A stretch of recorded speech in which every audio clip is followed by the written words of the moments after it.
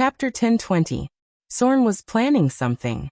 But while he was plotting something, the Queen of Spiders, who was far away in the Underdark, also began to move. The evil goddess began to tighten the giant net she had woven and gradually targeted the main god of the elves.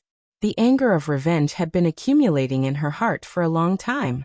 She was so eager to take revenge on her former husband, the main god of the elves, Corlon Larishan. The Avatar Crisis was a stage. The first to appear on this stage was the human god system, because humans had the largest number and were most widely distributed in the world. But with the transition of the Avatar Crisis, the gods of other races began to gradually appear. Shortly after the outbreak of the undead, a god system that was not very rare in the material plane began to gradually appear. That was the dwarf god system. Dwarves were popular craftsmen, alchemists, and inventors. Although their technology was recognized, most dwarves still liked to live with their own kind in comfortable caves under the hills where animals were abundant. Dwarves liked animals, beautiful gems, and all kinds of jokes. They had a sense of humor and loved puns, jokes, games, and even pranks. The more complicated the design, the better. Fortunately, dwarves were as invested in craftsmanship as they were in pranks. Dwarves liked to ask questions and discover things through personal experience. Sometimes they were reckless. Curiosity made dwarves skilled engineers, because they were always looking for new ways to build things. Sometimes, the gnomes would set up a prank just to see how the others would react. This was a group of naughty little guys. Many people would mistake them for halflings, but in fact, halflings were much taller than dwarves. Dwarves were only about 1 to 1 meter tall, and weighed between 40 and 60 pounds. Their skin color was dark brown to wood brown, they had blonde hair, and their eyes were different shades of blue. Males liked carefully trimmed short beards. Dwarves usually wore clothes of animal skin or earth tones, with intricate embroidery or delicate jewelry. Dwarves reached adulthood at about 40 years old, and could live up to 350 years old, but some could live up to 500 years old. This was a long-lived race. Because of their individual strength and height, dwarves did not often walk in many cities. They only liked to deal with dwarves and halflings, and they got along quite well. Only a small number of gnomes would leave the settlement and go to human cities, and these gnomes were often more dangerous. Because of some wars in the past, many humans had never seen a gnome in their entire lives. Only in the territories of dwarves and halflings would they encounter one. The dwarves didn't like the visit of humans, and the halflings had closed off the Shire. Therefore, since the outbreak of the Avatar Crisis, there was not much news about the dwarves. Gnomes lived in the wooded hills of the southeast. Although they lived underground, gnomes went out to breathe fresh air more often than dwarves, and enjoyed outdoor activities. The dwarves hid their homes with ingenious architectural structures and illusions. Only welcomed visitors would be guided to the bright and warm caves, and those who were not welcomed would not be able to enter. They liked to use illusions to disguise their homes. The main god of the gnomes was Garshangen, a main god who grew slowly over time. His history was as long as the birth of the gnomes. Grey Feather Hills. This was one of the territories of the gnomes. They only occupied a small part of the material plane, and did not leave their land much. However, these gnomes had escaped the first few Avatar crises, but after the outbreak of the undead disaster, they still suffered a lot of impact. But these were not the most important things. The more important thing was related to a god. He was Shaguzan, the Great Earthcaller, gnome god of death and nature. As mentioned before, many of the clergies had long been divided, and the clergies of different races were given the power of some new gods. After a long time, the gnomes also had their own god of death, that was Shaguzan, the Great Earthcaller. He lived on the edge of the underworld in the lower plane, and was responsible for assisting Klemvox in managing the dead, but he was mainly responsible for the souls of the gnomes. This was a god with mid-level divine power. Shaguzan, the Great Earthcaller, mastered the clergies of earth, nature, and the dead. These were all very powerful clergies, and they also allowed him to successfully advance to mid-level divine power. At this moment, near a gnome village in the Grey Feather Hills, a dense crowd of undead surrounded the place. The gnomes did not have many big cities. They lived relatively scattered, and the temples of the gods were mostly at the level of temples. This village worshipped Shaguzan, the Great Earthcaller, the gnome god of death and nature. In the darkness, a pair of unruly eyes watched everything. These resurrected undead surrounded the place. Unlike other undead, they were directly controlled by a powerful demigod lich. The power of death. Syrinx silently looked at the village in front of him and said in a deep voice, "Destroy this place. I want to seize the power in the temple." "Yes, master." The demigod lich nodded and retreated. Soon, the undead launched a crazy attack. Without any support, the gnomes in front of them were defeated, and soon hundreds of them were killed. The fall of the entire village was only a matter of time. About half an hour later, this gnome village was sacrificed, and then all the gnomes were killed and resurrected as undead. Syrinx's figure appeared behind the undead. Compared to when he first broke out of the seal, he was much stronger. At least, he had the power of a weak divine power. He came to the temple of the village, and then entered the temple alone. Soon, the brilliance of the temple gradually dimmed, and the power of death gradually disappeared, as if it was swallowed by some existence. There were only 2 temples in the whole village. One was dedicated to Bar-Ivan, the Shadow Cloak, gnome god of spies, and the other was dedicated to Shaguzan, the Great Earthcaller, gnome god of death and nature. "Master." Just as Syrinx walked out of the temple, a hazy shadow appeared.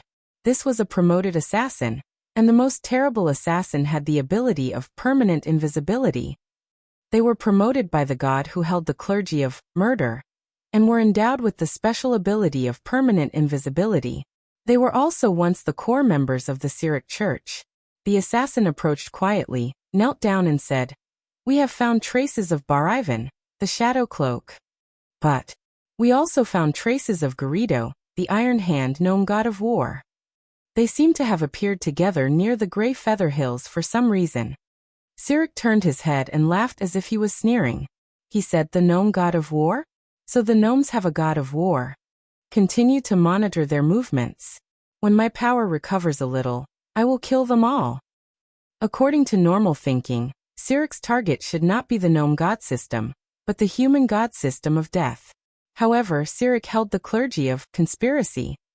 He did not know why. When he targeted the human god system, he always had a kind of uneasiness, as if he had fallen into a conspiracy.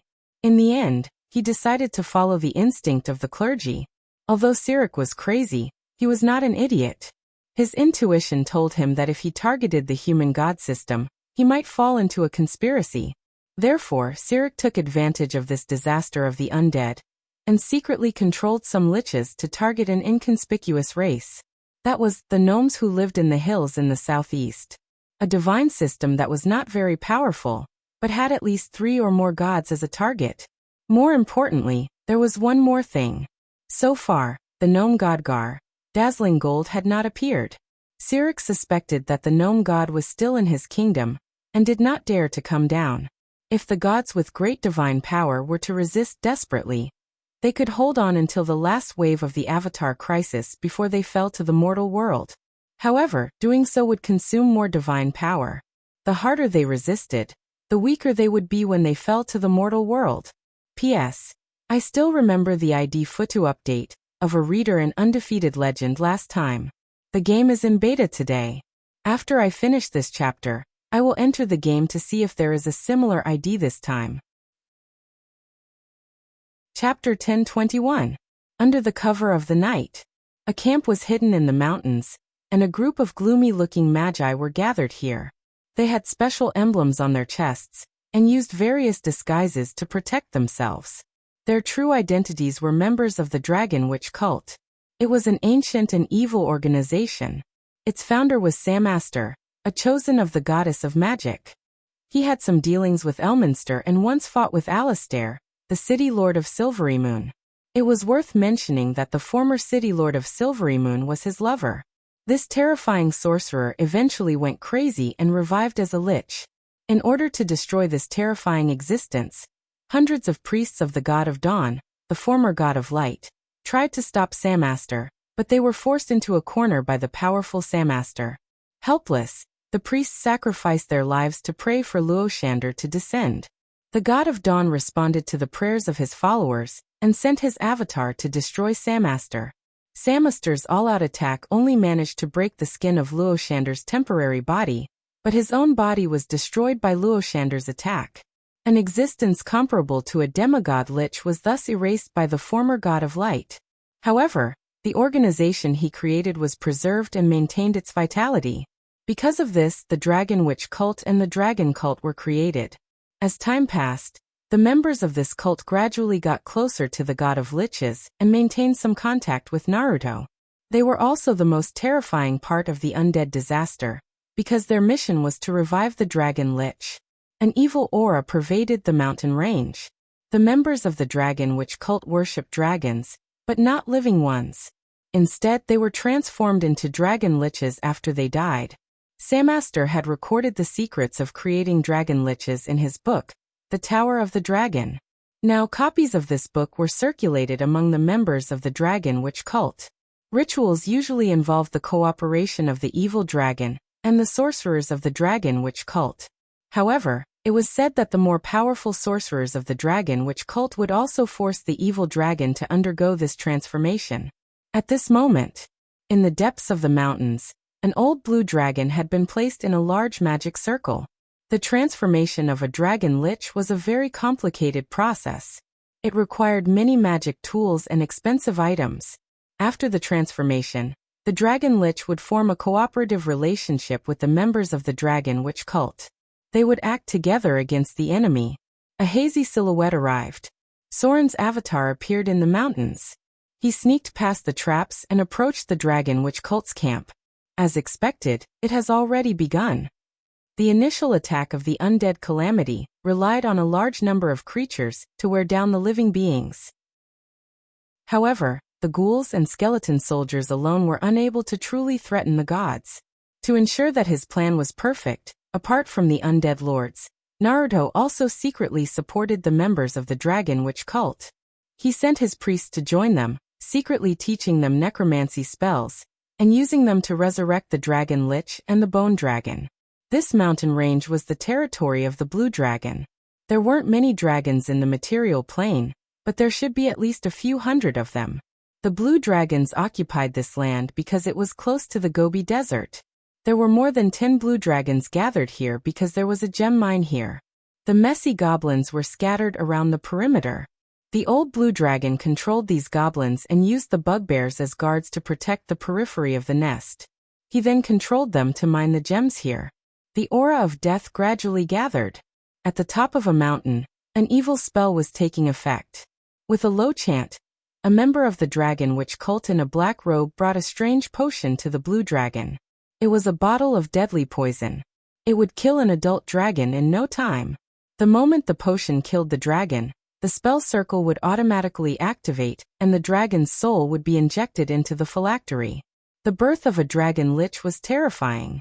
This creature had a challenge rating of 23 and above. Even normal Baylor demons wouldn't be able to defeat it. Disciples, cheer. The Dragon Witch cult member who seemed to be the leader said excitedly, "Welcome back, our friend. The powerful dragon lich, Dur goes." As the blue dragon swallowed the potion, its life force quickly disappeared. Then, the spell circle on the ground shone brightly. In Soren's vision, the soul of a dragon appeared and entered the phylactery. The power of death gathered. The blue dragon's body decayed at a speed visible to the naked eye and quickly turned into a half-skeletal dragon.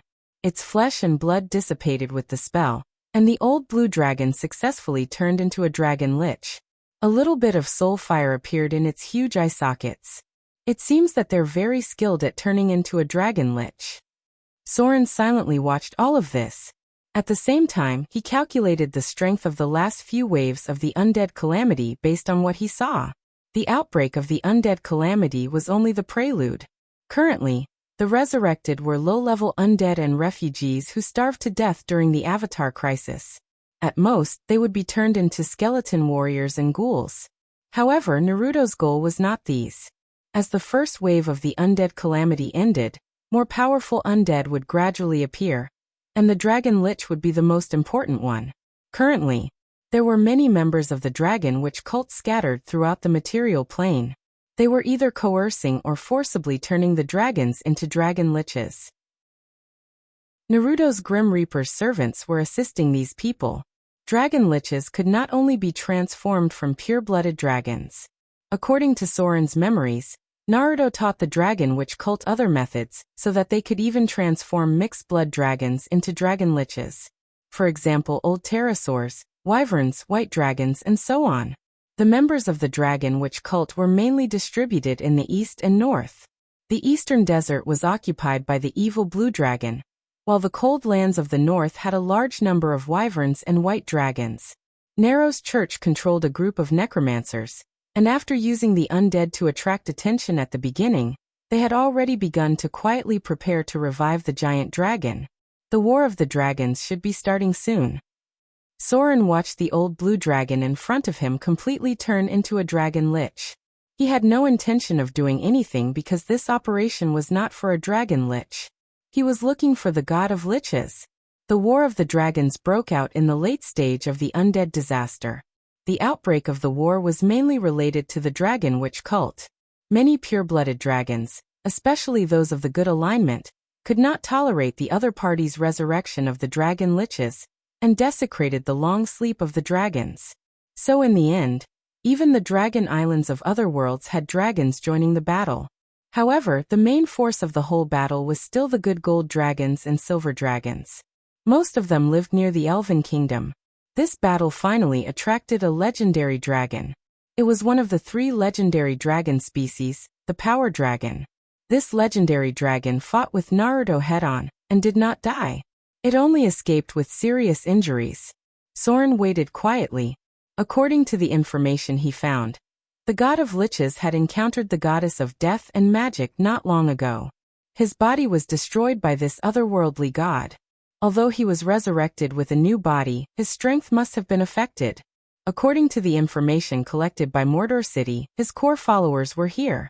The camp in front of him was a secret gathering place of the Dragon Witch cult. In his previous life, it was a large dungeon that had destroyed many people, and there was a certain chance of encountering the god of liches. Soren estimated that there was a 30% chance that the god of liches would appear here. There were about 3 dragon liches, 1 legendary necromancer, 2 legendary mages of the Dragon Witch cult, and more than 100 members of the Dragon Witch cult. The most powerful one was the blue dragon lich that had just turned, and the other 2 were old subspecies of dragons that had turned into liches. Just as Soren was secretly observing everything, a sudden movement attracted his attention. Then, in Soren's perception, a beautiful mature woman with long silver hair appeared outside the camp. She quietly lurked and approached here, as if she wanted to spy on the situation of the Dragon Lich's camp. This is her. Soren seemed to have thought of something, and the corner of his mouth could not help but show a playful smile. He did not expect to meet an acquaintance of his previous life here, and it was someone who had been chasing after him for a long time. The reason was that after Soren came out of the Underdark, he was a little short of money, so he went to her nest to steal some valuable things. The mature woman with long silver hair used magic to cover her tracks, and then quietly bypassed the bugbear goblin that was guarding the camp. She did not realize that Soren was secretly observing her. She just carefully approached because her current form was not suitable for fighting. At least she could not use all of her strength. This evil aura. The mature and charming woman secretly observed the camp, and as if she felt something, she murmured, "It really is a dragon lich. These evil guys are actually making dragon liches. No. This matter must be reported to others." Faint clouds lingered. The woman with long silver hair in front of him quickly disappeared, and then gradually retreated outside the camp. However, at this time, a cold voice suddenly sounded. "Since you are here, don't be in a hurry to leave. Am I right? Guess what I saw? A sneaky little silver dragon. How dare it lurk in our territory?" A gloomy aura. A figure holding a white bone staff appeared, and looked at the woman in front of him with a playful gaze, and said playfully, "Looks like we have one more material." This was the camp of the Dragon Witch cult. A large-scale battle with a challenge rating of around 25, where thousands of adventurers had fallen. Chapter 1022. Silver Dragon, Alexandrina, an adult dragon who lived near the Cloud Mountains. She had a group of maids made up of cloud giants. She liked to go to the human countries and was quite popular among the elves.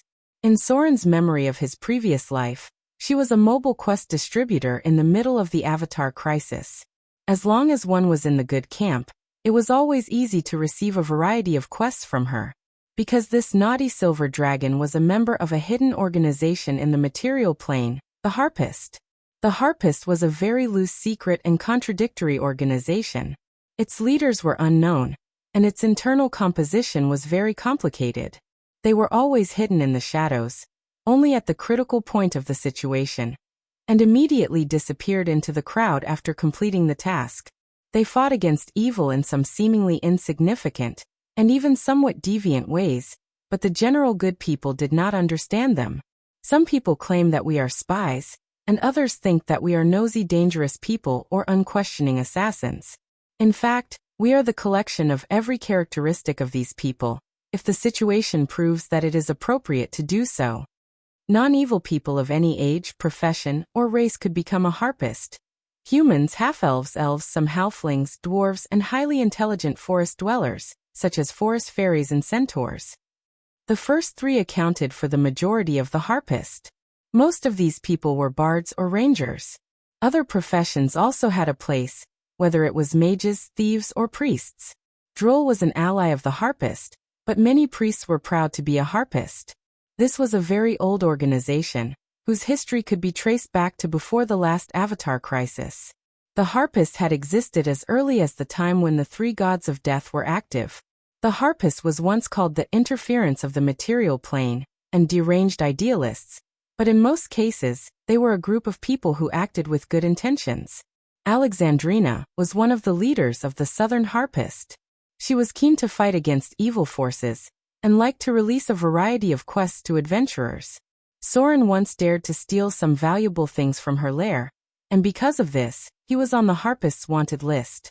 This organization had weakened a lot, but it still had a lot of influence. Jia. A black mist appeared, and with the fluctuation of magic, a lich holding a silver-gray staff appeared in front of him. He looked at the silver dragon in front of him and said in a deep voice, "What did I see? Silver dragon Alexandrina, why didn't you obediently stay in the Cloud Mountain range? Why did you come here to die?" The high-ranking members of the Dragon Witch cult appeared one after another. They looked at Alexandrina with ill intentions. Evil Dragon Witch disciples. Being surrounded by so many fallen wizards, Silver Dragon Alexandrina's face did not look good.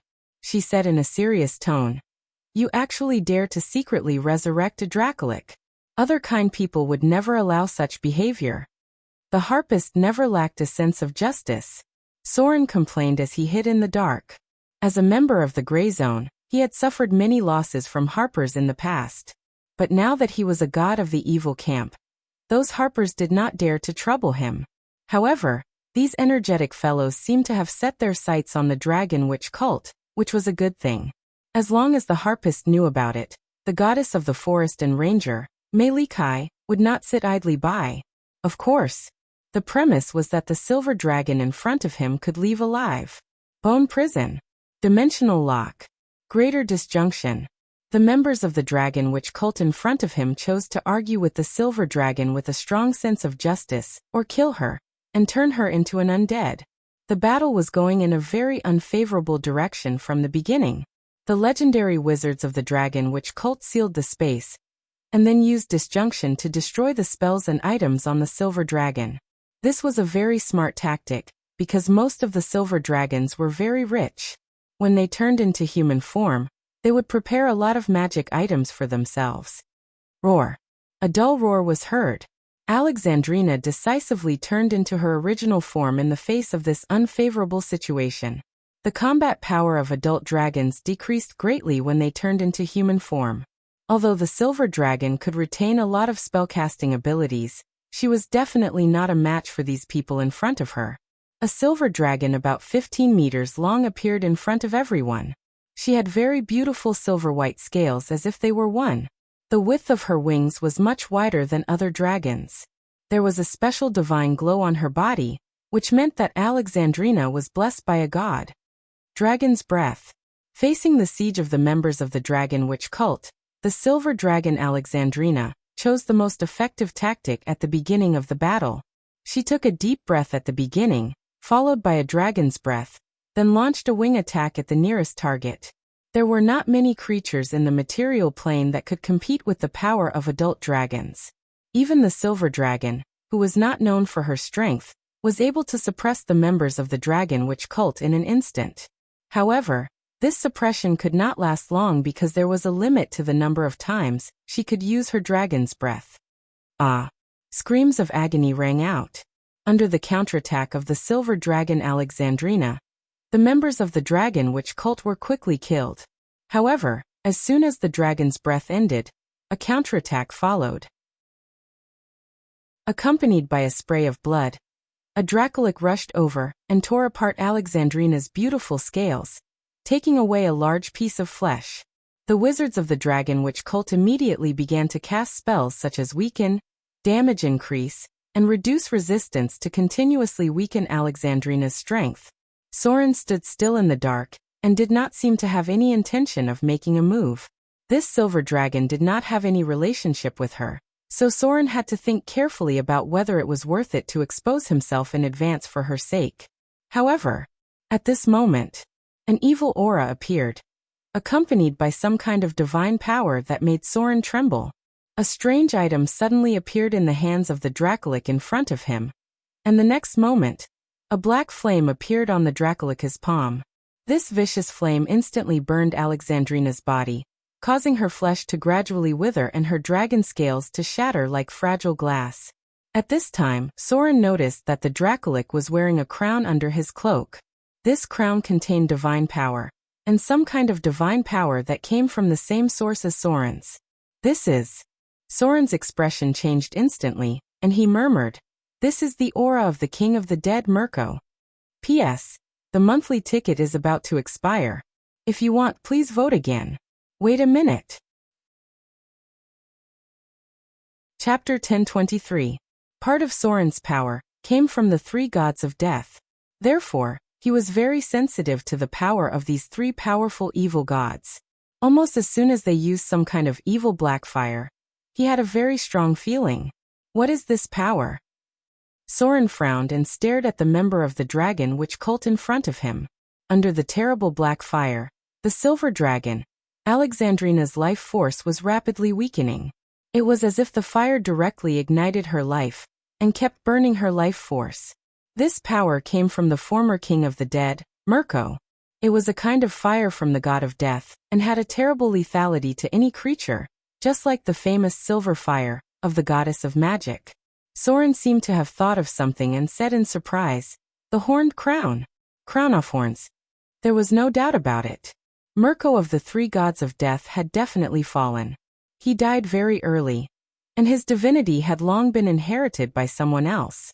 Most of his power should have dissipated. Then, under the circumstances that he had already fallen, what else could exert his divine power? A divine artifact. And it must be a high-grade divine artifact.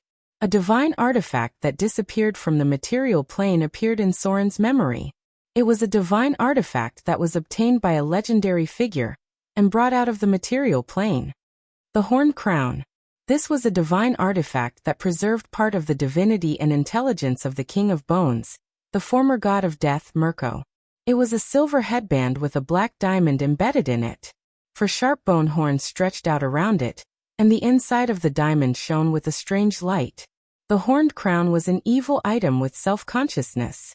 Its only purpose in existence was to constantly spread evil and pain.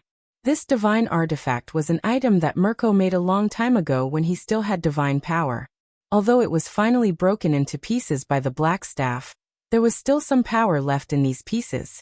At the moment when Mirko was killed by Midnight, later the goddess of magic, he used his dying power to pass through the heavy defense around the Tower of the Black Scepter and recast the fragment of the horned crown. Then he poured his remaining divinity into it and teleported away. For a long time, the horned crown was very fond of controlling people to invade and destroy the Cyric Church and its believers, but it would try its best to avoid the allies of Kale and the temple of goddess Mystra. This divine artifact preserved part of Mirko's divine power. It contained the mysteries of death and preserved the evilest flames of negative energy of death. It could kill mortals directly, but it could also endlessly erode the lives of divine creatures. This divine artifact is still preserved. It was said that before Mirko died, Zhuang injected his last divinity and power into it. The power of death was very useful to Soren. If he could get this artifact and extract its power, he might be able to comprehend the divinity of death. Shadow Realm of Shadow. In the next moment, Soren disappeared. He did not intend to save the silver dragon Alexandrina in front of him, but he was determined to get this divine artifact left by the former god of death. Time stop. Regional divine impact. The silver dragon Alexandrina's injuries were getting worse and worse, and death seemed to be coming at any time. She couldn't help but recall her past. A young silver dragon flew at the top of the cloud mountains. Alexandrina felt that death was approaching. This made her feel very unwilling, so she prayed to the gods for help. The next moment, it was as if the gods had answered her prayer, because everything around her seemed to have stopped. A silver-white stream of light suddenly appeared. It seemed that in an instant, the Dracolic in front of her was split in half by some terrible force. This was a power that mortals could not imagine at all. She had never seen anything that could kill a Dracolic so easily. She thought it was the arrival of the goddess of the forest. But right after that, Alexandrina felt an even more terrifying and evil aura. Soren's figure flashed through space. After killing a Dracolic with 16 slashes in an instant, he set his sights on the other adepts. Divine Dispel. Layers of protective magic shattered like eggshells. Soren waved a silver-white stream of light and pierced into the Lich's body. At the moment of destroying the Lich's body, a powerful divine power crossed space and destroyed the Lich's phylactery with death. It seemed that only a second had passed. When Alexandrina's consciousness gradually returned, all the enemies in front of her had become cold corpses. And in front of this silver dragon, there was a terrible thin figure. Even just standing there casually, she could not help but feel her soul trembling. Evil god. A very terrible evil god. Although the other party didn't even look at her from the beginning to the end, Alexandrina felt suffocated and didn't even dare to move. Soren did not pay attention to Alexandrina behind him. He gently waved his hand, and a crown flew out from the wreckage of the Lich in front of him. At the moment when it fell into his hand, the crown trembled violently as if it was struggling, and there was some kind of strange scream. But all its struggles were in vain. Soren easily suppressed its power. Horn Crown. It was a high-grade artifact created by Mirko. It could grant the following abilities. Has the same effect as the Lich's aura of fear. When resisting necromancy spells and magic effects, has 25 magic resistance. Has the same effect as a level 6 priest's ability to repel or command undead creatures. If you already have this ability can be stacked with your priest's level. Can cast unmistakable teleportation once a day, only limited to teleporting the wearer and his equipment. Death Aura. Can be cast once every 10 minutes. The range of influence is 40 feet cone. All creatures within the cone-shaped area must pass a toughness check of difficulty 20. Otherwise, they will immediately die, and after 1d4 rounds, they will become bound spirits under the control of the crowns. If they pass the check, they will only receive 3d6 plus 20 damage. This is the instant death effect of necromancy. Mirko's Hand. Once a day, the wearer can cover one of his hands with black flames. Using these flames will be treated as a touch spell. When the wearer successfully uses a melee attack to hit the target must pass a toughness check of difficulty 25, or they will die immediately and become a spirit under the control of the wearer after 1d4 rounds. It was a high-grade artifact in the truest sense. It was a very terrifying item in itself. Mirko had injected the power of death into it. In addition to the terrible black flames, there was also a death aura that could be cast once every 10 minutes. Any creature that was killed would become a bound spirit. This was an artifact that could easily create an army of undead creatures. However, this high-grade artifact also had a curse that affected anyone who wore it. The wearer's alignment will immediately change to neutral evil. Unless Mirko agrees, the wearer cannot take off the crown. The only way to remove the crown is to wait for it to teleport away. The horned crown can cast suggestion on the wearer once a day, controlling the wearer's consciousness. The wearer will gradually become an undead creature under the 2-year-long curse. Every time the death aura and Mirko's hand are used, the process will be accelerated for 1 to 4 months.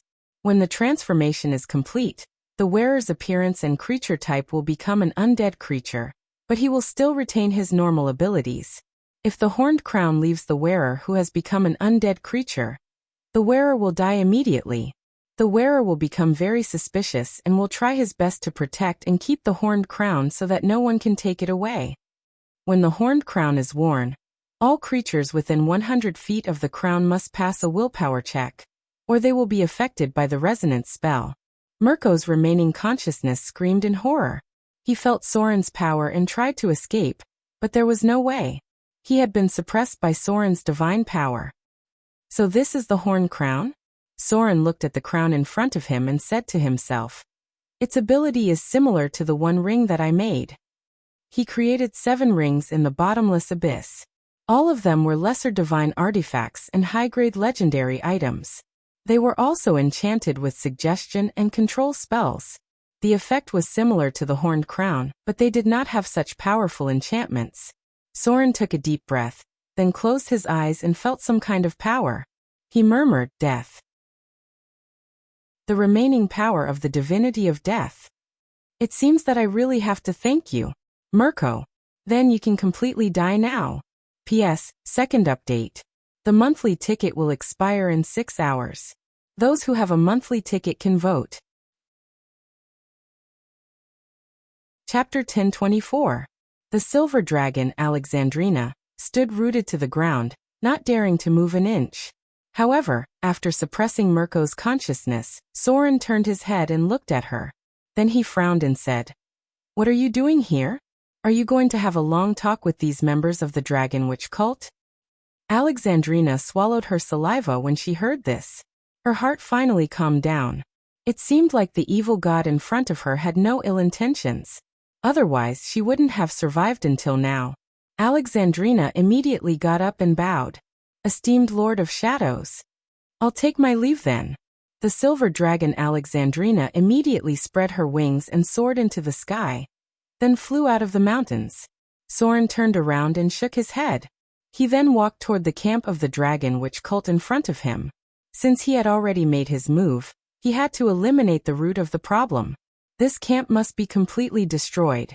Otherwise, it would easily alert the other gods. The dragons that he once had to look up to were now easily killed. After becoming a god, Soren felt that the world had become smaller. The entire battle didn't last long. Although many gods had fallen during the Avatar crisis, the power of a true god began to surpass that of mortals. Not to mention that Soren was an intermediate god. If they wanted to kill Soren, all the members of the Dragon Witch cult would have to work together, and they only had a 30% chance of winning. This was just a camp of the Dragon Witch cult. Other than the 2 Dracolics, there were only a few high-grade members. However, they brought Soren a lot of slaughter EXP and spoils of war. Soren obtained more than 5 million slaughter EXP, and some legendary items. At the same time, he also used soul assimilation to extract the dragon crystal from the Dracolic's bodies. This was a very overbearing method that could easily offend the gods of the dragon system, because in this case, the dragon's soul would be imprisoned as well. Moto City. At the top of the arcane tower, Gloria sat cross-legged in front of a crystal ball. The scepter of Savras was in her hand. Accompanied by a silver-white radiance, a little bit of divine power was extracted from it and gradually merged into Gloria's body. It was as if he had reached a critical point. All of a sudden, Gloria's long hair fluttered in the wind. Her entire being and the scepter of Savras glowed with divine light. Then, the light on the scepter gradually dimmed, while the divine light on Gloria's body grew denser and denser. The power of prophecy enveloped Gloria's body, and a trace of the law that represented the gods gradually merged into her body. As if breaking through the boundaries of space, Gloria's eyes turned silver-white. "Congratulations!" Soren suddenly appeared on top of the tower. He stood behind Gloria and said happily, "You seem to have mastered the power of prophecy." Savras was the god of prophecy. At the same time, as the loser of the competition for the priesthood of sorcerers, she also held the priesthood of prophecy. Before obtaining this divine artifact, Soren had already erased Savra's will. Gloria herself was a master of prophecy, and now that she had extracted the power from the artifact, she immediately advanced. At this moment, Gloria had become a demigod of prophecy. I think I saw something. Gloria turned and stood up when she heard this. She seemed a little tired as she muttered. The domain of the gods is too vast. I don't seem to be able to control this power yet. The priesthood of prophecy was merging into Gloria's body. This allowed her to use any prophecy spells, and she could see fragments of the future. This priesthood of prophecy was very difficult to master. As a mortal who had just advanced, Gloria encountered a problem that was even more troublesome than Vivian. It was even harder for her to control this power than Vivian. Don't be hasty. Soren reached out and hugged Gloria in front of him and said slowly, "You've only just begun. As you accumulate more divinity and divine persona, you'll gradually get used to this power. For now, put aside the matter of the arcane tower, and leave it to Alice and the others. I'll use this time to teach you how to adapt to the power of the priesthood." Whether it was Vivian or Gloria, they did not have the help of the system. Soren could quickly adapt to the priesthood, but there was still a period of rejection, and he almost had problems with his mind. Gloria was in the same situation now. The prophecy allowed her to sense too much, but she could not control it herself. Soren had to help her stabilize her mind. This process could take up to a month. Fortunately, Gloria did not inherit too much power, or she would have to spend a long time in seclusion like Vivian to adapt to the divinity. Right. Gloria seemed to have thought of something and muttered, "I seem to be able to sense the structure of the weave. And I seem to have sensed the location of the goddess of magic. She's in the southwest of this world." Something had happened to the god of mages. When Soren obtained the scepter of Savras, part of the power of the priesthood of mages had been integrated into it. Gloria seemed to have received some of the power of the priesthood of mages, so her perception of the weave had become stronger. The goddess of magic is in the southwest? Soren thought for a moment and said, "Try not to use the prophecy ability for now. Wait until you've completely absorbed the power of the scepter of Savras and become a lesser god. Then try to access the weave to obtain the priesthood of mages." Gloria nodded. Soren had entered the realm of the gods. Whether it was for herself or to accompany Soren, she had to gradually step into the realm of the gods. In the study, two Soren appeared here, but soon the other one gradually disappeared. A strange crown appeared in Soren's palm. He reached out and touched the crown in front of him, feeling it tremble. Then a golden light of divinity appeared in his eyes, and in the next moment, a powerful domain of divinity enveloped the space. A majestic divine power rushed into the crown. The remnant soul of the former god of death, Mirko, let out a sharp scream. But it was mercilessly suppressed by Soren's powerful killing intent. The remnant soul of a god who had been dead for a long time could not stop him. As the divinity was extracted, some data appeared in front of his eyes. Discovered the divinity of death. Extracting energy. You have extracted the divinity of the high-grade divine item, Horned Crown. You have obtained 10 divinity points. You have obtained 5 divinity points. Domain of Death upgraded. You have obtained the information of the priesthood of death. Ability upgraded. Your domain of death upgraded to the priesthood of death. The third notification of the priesthood of death appeared. When Soren had completely extracted the divinity of the Horned Crown, his domain of death became the priesthood of death. However, although he had the priesthood of death, because this newly acquired ability was very weak, Soren did not extend a new divinity ability. The main reason was that the power of death was still in the hands of Klemvox and Naruto. The acquisition of this priesthood only meant that he could gain followers of death, and let the fanatics visit the domain of death. The light of divinity dissipated. As Soren extracted the power of the Horned Crown, this high-grade divine item quickly became an ordinary item. Soren played with the divine item in front of him and murmured, "Although the power of divinity is gone, but its characteristics are very good." Divine creation. Create high-grade magic items. Change form. With the golden light of divinity, the horned crown turned into a melted liquid in the palm of Soren's hand. Then he injected a little of his divinity into it, and soon the divine item was reshaped by him. 7 strange rings appeared in front of his eyes. Soren melted the core gem and injected it into the last ring. Then he used suggestion, control, and the power of divinity bit by bit. The characteristics of the horned crown were very similar to the one ring created by Soren, and it had the effect of psychological suggestion and mind control. Now he remade 7 rings with the horned crown, and kept the last one as a controller to make a new divine item. Different from the one ring made in the past, this time the one ring was injected with the power of the priesthood of death by Soren. These rings would give the wearer a powerful blessing, but also because of the horned crown, the one ring would erode the wearer's body. Finally, the wearer of the one ring would be transformed into the undead after death, and it would be a more advanced binding spirit endowed with the power of death. The horned crown itself has a binding spirit. Soren thought about it, and extracted a little divinity from between his eyebrows. Then he said, in this case, directly use the one ring as the medium to create a high-grade ring spirit. A little divinity was injected into the one ring. The original power of the horned crown was strengthened again. Soren gave up the original advantage of numbers and concentrated the power of death. When the first owner of these rings died, a powerful ring spirit would appear. The divine item was gradually completed. Soren finally left his own inscription on the one ring, and then put them all away. The one ring was completed. However, it still needed to be considered who to give it to because the ability of the first owner affected the power of the ring spirit. The bottomless abyss. The third layer. The forgotten land. In the depths of the hot lava, the figure of the Baelor leader, Sauron, appeared. Behind him were teams of fire demons. Compared to the previous time, the number of fire demons had increased a lot, and the number of fire demons had increased to 8. Under Sauron's gaze, these fire demons entered the lava one by one. Then he cut open his palm and injected a little bit of the Baelor's blood essence. This could help the fire demons obtain a medium to upgrade. When the accumulated demonic power was strong enough, these fire demons would have the opportunity to evolve and become new fire demons at any time. Sauron looked down at the lava pool in front of him and murmured, "It's almost time to prepare for a bloody battle."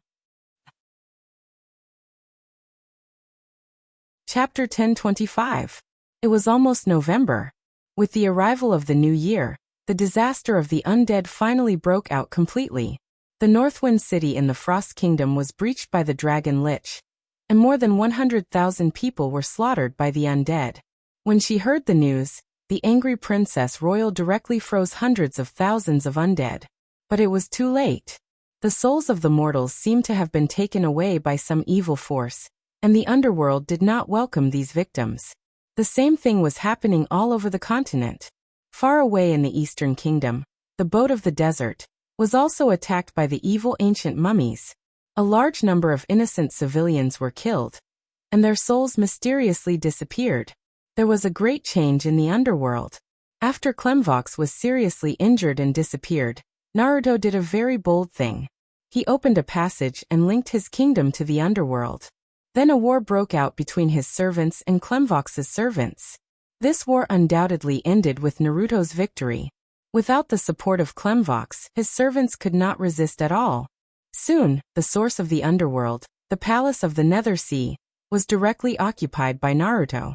Clemvox almost completely lost control of the underworld, and now the only surviving thing was the kingdom attached to the underworld. At the same time, many undead kings began to appear in the underworld. Owo the Immortal blatantly plundered souls from the underworld and turned them into undead. Many spellcasters attached to the spiritual world, and the underworld also turned into liches one by one. But what was puzzling was that Jurgil did not seem to care about the drastic changes in the underworld, and Naruto did not disturb Jurgil's palace at all. Jurgil was still recording the deaths. But this time his followers seemed to have begun to record more deaths, not only of creatures but also of the world. The series of upheavals accelerated the conflict in the material plane. In order to protect the souls of their believers, the gods almost no longer relied on the death pantheon. They sent out their own oracles from another world to be responsible for guiding the souls. And without the watch of the death pantheon, in the situation of the outbreak of the undead, the demons, devils, and demons of the lower planes took the opportunity to plunder souls. The most obvious manifestation. It was in the third layer of the abyss, the Forgotten Land, that the Baylor demon leader soon found that there were more night witches and hags with abyss worms. Even the Yugoloths were no longer in the business of ferrying the Styx. On the contrary, they began to sell cheap souls. Most of them were ordinary people, not professionals. The order of the entire underworld was in chaos. The soul stealers began to blatantly harvest souls. Due to the turmoil in the underworld, drastic changes occurred in the Rift Plane and Bator Hell in just half a month. The number of low-level demons and devils that were converted had increased explosively. The underworld had always restricted the number of souls entering the underworld. But now this restriction was gone. While the undead were crazily snatching souls, the demons and devils took the opportunity to fish in troubled waters. At this moment, in the sixth tributary of the underworld, which ran through the 5 layers of the abyss, it was originally guarded and maintained by Clemvox's servants of death, but now there was no one here. Naruto did not intend to manage the Styx now. He sent all his servants of death to the battle, and the tributary here became the battlefield of the demons and the evil, soul stealers. They frantically plunder souls from here. At the same time, because of the loss of the divine power of death, the chaotic nature of the abyss began to break out. A subconsciousness filled with violence and chaos was eroding the Nether River. In the endless meandering Styx, the river that ran through the entire lower plane seemed to be interfered with by some chaotic force, and the souls floating in it would disappear every once in a while. At the same time, somewhere in the first 10 layers of the abyss, a new abyss worm would quickly appear. Crimson Flat. This was the territory of the Baylor demon leader Sauron, and it was also a special area close to the tributary of the Styx. Recently, some changes began to happen here.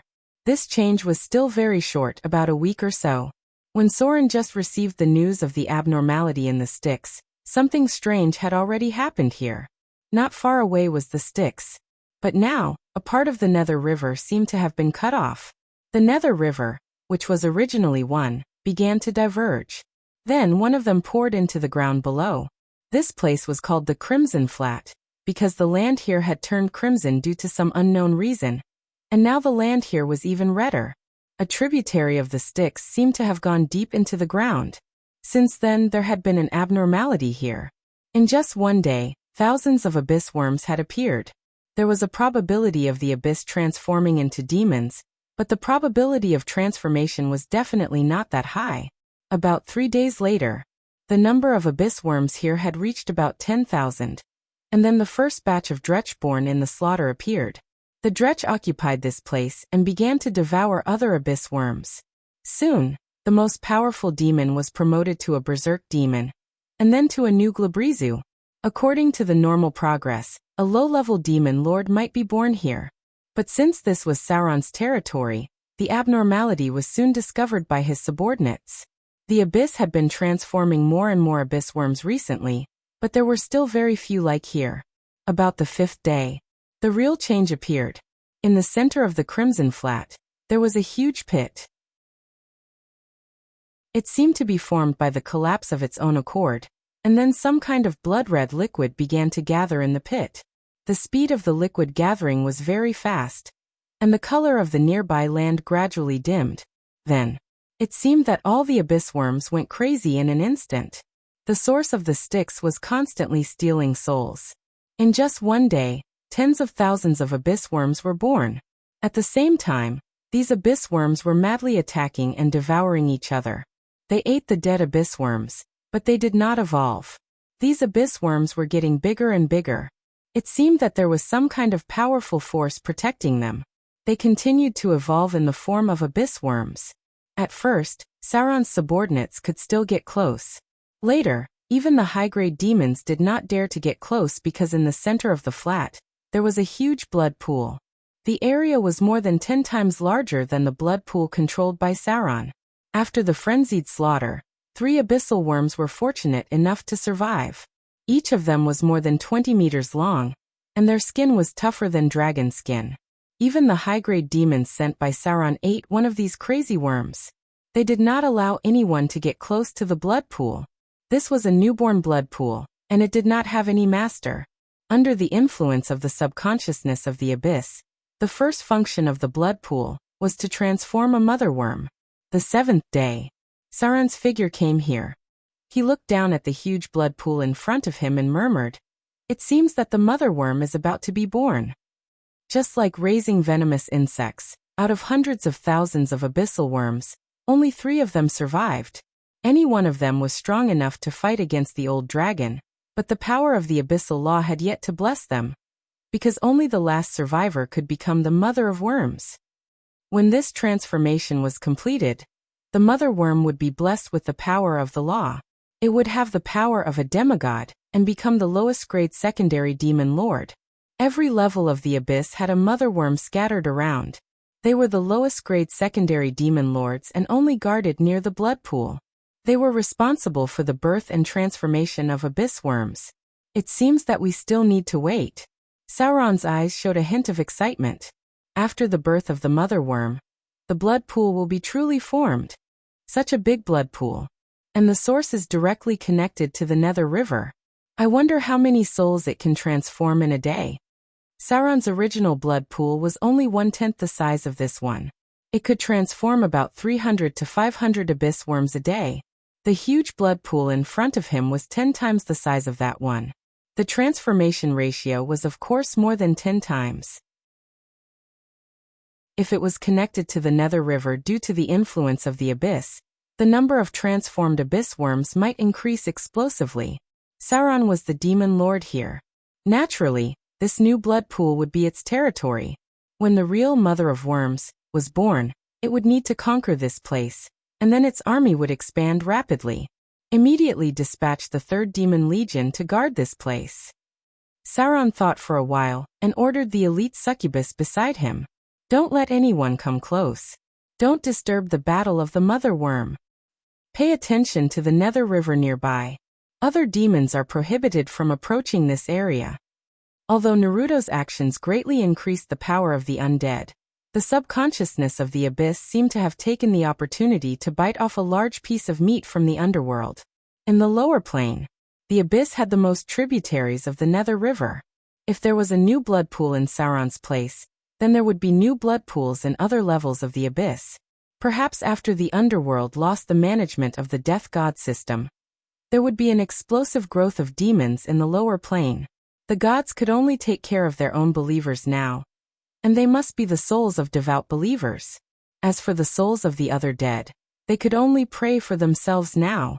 The Nether River had been cut off. The powerful death god system had been managing many tributaries of the Nether River. But with the success of Naruto's plot, these tributaries of the Nether River all fell into the hands of the lords of the lower plane. Demons, demons, demons, and undead were trying to steal souls from the Nether River. If the Nether River was not very dangerous, the souls in it would have been divided up.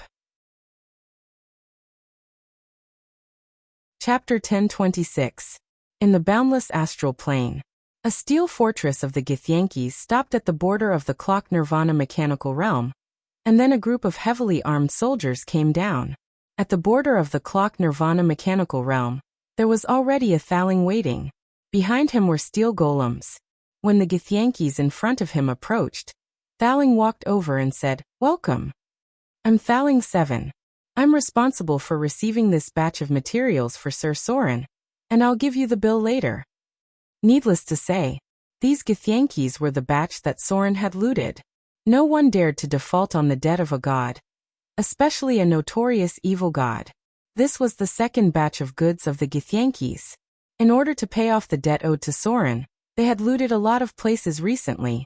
But fortunately, Soren also gave them a little benefit, such as the reward that some gods could give.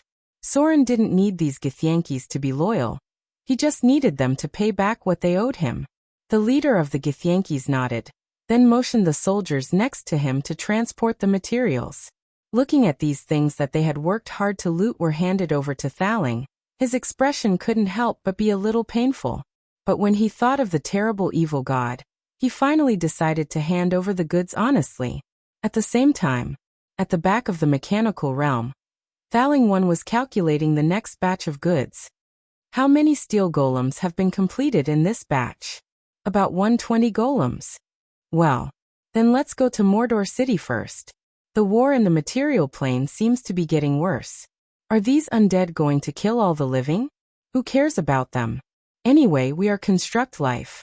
After all, the production of Mordor City was still limited. In order to increase the number of steel golems, Soren commissioned Thaling to help with the production. As the turmoil gradually intensified, there were more and more channels to obtain soul crystals. Mordor City could now produce a large number of steel golems. Thaling number 1 glanced at the list and said, "First, 100 steel golems and 10 diamond golems." It seems like Sir Soren has obtained a large number of diamonds. The third batch of orders is actually dominated by diamond golems. Could he have found a diamond planet in the astral plane? Thaling did not reply. In fact, most construct life forms were rather boring, even more so than demons. Mordor City. Soren could no longer sit still after the undead calamity broke out. He was not the only one who could not sit still.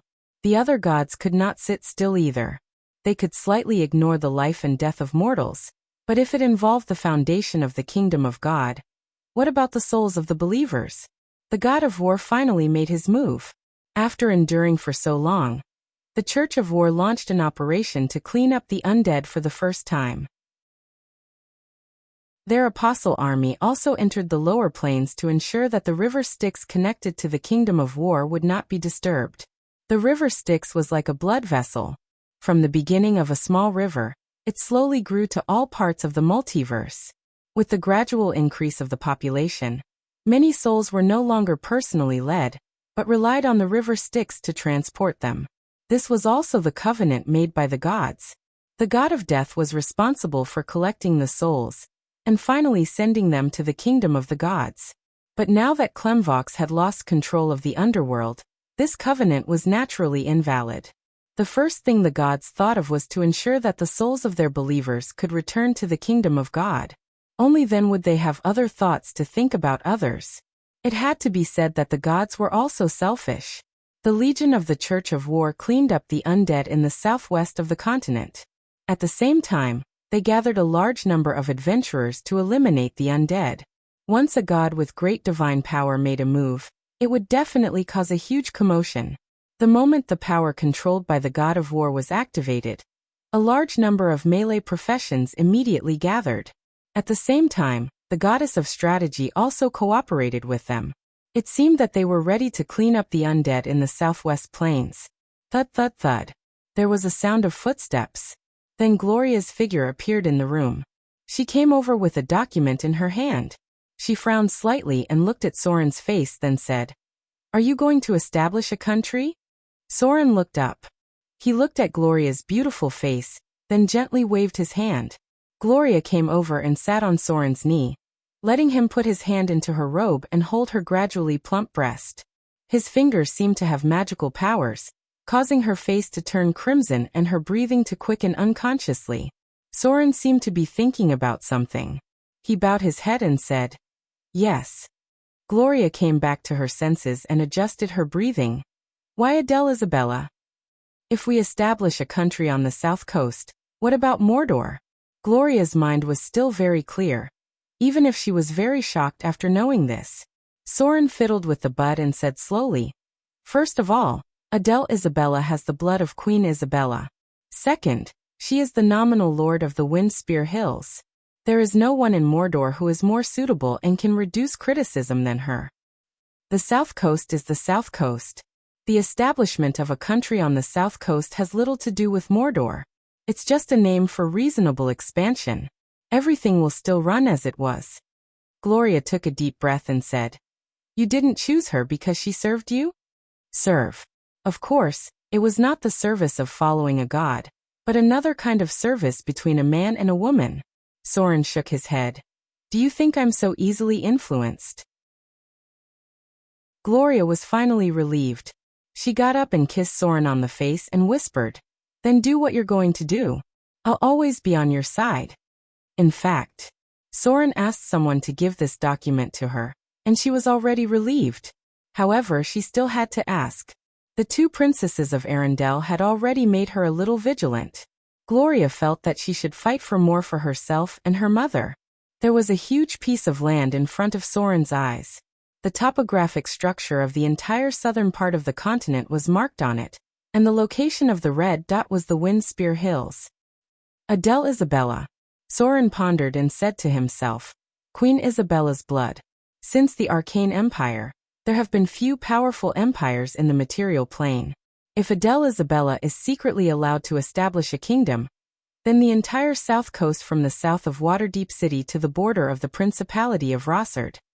It can be regarded as the homeland of Queen Isabella. Separate the secular world and maintain the purity of Mordor.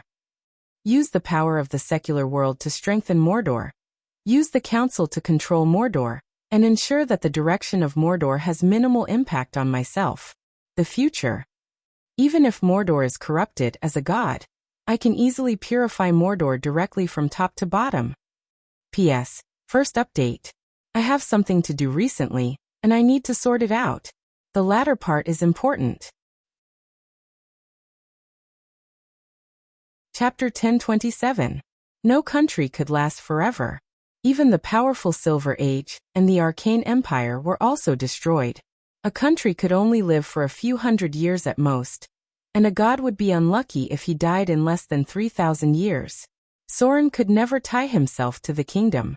Otherwise, when a country was corrupted, Soren would also be corrupted. The same was true for Mordor. Soren established the parliament to deal with this situation. Maybe Mordor could maintain its current prosperity for 100, 200 or 300 years, but what about 500 or 1,000 years later? There would be a day when the power class of Mordor would gradually corrupt, when the system of Mordor became a barrier, and the lower-class civilians began to accumulate resentment. Would Soren also be affected? He had to return to the kingdom of God. Therefore, from the moment Soren founded Mordor, he was ready to use an iron fist to completely cleanse the system of Mordor when it was corrupted in the future. The power class needed to be replaced. This might be hundreds of years later, but Soren had to be prepared in advance.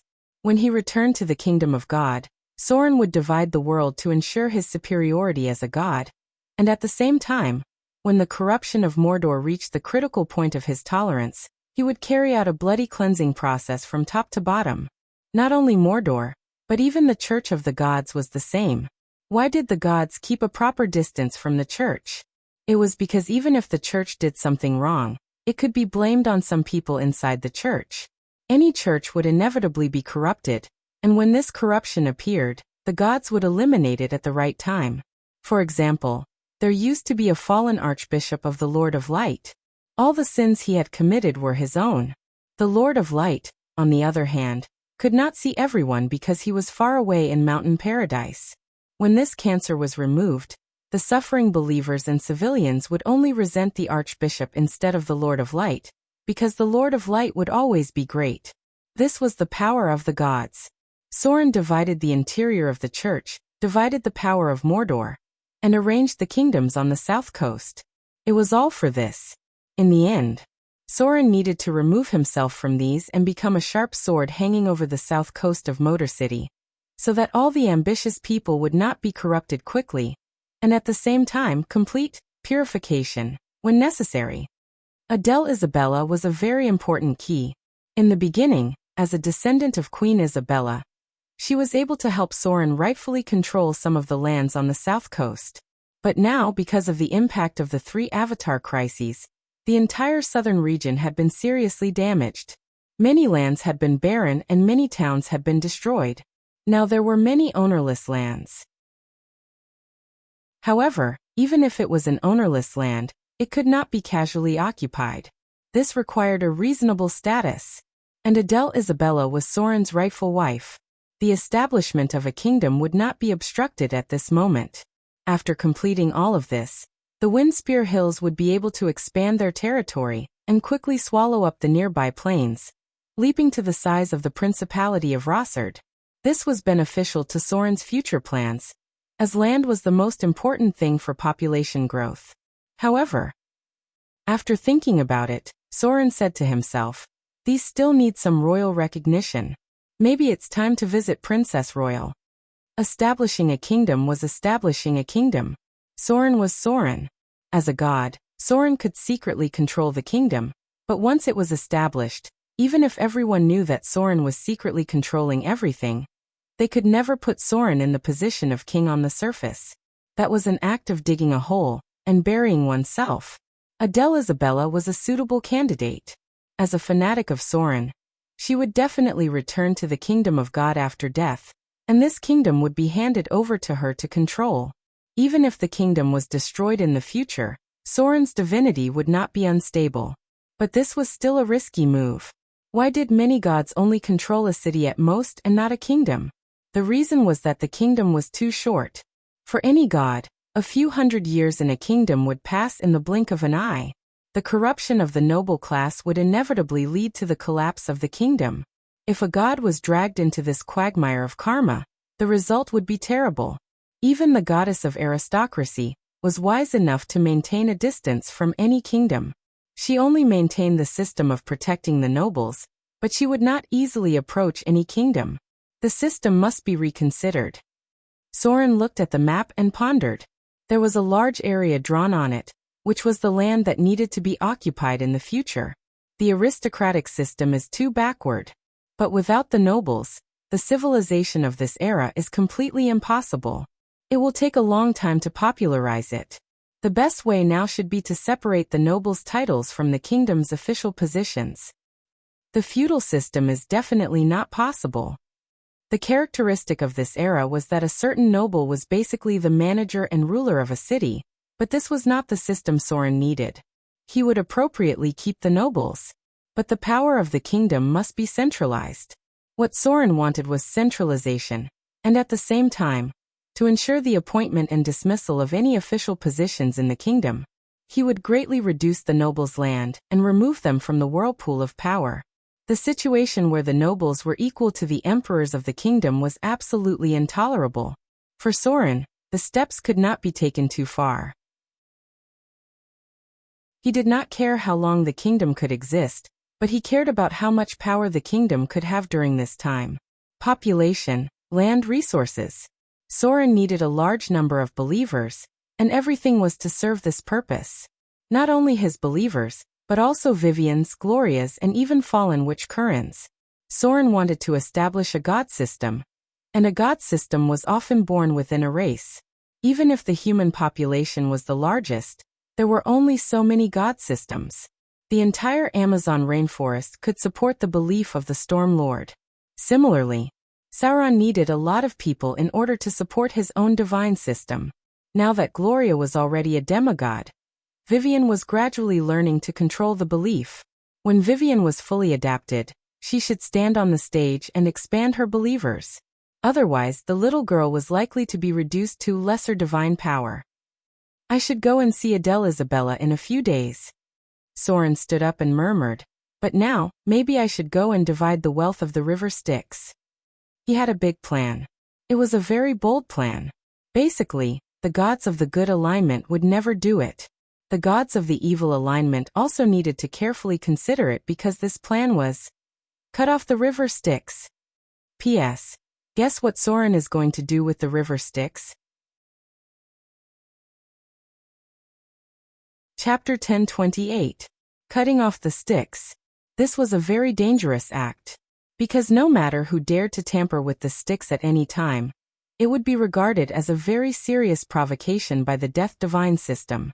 This could even lead to a war between the divine kingdoms, so even when the Avatar crisis broke out, no one dared to tamper with the Styx.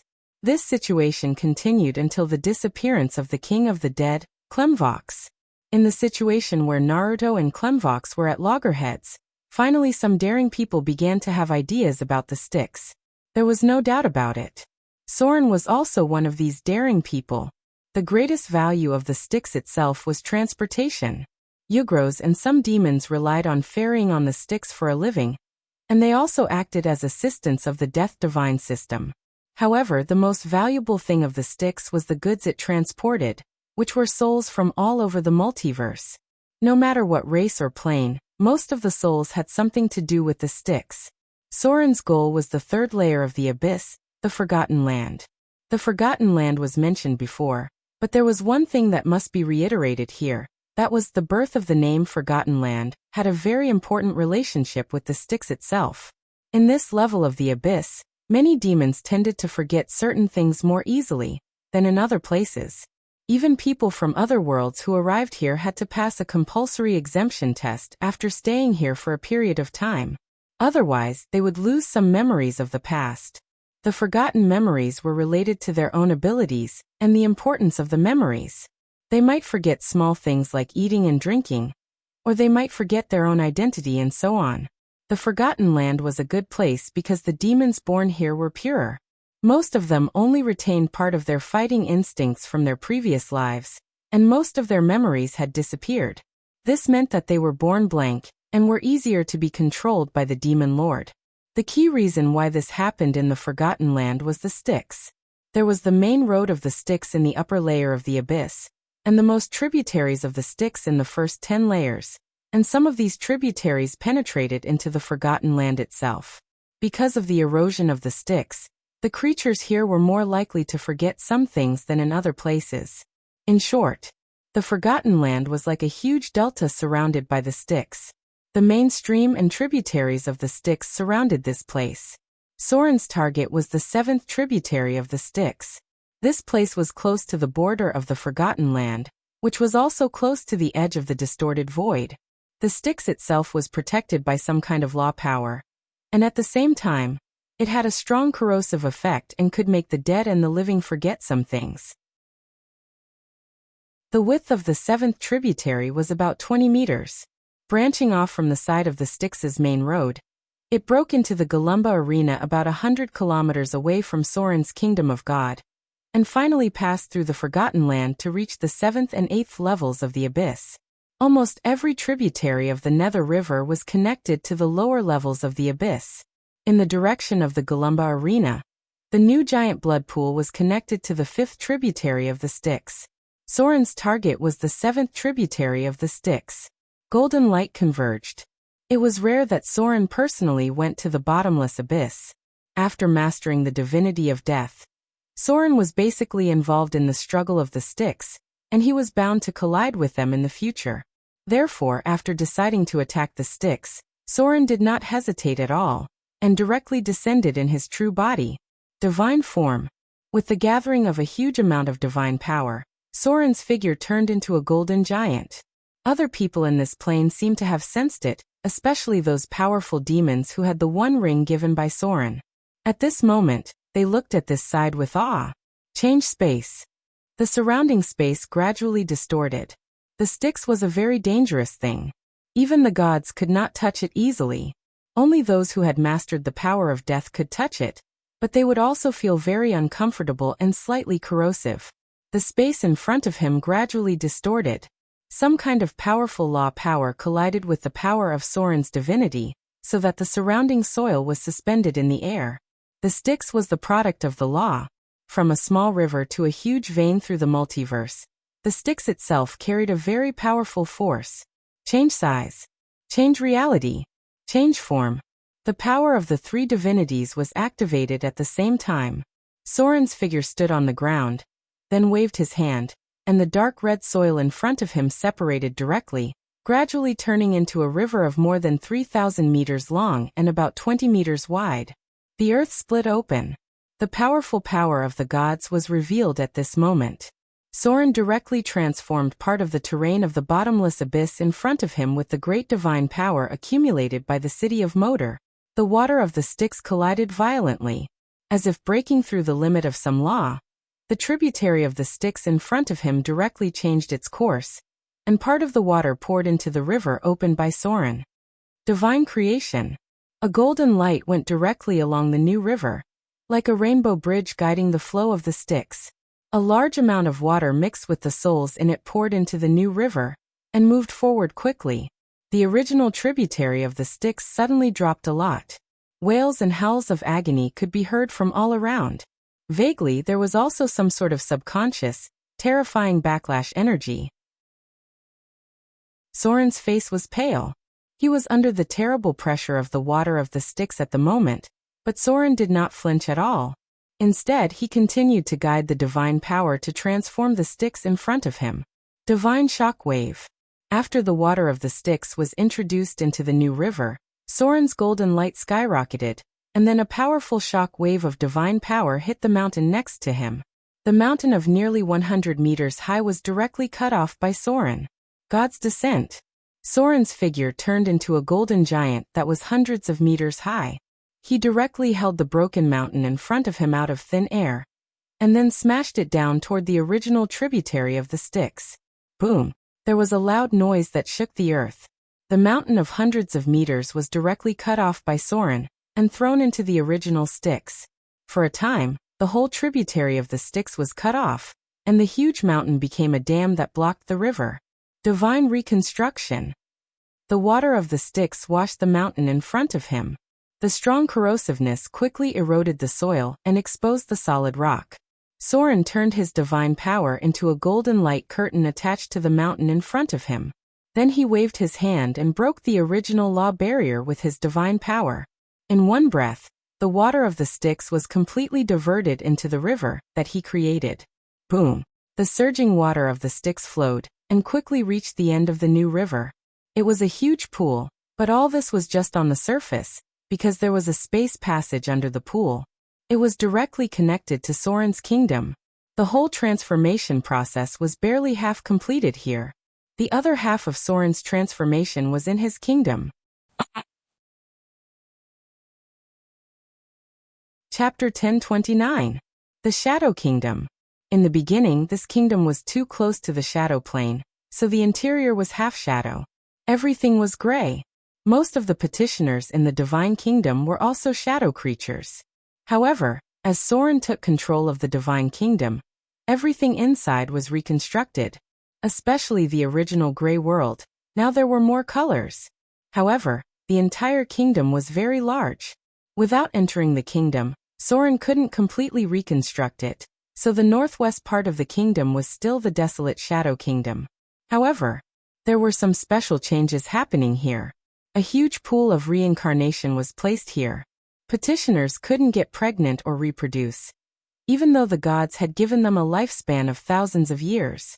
However, no petitioner could get pregnant. Even the otherworldly gods' servants could only be created in the form of angels. That was why the population of the kingdom couldn't be increased internally. They could only rely on souls from other worlds. This was also the reason why some gods' divine kingdoms would quickly wither, or even be directly destroyed after their churches in the material plane were destroyed. Groups of heroic spirits stood guard at the border. There was a river at the border of this land. When Soren used his powerful divine power to break through space and bring the water of the river Styx into the kingdom, the special pool of reincarnation was activated. Soren couldn't casually turn souls into petitioners. However, he could turn these souls into other forms. Demons were just one of the ways he could transform them. When the river Styx brought the souls into Soren's kingdom, the pool of reincarnation was activated under the influence of the plane's laws. Then, a shadow appeared near the pool of reincarnation. This was just the beginning. When the first shadow appeared, the second and third quickly followed. Then, there were other forms of souls and higher-level shadow creatures. The pool of reincarnation automatically turned them into shadow creatures of the same level according to the differences in their nature. In just a short while, there were hundreds of shadow creatures gathered around the pool of reincarnation. They had long lost their memories of their previous lives. After being turned into shadow creatures, they were hostile to others. These shadow creatures fought each other, and even attacked petitioners who came close, but were quickly destroyed by the heroic spirits. Outside the divine kingdom, Soren panted as he retracted his godly power. Even a god would find it difficult to change the course of the river Styx, but it seemed like he had succeeded. The first monster pool seems to have been completed. Soren closed his eyes and sensed everything in his god's kingdom. Although he couldn't enter, it didn't mean that he couldn't sense anything. Gods in the later stage of the Avatar crisis could already know something about his god's kingdom, farming in the monster pool. This was what Soren was planning to do with the sticks. It wasn't just the abyssal blood pool that could steal the souls of the sticks and turn them into demons. The Shadow Plane's reincarnation pool could also transform shadow beings. What Soren did was to keep the souls in this tributary of the sticks. Most of the material planes were Pambelievers. After they died, many of them would not enter the kingdom of the gods. Instead, they would flow along the river Styx to the origin sea to be reshaped. What Soren was doing right now was akin to a thief. He was constantly stealing souls into his divine kingdom, and using the pool of reincarnation to turn them into shadow beings. It was like a monster pool. As long as there were souls passing through this tributary of the Styx, the pool of reincarnation would constantly spawn shadow beings. What's more important is that the god's kingdom itself was very close to only entering and not leaving. As long as a soul entered the god's kingdom and was killed, a part of the soul power would be absorbed by the petitioner and used to evolve into a heroic spirit. The other part of the soul power would automatically be integrated into the god's kingdom itself. Once Soren entered the god's kingdom, he would be able to mobilize it. It was mentioned before. Petitioners could also die. When they died, their soul power would automatically dissipate into the god's kingdom, and the god's kingdom would absorb this soul power to expand its area. Matter itself was made up of energy. The soul power was closer to the lowest energy structure. After the transformation, the god's kingdom could continuously expand its area.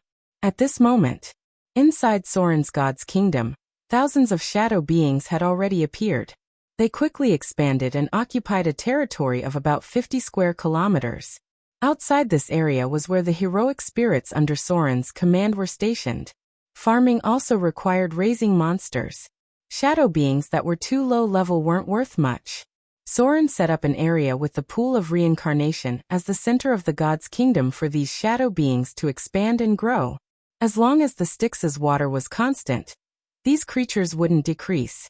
When the shadow beings reached a critical point, it would be time for the heroic spirits to eliminate them. This number couldn't be too high, or the heroic spirits would die. But it couldn't be too low either. Otherwise, there wouldn't be too much profit. According to Soren's estimation, if there weren't any major natural or man-made disasters that would cause too many deaths in the material plane, the god's kingdom's farming area could be cleared once every 3 days. The accumulated soul power would gradually expand the area of the god's kingdom. It would also automatically extract energy from the elemental channels to form new matter. It could be the sea or the mountains. When Soren wasn't in the god's kingdom, the birth of these new matter was random. Only when the gods were in the god's kingdom could they control whether the area of the sea or the land increased. At the same time, in the third layer of the abyss, the Forgotten Land, after a whole day and night of fighting, the most powerful mother of worms finally appeared. She killed and swallowed the other 2 mother of worms. Then, a huge abyssal worm of more than 30 meters long appeared in front of the other demons. This was the largest mother of worms that Sauron had seen so far. She even had the aura of a giant dragon. She was probably close to the strength of a weak god. It's me. It's the leader of the Baelor demons, the lord of the Forgotten Land. Sauron's body was ignited in a raging fire. He walked step by step toward the mother of worms and said in a deep voice, "Lowly worm, submit under my feet. Or else, I will kill you without hesitation. I will extract your soul." The pressure of the demon lord shrouded the entire blood pool. Sauron flapped his demon wings and flew to the front of the mother of worms with a huge beheading sword in his hand. He waved the 30-meter-long flame whip gently, as if he would not hesitate to whip it down if there was any resistance. The newborn mother of worms seemed to be uneasy. It hesitated and seemed to resist. But in the end, it gave up resistance because it could feel that it was no match for Sauron. Moreover, the mother of worms served the demon lord. Very good. After confirming that the mother of worms had submitted, Sauron slowly flew down. Behind him, a large group of succubus gathered. Sauron turned to them and said, "Control this place. No one else is allowed to come close. Give me the statistics of the number of abyssal worms born every day. Looks like my demon army needs to expand. One was the abyssal blood pool, and the other was the shadow reincarnation pool. In the third layer of the abyss, Soren had already controlled 2 tributaries of the Styx. The longer he controlled them, the more souls he would steal. Chapter 1030. Dense Needle Forest. A tall human ranger was walking through the dense forest. She had a very high level of skill, and seemed to be moving at a speed that ordinary people could not imagine. Soon, the human ranger reached her destination. It was a woodland planted with many trees. All the trees here were planted according to a specific pattern, and in the center was a huge pale golden oak. This was the sacred land in the forest. It was a place to worship the goddess of the forest and rangers, Melikai. This goddess did not have many temples, and her favorite altar was the sacred land in the forest. Often, there must be an oak tree near this altar. Melikai was the daughter of the father of the oak tree, and the most powerful god of nature. However, because the father of the oak tree and Mother Earth had disappeared one after another, Melikai did not have much say in the natural god system. The goddess had been trying to regain control of nature for a long time, but this attempt was not very successful. She was best at the forest priesthood. My lord, the human ranger knelt down on one knee and said respectfully, recently, a large number of magic spiders have appeared in the forest in the southwest. Their numbers are increasing, and they are reproducing quickly. I suspect that this is related to the drows in the Underdark. They seem to be planning to start a war with the surface elves. These minions of the Queen of Spiders are plotting something. Maybe we should try to stop them. In the center of the sacred land in the forest, a tall woman wearing exquisite green-brown leather armor turned around. She had an extremely beautiful appearance, but there was an indescribable heroic spirit about her. She was strong and beautiful. Melikai was a kind god with a sense of humor, and always had a confident smile on her face. She was very cautious about making friends, but once she recognized them as friends, she would protect them eagerly and faithfully. Although she understood that death was also part of the cycle of life, she was not as indifferent as Sylvanus. Instead, she often intervened to heal the pain of creatures out of sympathy. This goddess had been guarding the forest. She was the goddess worshipped by the rangers. What do you think? Melikai turned around and looked at her side. An elegant golden unicorn was walking leisurely. After hearing Melikai's words, it raised its head and said in a clear voice, "It should be the Queen of Spiders' conspiracy. But the most important thing for us now is to protect the forest from being invaded by the undead. Presumably, the elf god system can deal with the Queen of Spiders' conspiracy. We just have to make sure that the demonized spiders don't spread to other forests." A faint golden radiance. The unicorn in front of him exuded a noble and elegant aura, and the ranger beside her quickly bowed to her upon seeing her. This was the unicorn goddess Surue. She was Marikai's most loyal friend, companion, and mount. Urue loved to wander around, and her personality was a little capricious. However, once she believed that the other party was trustworthy, she would show her loyal friendship, and would never abandon her believers who were in trouble. Iris would be a very difficult foe when she had to face a battle, but she loved the light banter, the clever puzzles, the strange discoveries, the delightful explorations of life. The unicorn goddess rarely managed the church, and her church was basically attached to Marikai's church. These two goddesses had a large number of ranger believers, and the priests would also part-time become rangers and droll. Among them, the priests and droll who believed in Marikai could use the ranger's weapon at will. This was a special ability given to them by the goddess, just like how Soren's priests could use curved swords. Marikai heard this and fell into deep thought. After a while, she looked up and said, "That's right. How are the dryads near the misty forest? Are they still not willing to merge with us?" The ranger gently shook his head. She thought for a moment and slowly said, "These dryads serve the father of the oak and believe that one day the father of the oak will return. But they seem to maintain a very close relationship with the Shadow Lord. The recovery of the entire misty forest is also closely related to this god." "The Shadow Lord?" The unicorn goddess heard this and showed an interesting expression. She whispered, "What kind of god is he? To be able to become a mid-level god in such a short period of time, there is no doubt that he is a true powerhouse. I want to thank him in person for killing that bastard Mailer, the god of the hunt Mailer. He was the most hated person of the forest by the unicorn goddess, and she didn't mind killing him." Similarly, Mailer was eager to taste the blood of the unicorn goddess. She had always been eager to see Soren and express her gratitude, but she was also Marikai's ally in Mount. When the Avatar crisis broke out, she must protect Marikai. This goddess might not be powerful, but she couldn't be underestimated because the unicorn itself was a very powerful creature.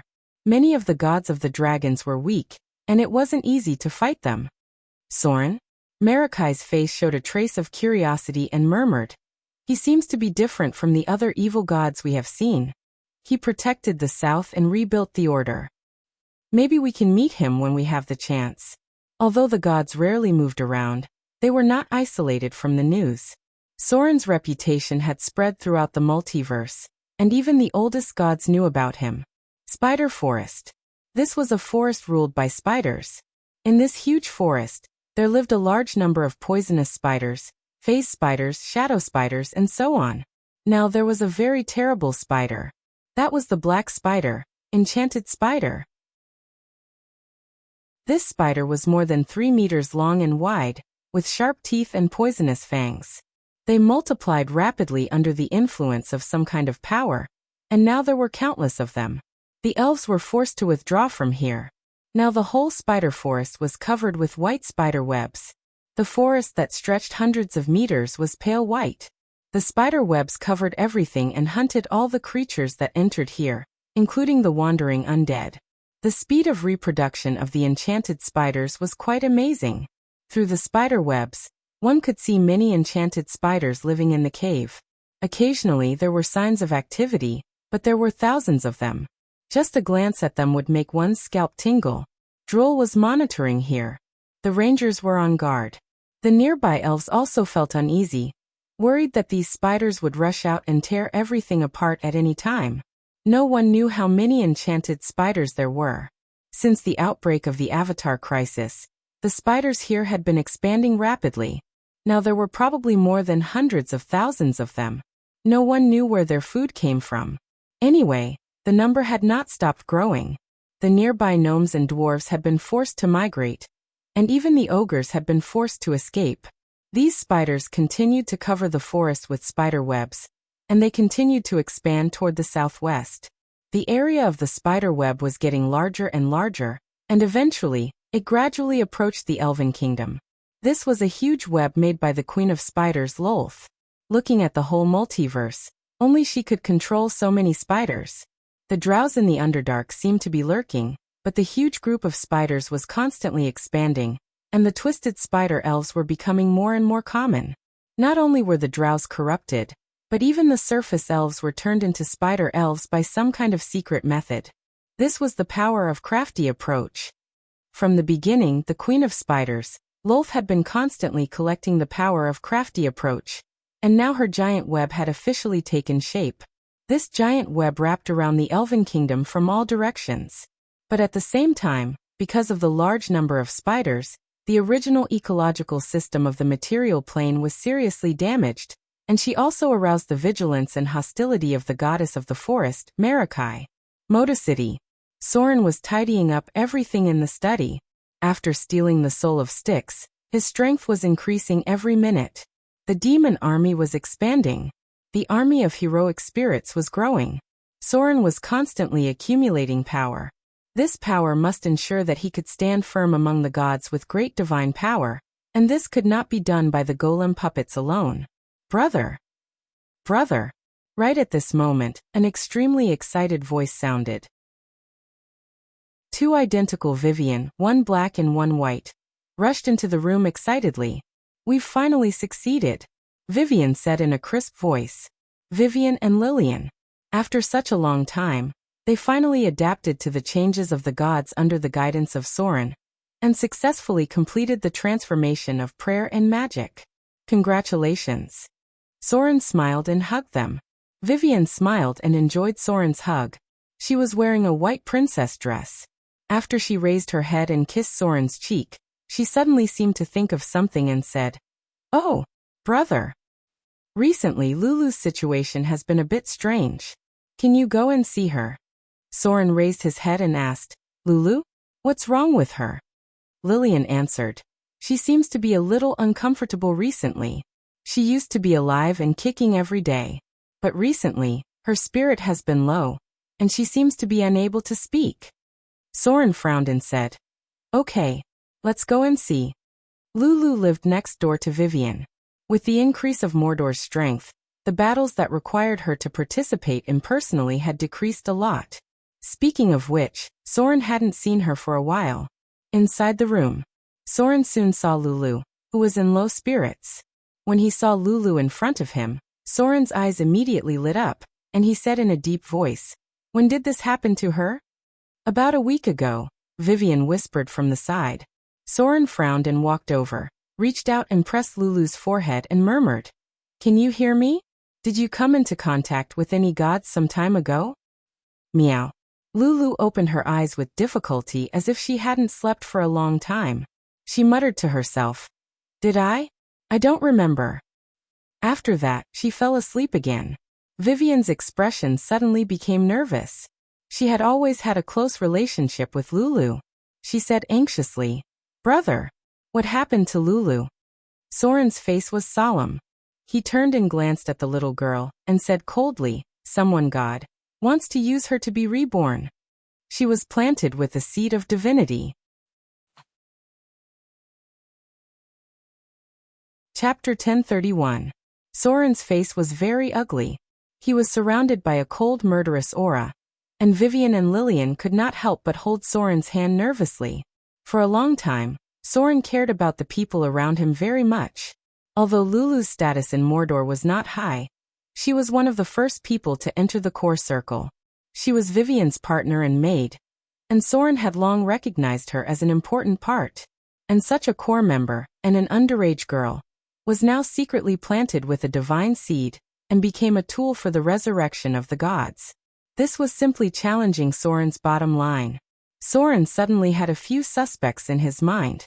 He turned to Vivian and said, "You go out first. I want to find out who planted the divine seed in Lulu." Vivian and Lillian went out obediently. Divine form. Then Soren's whole body was shrouded in golden light. He directly reached out and pressed on Lulu's forehead, and then his spirit invaded her mind in an instant. 3 divine powers appeared in front of Soren's eyes. The first one was from the Lady of Silvermoon. This was the power of divine blessing, and it was directly added to Lulu. The second one was from Vivian. This was the power of blessing. The little girl gave a trace of divinity to Lulu after getting the power of the divine title of fear, wanting to help her become a demigod. The third one was the most hidden, and it was wrapped around Lulu's soul. The problem was the third divine power. Lulu herself did not know about this divine power, and it was secretly planted at some time. Rather than a gift, it was more like a trick and a curse. Its function was to use Lulu's soul and body as nourishment for rebirth, when a certain existence died. The goddess of cat and dance. Soren gritted his teeth and said these words, and then his face became very ugly. To ensure her safety, he had even informed the goddess of love to bring her back. However, it seemed that the goddess of the Chaos faction did not appreciate his kindness at all. She had planted a divine seed in Lulu's body. She wanted to use Lulu as a resurrection tool in the future. First of all, Lulu was a very talented feline girl. Secondly, cats were very compatible with the goddess of dance's priesthood. Soren was sure that before she was taken away, she had secretly contacted Lulu and used some secret method to leave a seed in Lulu's body. This goddess probably had a secret plan, but looking at the situation of the seed being activated now, it was obvious that she had a plan. Something seemed to have happened to the cat and dance goddess. "Serves you right." Soren smiled coldly as he sent his divine energy into Lulu's soul. "You won't die if you don't ask for it." Something had actually happened to him after he was brought back by the goddess of love. Looks like even the heavens can't save you. This time, Soren's remaining friendliness towards the cat and dance goddess disappeared. He did not hesitate to transform into his divine form. First, he erased the divinity given by the Silvermoon Lady, then suppressed the divinity given by Vivian. Finally, he extracted Lulu's soul and carefully removed the seed of divinity. The cat and dance goddess's divine power level was much lower than Soren's, so removing the seed of divinity was not difficult. However, after thinking of something, Soren stopped and suppressed the seed of divinity instead. High Priest. Soren stopped all of this and turned his divine sense to the temple. Immediately send someone to find out about the goddess of love and the cat and dance goddess. Yes, my lord. The high priestess voice rang out. Soren let go of his hand and walked out of the door. Vivian and Lillian were waiting anxiously outside. When they saw him come out, they asked, "How is Lulu?" "She's fine for now." Soren nodded and said, "Maybe it's a blessing in disguise." Since the cat and dance goddess did not have a bottom line and dared to attack his people, they could not blame Soren for being merciless. If the cat and dance goddess were really dead, Soren would never resurrect her. Not only would he not resurrect the cat and dance goddess, he would also use the seed of divinity left by the cat and dance goddess and transfer her divinity to Lulu. This was something that was very likely to succeed. Under normal circumstances, the medium of a god's resurrection must have a special requirement. Many gods put the medium of resurrection on their chosen ones. Since Lulu was left with a seed of divinity, it meant that she could become the medium of a god's resurrection and inherit the divinity of the cat and dance goddess. In this way, Soren only needed to destroy the souls of the cat and dance goddess during the resurrection process, and then the divinity would be automatically transferred to Lulu. For Soren, who had the divinity of slaughter and death, this was at least 70% certain. Time passed little by little. In the afternoon, the high priest sent over a piece of information and a video. It was a land full of holes, and it looked like it had been bombed by missiles. The high priest said calmly, "There is no news about the cat and dance goddess at the moment. But just yesterday, the goddess of love and lady of night fought in the northwest wilderness. The two powerful goddesses flattened more than 10 mountains in the battle, and the shockwaves of their divinity turned everything within 10 kilometers into ruins." Sure enough, the cat and dance goddess was finally in trouble. This goddess had fallen into the trap of Lady of Night before and almost died. At that time, she was pulled back by the goddess of love, but now it seemed that she could not hold back her desire to die, and finally something happened. She would not die if she did not seek death. Her chaotic nature seemed to make her like to try dangerous things, and now it seemed that she was about to die. The reason why she was not completely dead yet was that she had a backup plan. She still had her seed of divinity in Lulu. If Soren did not notice anything unusual, the goddess would soon occupy Lulu's body and soul, and eventually take over Lulu's memory and body without anyone knowing. Finally, she would replace and lurk around Soren. Humph. Soren waved his hand and put away the video. He turned to Vivian and said, "Protect me. I want to completely eliminate Lulu's hidden dangers." Soren no longer had any sympathy for the cat and dance goddess. He went straight into the room and hugged Lulu's petite body in his arms, then sat down cross-legged and put Lulu on his knees. He then lowered his head and put his forehead on Lulu's forehead. Astral projection. A pale golden shadow of the soul emerged from Soren's body, and then turned into a stream of light, and went into Lulu's body. The next moment, an empty spiritual space appeared, just like the battlefield that Soren had entered, where Vivian's soul was trapped. The Dread Lord also used a spiritual space to trap Vivian's soul, which caused the little girl to sleep for a long time.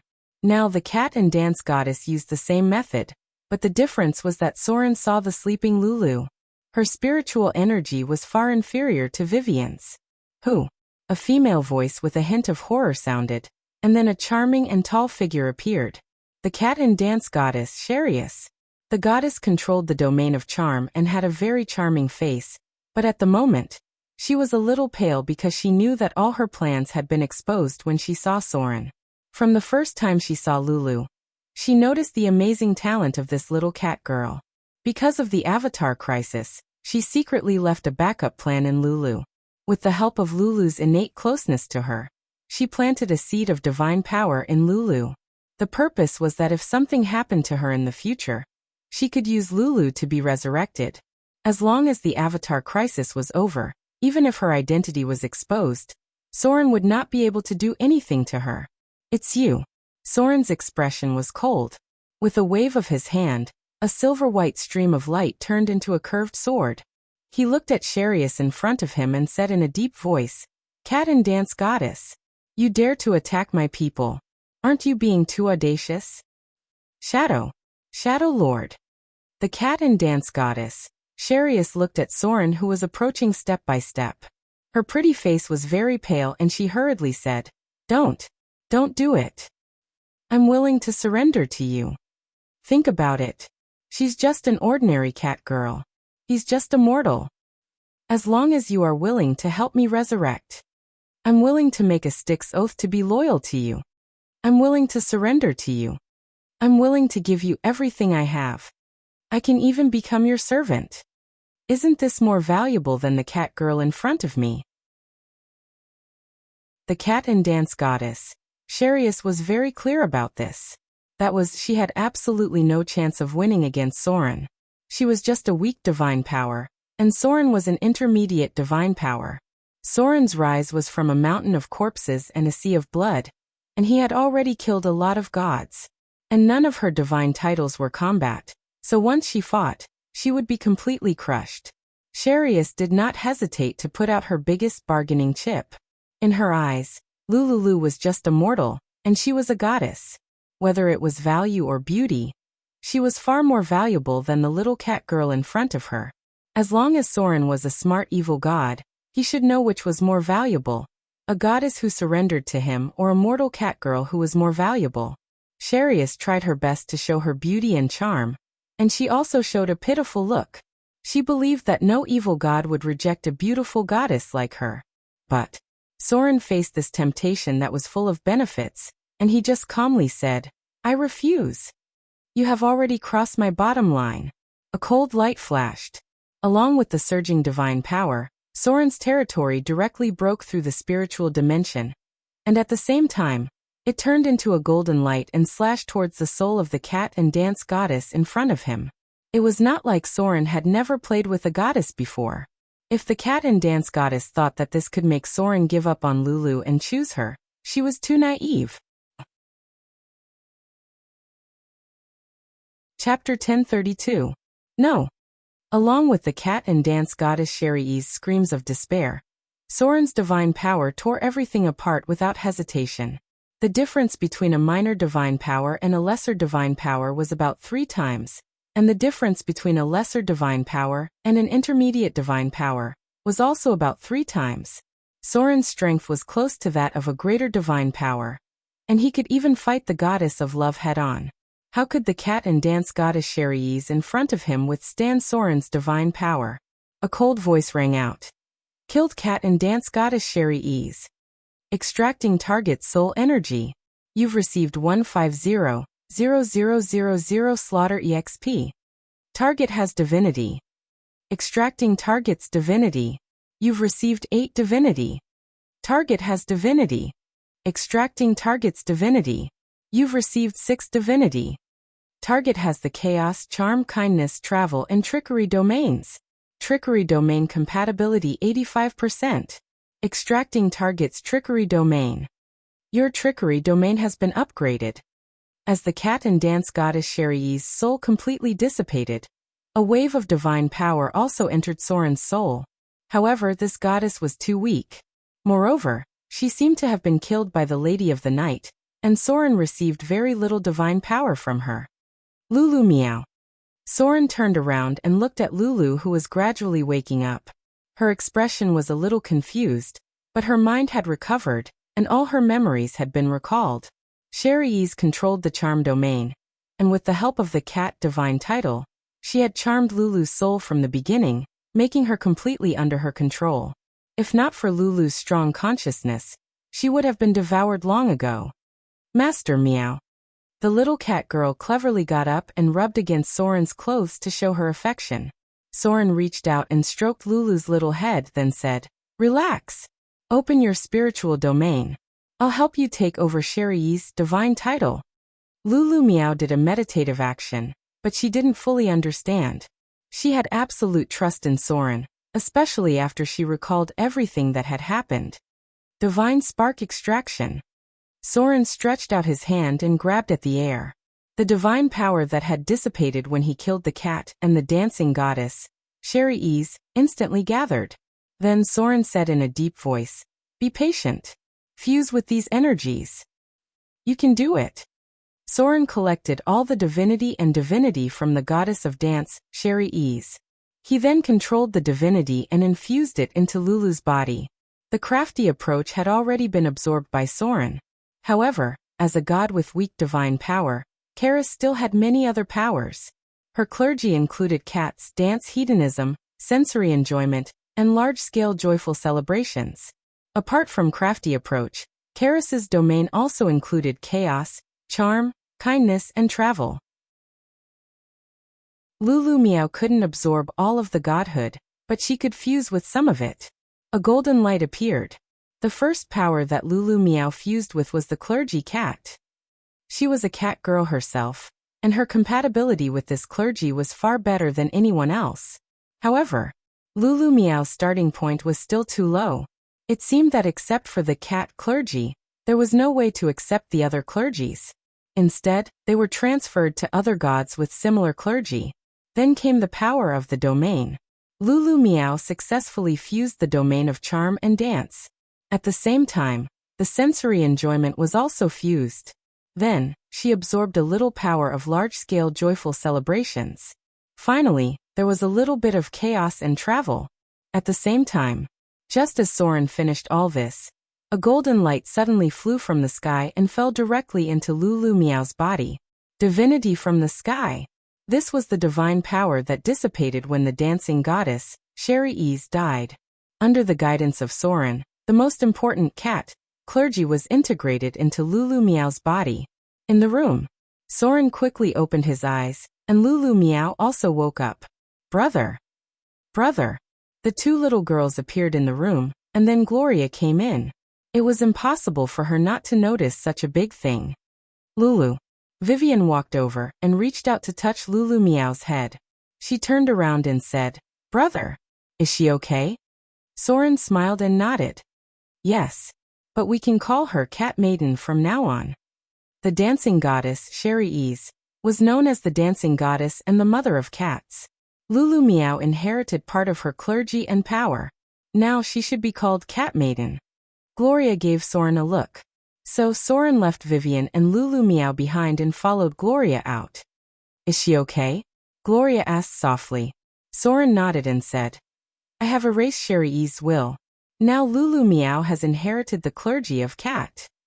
At the same time, she has mastered the domain of charm and dance." Gloria heard this and sighed in relief. She then said, "So she has become a god? What a lucky little girl." Soren shook his head. Then he slowly said, "Lulu Meow is at most a demigod with a clergy. But it will be easy for her to become a god in the future. She has a close relationship with Vivian. In the future, she will be Vivian's subordinate." No matter what, Vivian was an intermediate god. Gods of this level should have one or two subordinate gods. Lulu Meow was undoubtedly the most suitable. "Brother." After making sure Lulu Meow was okay, Vivian quickly came out. At this time, Soren also turned around and said seriously, "Vivian, Lulu Meow now has the clergy of cat. You, as her master, have the responsibility and obligation to teach her how to become a god. From today on, she is your subordinate god. You need to teach her how to be a true god." Fate really gave Lulu Meow a big gift. Soren had a hard time becoming a god, but Lulu Meow didn't expect to be a blessing in disguise. She directly became a demigod. Although this was thanks to Soren, it was also her own luck. If she wasn't a cat girl, Sherry's would never pay attention to her. If she wasn't a servant of Vivian, Soren wouldn't care so much about her. For this reason, Soren even gave up Sherry's loyalty and chose to support Lulu Meow to become a new goddess. Now, there were already 2 demigod candidates in the whole city of Mordor. One was Saruman, and the other was Lulu Meow. In addition, Gloria gradually mastered the clergy of prophecy, Vivian and Lillian were mid-level gods, and Soren also controlled a maiden of pain. At present, everything he had was close to the scale of a god. At the same time, after Lulu Meow got the clergy of cat, Soren also had some new ideas. Because in the belief of the earth in his previous life, black cats played a special role in the Egyptian god system. They were inextricably linked to the underworld and evil spirits. Soren controlled death and slaughter, and Vivian controlled fear and strife. These were all extensions of the death god system. Lulu Meow's existence could make up for part of it in the future. Inside a magnificent divine temple, a woman with fiery red hair and an unusually beautiful face was sitting on the throne of the temple. She opened her eyes as if she sensed something and looked at the sky. A dim star was falling. Sigh. The fiery-haired lady let out a soft sigh and then murmured, "Is this your final outcome?" The goddess of love also felt very helpless because this god was too difficult to control. She was not as obedient as the goddess of joy. Most of the time, her orders did not work at all. She had already fallen into the hands of the Lady of Night, but after bringing her back from Mordor, Sharius still could not control her nature. If a god was controlled by nature, then they had lost their essence. Lady of Fire. With a golden light, the figure of the goddess of joy appeared. She sighed and said, "It seems that Sharius has completely fallen. Are we going to take revenge on the Lady of Night?" The goddess of love shook her head slowly. Then she whispered, "I can feel that the Lady of Night is weaving some conspiracy. She and the Queen of Spiders have joined forces. We can't act rashly. Let's wait for the Lady of Silvermoon to prepare everything. Mistra should be recovering soon. When the Goddess of Magic fully recovers, it will be time for us to take revenge for her." No matter what, Sharius was her god, and the Lady of Night had to pay the price for her repeated schemes. Otherwise, the other gods would completely despise her and think that the goddess of love was just a useless vase. Killing a god was a very serious provocation to the main gods. The plague was still spreading, and the power of death was getting stronger and stronger. Everything brewing in the material plane seemed to be accumulating, waiting for the moment to completely explode. P.S. Volume 9 ends here. Tomorrow will be Volume 10. The last wave of the undead disaster will also begin. The gods will once again compete for the ownership of the god of death. And any winner will directly be promoted to a greater divine power. Naruto, who has been plotting for a long time, Clemvox, who has disappeared, the goddess of death and magic from another world, the god of murder who broke through the seal, the god of lich who is barely alive, the lord of the undead in the abyss, and the lord of the undead in the lower planes. Everyone who is qualified to compete for the god of death is preparing. Soren, who has the power of death and slaughter, is also waiting for an opportunity. Chapter 1033. Am I going to die? The bonfire could not dispel the chill in his body. Zoe held his brother tightly in his arms. Hunger had made him lose most of his physical strength, but at this moment, he still held his 10-year-old brother tightly under his body, closed his eyes and waited for the pain of being bitten. Maybe death is relief, Zoe thought. He could feel his young brother shivering. He tried to comfort his brother, but he did not know what to say. He could only murmur, "I'll see my father and mother soon." The expected pain did not come. There was a scream in the darkness, followed by the sound of something falling to the ground. Ha! A slender figure appeared in the darkness. He frowned and glanced at the ghoul in front of him, who had been killed by an arrow. Then he glanced at Zoe and said, "Captain, there are 2 living people here." They were saved. Zoe opened his eyes in surprise. There was still a trace of despair and ecstasy on his face. He turned around and saw a dead body. It was an extremely ugly ghoul, who used to be his companion. His name was Zinov from Southwind County, and he used to be a coachman. The ghoul's limbs were very slender, and the skin on his head was sunken. It seemed that he had been in a state of hunger for a long time. The only special feature was his stomach. This ghoul's stomach was bulging high, as if a stone had been stuffed into it. This feature also appeared on Zoe and his young brother. Without exception, Their stomachs were a little bulging because they did not store food in their stomachs, but bark, grass roots, leather, and even some kind of soft soil. These foods, which were extremely difficult to digest, could temporarily resist hunger, but could not supplement the nutrients they needed. Their former companions fell one after another. Many people, including his father and mother, had become ghouls because of hunger and torture when they were alive. They were refugees living in the wilderness. They heard that the south coast was rich and stable, and hoped to cross the wilderness to reach the Wind Spear Hills. Here. The young rogue threw a small package over, but his eyes were still vigilant. Eat something first. There was food. Zoe's eyes lit up as he rushed over. He took out the black bread and took a bite. The familiar taste made him cry. He hadn't eaten real food for a long time. As if thinking of something, he quickly broke off a small piece of bread, put it in his mouth and chewed a few times. Then he took it out and put it in front of his weak brother, and whispered, "Joey. There was food. Bread, hurry up and eat some. You'll have more strength." Water. The rogue's eyes softened a little when he saw Soren's action, and then he threw a kettle over. In the wastelands, he had seen many refugees who had completely lost their humanity and reason. The young man in front of him was much better than most he had seen. Are there any survivors? A middle-aged man with a cold expression appeared, followed by two shining soldiers. The middle-aged man glanced at Zoe and asked, "Have you checked her?" The young rogue shook his head. The middle-aged man glanced at them and said in a deep voice, "Prepare some food for them." Then he would take it to the temple and hand it over to the priest. "The whole area has been infected by the plague." After that, he whispered to the person next to him, "Send them away now. Be careful that they become ghouls on the way." Zoe regained a lot of strength after eating. He looked up at the man in front of him in awe. Suddenly, he seemed to recognize something and said in surprise, Are you from Mordor City?" The middle-aged man nodded, but he did not pay attention to the young man. He still had a lot to do. The nearby water sources were polluted. Many starving refugees only needed a little bit of death power to turn into ghouls. Some of the first batches of people he received became ghouls on the way. Not only did they kill many refugees, but even 3 of his men were killed. These were all good men from Mordor City. The middle-aged man's face was full of pain at the thought of this. The strength of the guards in the Wind Spear Hill was too weak. He brought 12 people from Mordor City. He did not expect that a mistake would kill a quarter of them. Those damn ghouls. The young rogue saw that Zoe had recovered a little and came over. He said in a deep voice, "How many people do you have left?" Zoe thought for a moment and said, "Some fell behind. We encountered a group of goblins on the way.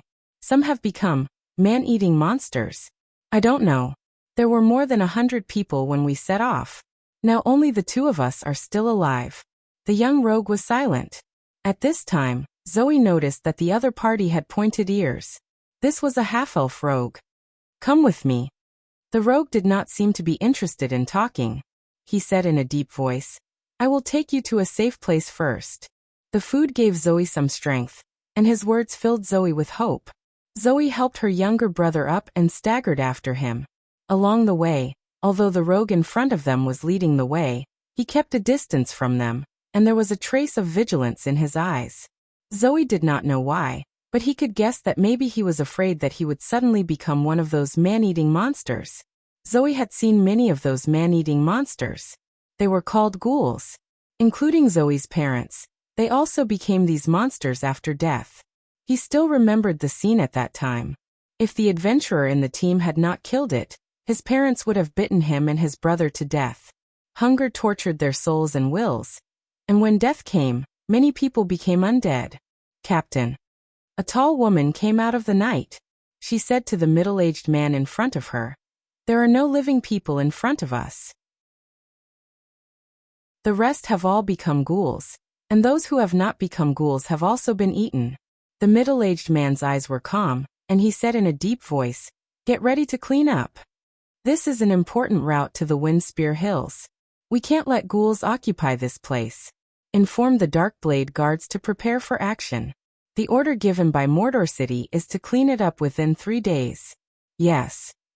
The woman bowed and disappeared into the night. The wind was howling. The middle-aged man shook his head and sighed. He murmured, I have been staying in Mordor City, and I don't feel anything about the outside world. I didn't expect that the once rich south has become a hell on earth.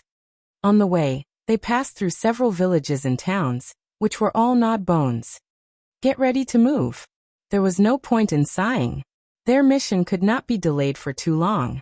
Zoe was in a daze all the way. He didn't know how long he had been walking and stopping.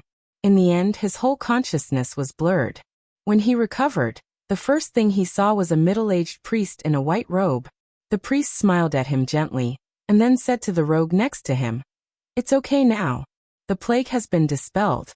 Take him back for a comprehensive disinfection, and then send him to the resettlement camp. Zoe turned his head and saw his sleeping brother. Then fatigue hit him, and he fell into a deep sleep again. In a daze, he felt as if he was transported to a carriage, and then he was half awake in the bumpy ride. When he fully recovered, he had come to a hut that stretched for more than 10 miles. Name? Birthplace? How old are you? What relatives do you have?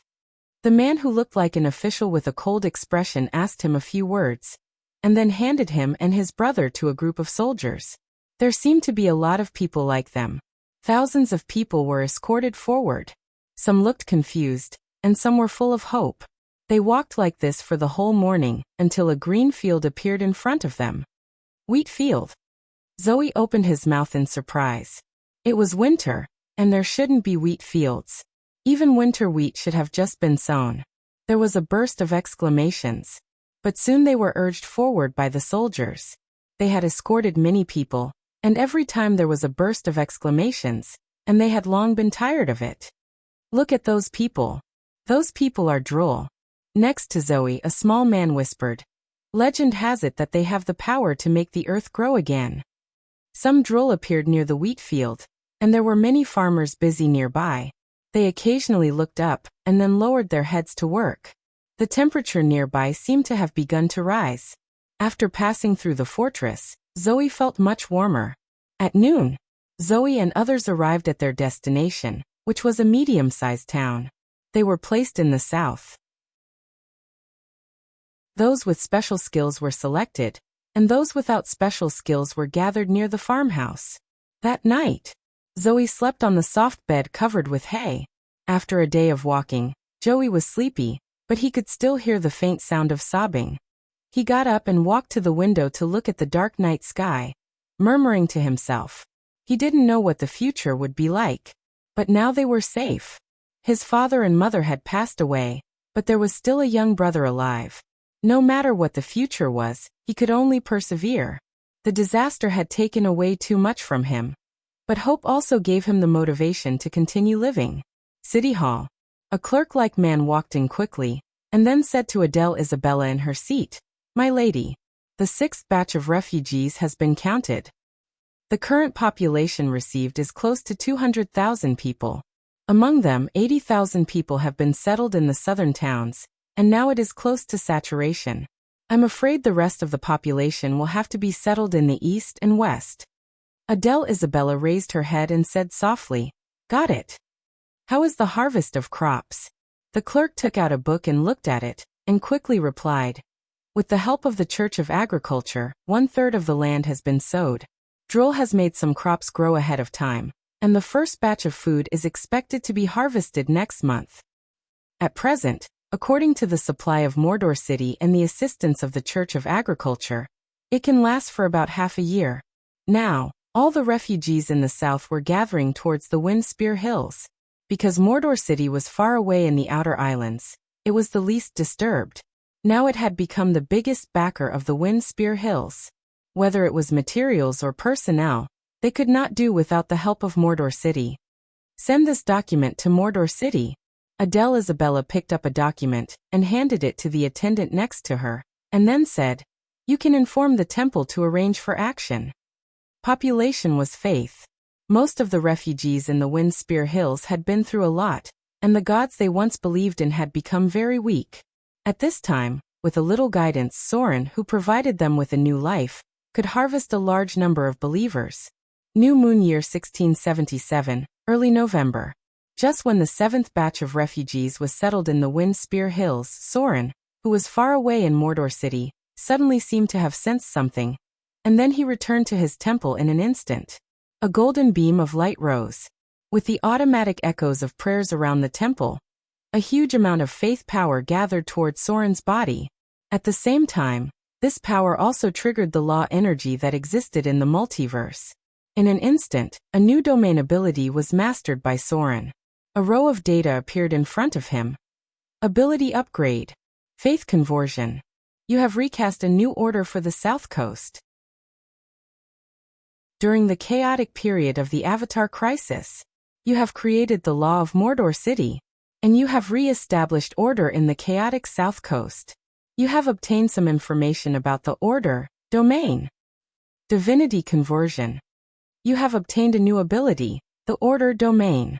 From now on, some believers in the order camp will be able to access your order domain and obtain new abilities. Divinity fell from the sky. A little golden light merged into Soren's body, bringing him 5 points of divinity and 5 points of divinity. At the same time, the faith power that shrouded the temple was quickly consumed and turned into a new domain ability that was mastered by Soren. The order in Mordor City did not bring about a real change, but when Soren brought the order to the South Coast, the quantitative change finally led to a qualitative change. Soren mastered the order domain that other gods could only obtain after hundreds of years. And to obtain this powerful domain, it would either take hundreds of years to obey the order, or it could only reshape the order in turmoil. Chapter 1034. The Emerald Forest. A fairyland surrounded by clouds and mist. It seemed to be isolated from the chaotic world. Even the disaster of the Avatar crisis did not affect this land because it was located in the depths of the Elven Kingdom and belonged to a group of very powerful creatures. They were the dragons. And they were the most powerful golden dragons among the metal dragons. Golden dragons liked to live near warm mountains. They maintained a friendly relationship with the elves. As they grew older, golden dragons would gradually turn from dark yellow to golden, and eventually, the color of their pupils would become lighter and lighter. At this moment, in the dragon's nest in this mountain, a golden dragon whose pupils had turned pure gold like melted gold was entrenched here. It was an old golden dragon that had lived in this mountain for thousands of years. It was a little different from other dragons. Golden dragons would slowly grow beards over time. The golden dragon in front of them had a beautiful golden beard, and it looked like a learned sage. Golden dragons were favored by luck. When a golden dragon was old enough, they would understand a trace of the power of luck. They could give themselves and nearby allies a bonus of luck through the gems embedded in their bodies. The golden dragon in front of them had many colorful gems embedded in its dragon scales. They were all masters of magic and were far better at magic than other dragons. Golden dragons were the favorite of the dragon god among the metal dragons. They were also the only ones among the metal dragons that could fight against red dragons head-on. Silver dragons were much weaker in this regard. Dracolic. At this moment, the old golden dragon in front of them had a dignified expression. He said to a beautiful woman in front of him, "Is someone trying to resurrect the Dracolic again? Who is it? Dragon cultists? The god of liches? Is he also the mastermind behind this?"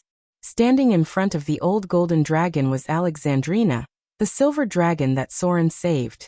She perfectly completed the task that Soren asked her to deliver the news of the Dracolica's appearance.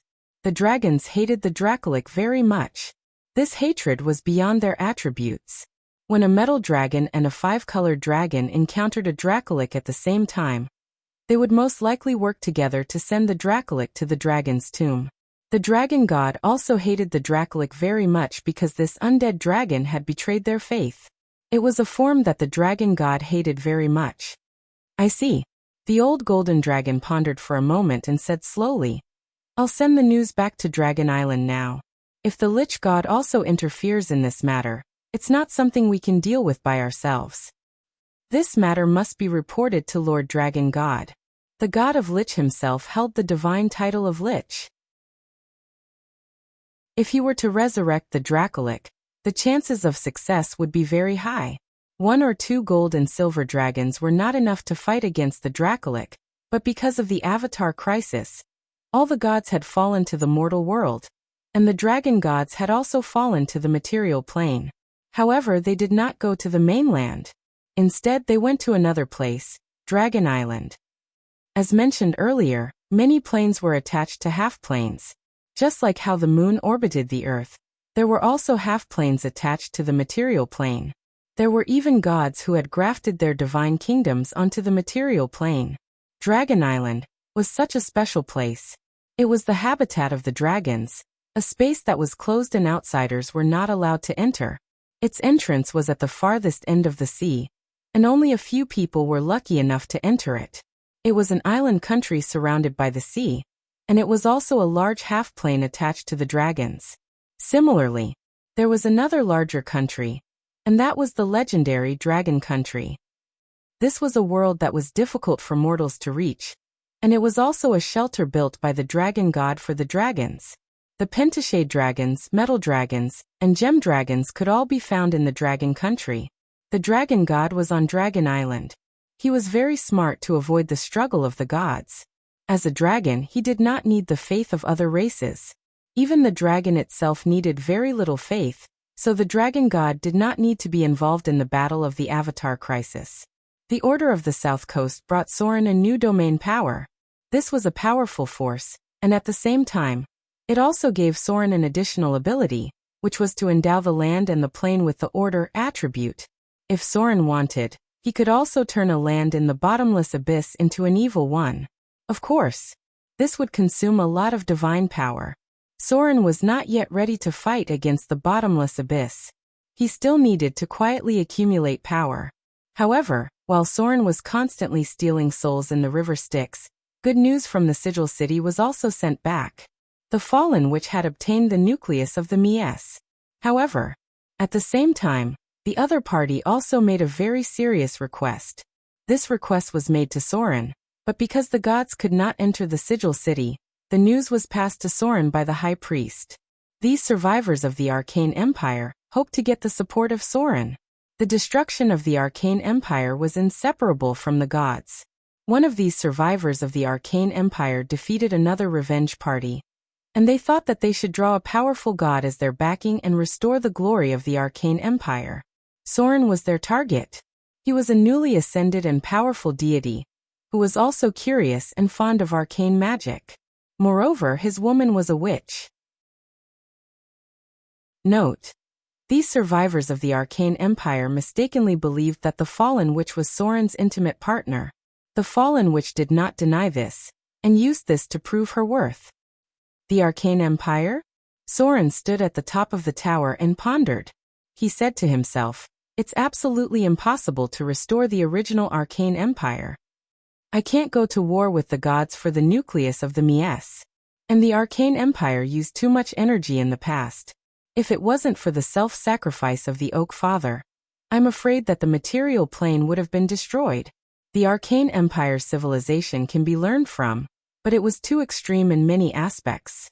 Civilization must be controlled by power. It's good to use it for the people's lives, but if it's arrogant enough to challenge the gods, it must be completely destroyed. If it wasn't for the research of the neutron star golem, the Arcane Empire would not have been destroyed so quickly. This kind of golem that could threaten the gods' kingdom was not tolerated by the gods. After all, Soren had learned some secrets after being a god for so long. In order to break free from the shackles of the Fate Tablet, the gods once conspired together to fight against a very powerful existence, and Jurgel was one of them. This matter was related to the retirement of some ancient gods. Then, the Arcane Empire completely broke with the gods for some reason, and finally led to the sudden collapse of the Arcane Empire. As a god, Soren had to protect the power of the gods. He had the ambition to be above the gods, but he would never think that it was a good thing for the mortals to dare to challenge the gods. If he had been a god in that era, he would probably have stood on the side of the gods to destroy the Arcane Empire. The gods maintained the order of the multiverse. Although the civilization of the Arcane Empire was powerful, once it was out of control, it would bring terrible destruction. History had proved that the gods had maintained the normal development of the multiverse for hundreds of millions of years. Whether it was the arrival of the first demons or the emergence of the psychic monster empire, the gods had balanced everything in the multiverse, and many of them had died in battle. Although they had great power, the gods also fulfilled the obligations brought by their priesthood. More importantly, unless the Avatar crisis broke out, the gods rarely intervened in the material plane. I can help them, Soren pondered for a long time, and slowly said, but only to restore the civilization, not to challenge the gods. There is no second father of the oak in this world. If that kind of disaster happens again, the world will completely wither. And I will also face the judgment of the gods. Let them hand over the nucleus of the Mies, and I will secretly help them rebuild the arcane civilization, but they must also remember not to cross the boundary of the gods. The entire arcane civilization was born with the help of the magic net. The magic net was under the control of the goddess of magic. A civilization that relied on the magic net, and was born with the power of a powerful goddess, was indeed crazy to try to challenge the most ancient gods. Rebuilding the civilization was a long process. Even with the remnants of the arcane empire, the huge resources needed to build a floating space city would take decades or even hundreds of years. Soren needed this time. As long as the Avatar crisis was over, other things could be dealt with later. Even as a god, Soren spent a lot of money to build a floating space city. The Arcane Empire had more than 10 floating space cities in its heyday, which was the accumulation of thousands of years of civilization. Even with the help of Soren, it was difficult for them to build a floating space city in decades. As for challenging the Divine Kingdom, even a weak divine power would need 2 or 3 floating space cities. Civilization was a good thing for all races. But the ambition to challenge the gods was not a good thing. If Soren found the signs, he would not hesitate to extinguish it. Yes, my lord. The voice of the high priest came. Since Soren had agreed, then the fallen witch could promise the remnants of the arcane empire. The core of the Mies was the key to building a floating space city. They only had the last one in their hands, and it was very difficult to make a new one after handing it over. Because these cores of the Mies were created by wizards with a level of 35 and above. At present, there was no such powerful arcanist among them. Maybe these people could build a floating space tower, but to build a floating space city, there had to be 1 or 2 arcanists above level 35. The important reason why the Arcane Empire dared to challenge the gods was that there were many wizards above level 35 and legendary figures above level 40 at that time. Unfortunately, these powerful spellcasters eventually disappeared. For Soren, as long as he got the core of the Mies, it was only a matter of time before the Mordor city rose. Chapter 1035. After receiving Soren's promise, the sigil was very fast. The fallen witch, as Soren's intimate partner, quickly gained the trust of the arcane survivors, and brought the Mies's core back to the material plane. However, the survivors of the Arcane Empire also asked Soren to find them a quiet land in the material plane, where they could temporarily avoid the eyes of the gods. Until now, many gods were hostile to the survivors of the Arcane Empire, especially the Droll of the Nature sect. Fortunately, Soren had a lot of land, and it was impossible for him to give them a piece of land in the outer islands. However, there was a piece of land in the Far East that was discovered by the pirates under his command. The area of the land was not small, and it was also the result of their own actions. Soren was going to let them go to the land with strong radiation to see what they had done. If not for Soren's protection, these people would have to hide in the sigil until they died of old age. Only the sigil city, where the gods could not enter, could protect the survivors of the Arcane Empire from being hunted down by the Droll. The self-sacrifice of the oak tree's father made many powerful Droll angry and hateful towards them.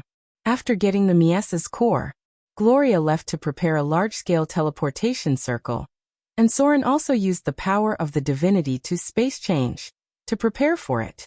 About a day later, a portal was opened in the shadow plane, and then Soren used the power of the divinity to send a huge crystal ball over the Mies's core. Soren felt that the space was instantly filled with energy and murmured, It's worthy of being called a divine artifact since the age of thorium. The Mies's core was a huge magic device. It looked like a crystal ball, but it was 150 feet in diameter. The ball emitted a very bright light, as dazzling as the sun, and there were some slightly dark shadows on the surface. Below it was a gorgeous pedestal that held the perfect spherical device. Its function was to extract the raw energy of the magic network and transfer it to the crystal ball as the center. It could automatically supply energy to quasi-magic items, and at the same time, it allowed arcanists to create quasi-magic items without having to consume constitution points, soul energy, or cast permanence. Simply put, within the range of the Mies's energy core, the requirements to create all magical items were greatly reduced, and the success rate was astonishingly high. This was a very abnormal ability. This was also the reason why the Arcane Empire was able to achieve mana, and at the same time, many magic tools could be popularized among the commoners.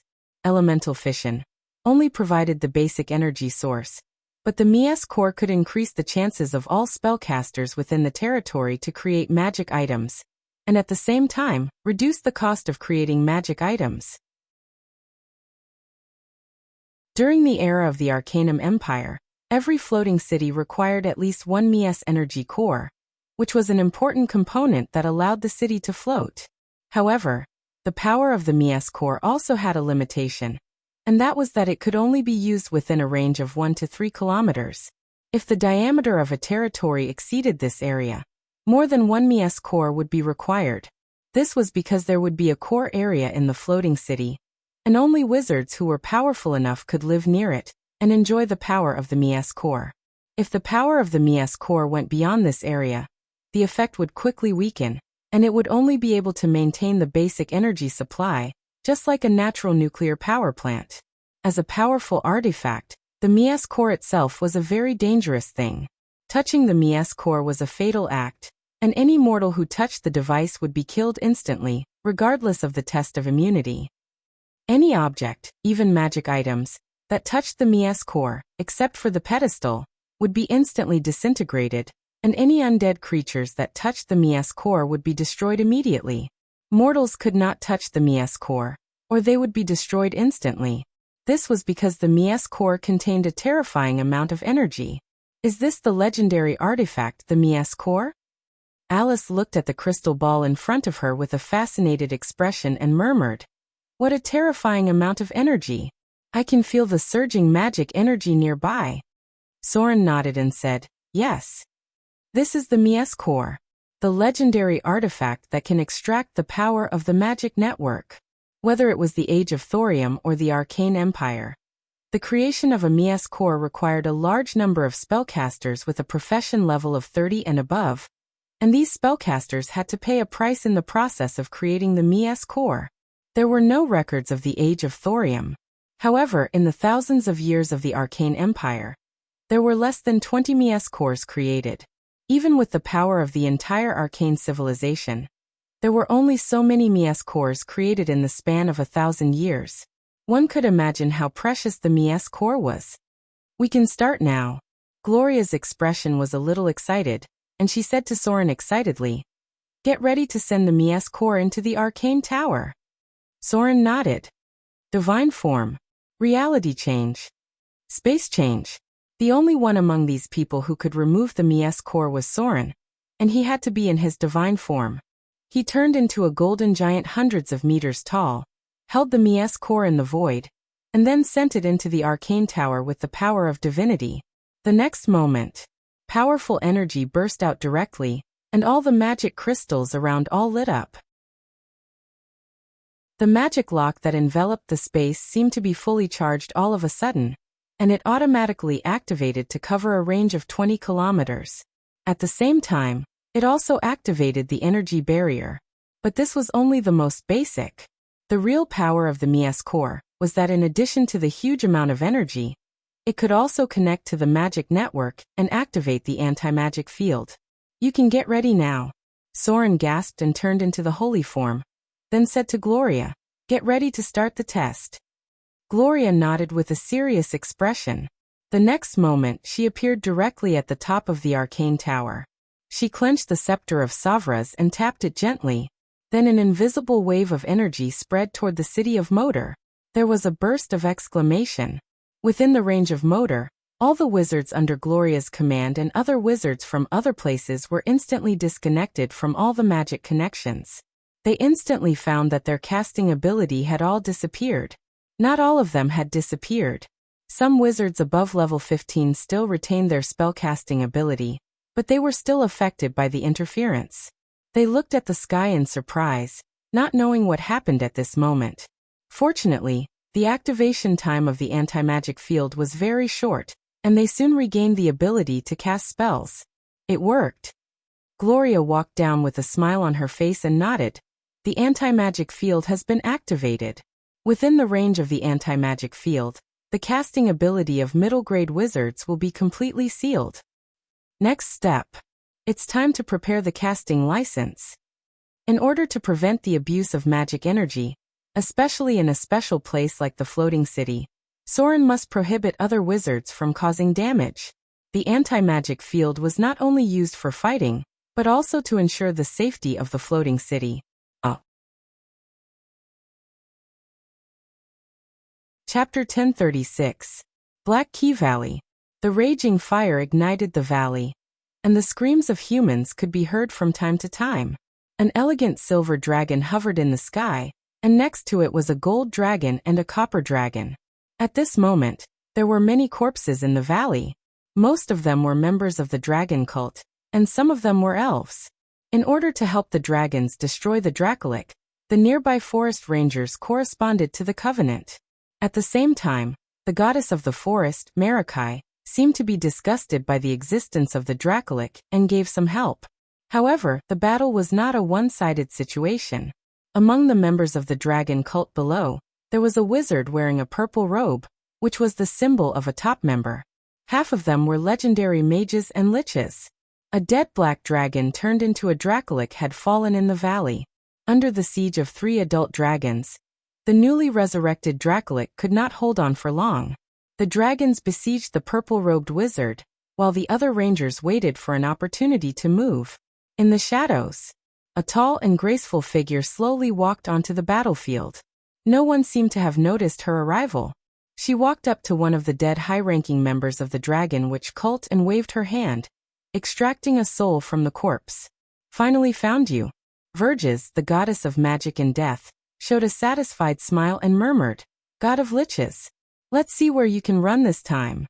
As a god from another world, Verges, the goddess of magic and death, had the ability to understand death. She used the power of magic to extract the soul and interpret it. For so long, she had been tracking the traces of the god of liches. This was a cunning god. Although she was not powerful, she knew how to protect herself. The battle in the valley was about to end. Verges, the goddess of magic and death, did not intend to disturb them. She just came quietly and left quietly. But just before she disappeared, a ranger with the emblem of the goddess of the forest, Marikai, frowned and looked in the direction she left. The gods were not ignorant. In order to protect themselves, many gods quietly created some chosen ones. Windspear Hills. In a forest surrounded by mountains, the elite guards from the city of Moder were moving forward quickly. They approached under the cover of night until a hidden camp appeared in front of them. There were many undead in the vicinity, but they were all quietly taken care of by the rogues. Adele Isabella had also joined the battle. As a legendary class player, she had been blessed by Soren and gained special abilities that were no weaker than legendary class players. Target found. A cold male voice rang out. Target confirmed to be a high-ranking member of the Dragon Shaman cult. A revived undead dragon has been discovered south of the camp. There was a red dragon entrenched in the Windspear Hills.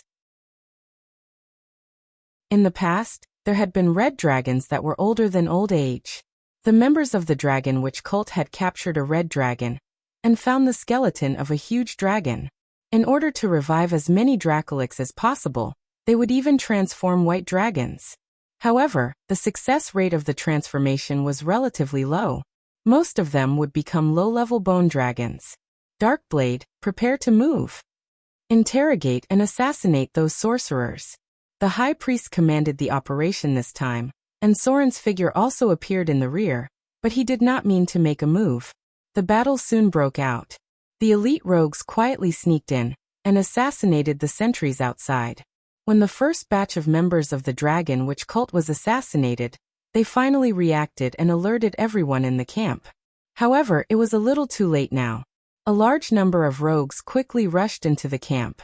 Unlike the other rogues, almost all of the rogues who served Soren had the potential to become battle thieves. At the same time, a group of elite arcane assassins cooperated with them. The giant's burly body was buffed by multiple divine spells. With a dull roar, the figure of the Dracolix rose into the air, but as soon as it flew up, it stiffened in the air.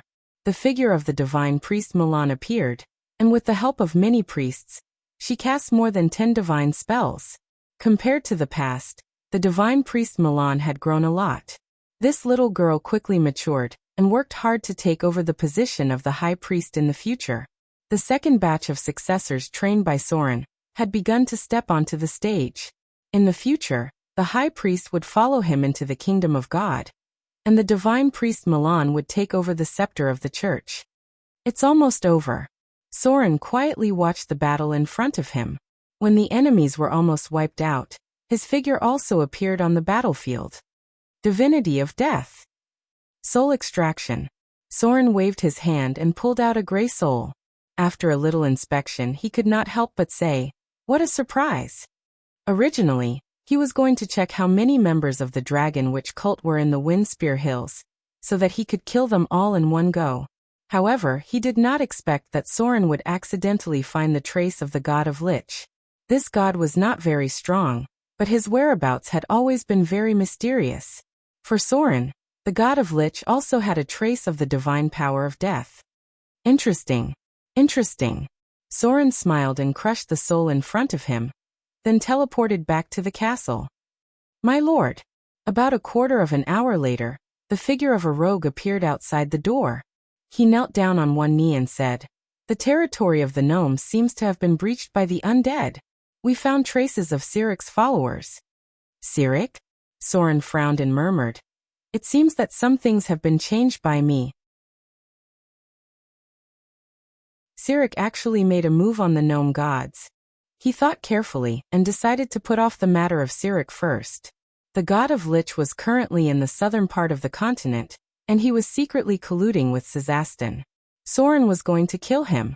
If he could kill the god of Lich, Soren could not only replenish the power of the divinity of death, but also obtain some special abilities in secret spells. After all, the fall of the god of mages was related to this guy. However, to be on the safe side, Soren still decided to let Gloria and Vivian go together. The god of Lich was not easy to die, and Soren wanted to make sure that they could completely destroy his phylactery. Gloria had become a demigod, and it was time to try actual combat with a god. In addition, at present, the Fallen Witch had returned to the city of Moder, and there was no problem with her in charge. Soren just wanted to let her study how to solve the plague spread by the undead. After all, she had obtained a little divinity of the goddess of plagues at that time. Chapter 1037. Bayfoam County. It was close to the northern tower, but it was not the territory of the witches. It belonged to the church that served the Lady of Night. The Church of the Gods had many private lands in the material plane. After the end of the era of Queen Isabella, there were no more powerful empires in the material plane, and the church took the opportunity to gain some secular power. However, under the constraints of the gods, the church did not dare to steal too much power. They only controlled the range of a city, just like the harvest city controlled by the Church of the Goddess of Agriculture. Soren also dealt with it the same way. His church had great influence in Mordor City, but he did not have much secular power. Bayfoam County was controlled by the church under the command of Lady of Night, but there was still a puppet baron nobleman on the surface. This noble himself was a believer of Lady of Night. This was a common method used by the gods to support the nobles who believed in them to become lords, to achieve the effect of secretly controlling and influencing them. At this time, near a cemetery in Bayfoam County, a group of floating ghost fire was wandering. This was a very common phenomenon, because after Death God Nero's scheme succeeded, the number of the wisps and ghosts increased exponentially. Now, the nobles did not dare to bury their corpses near their original graves, and many large-scale graveyards were dangerous even during the day. This ghost fire seemed to be irregular, but if one looked carefully, they could find that they were controlled by some kind of power to monitor the surroundings. Near a large mausoleum in the south of the cemetery, a secret door suddenly opened, and then a lich came out. He carefully observed the surroundings, and then cast a teleportation spell to leave.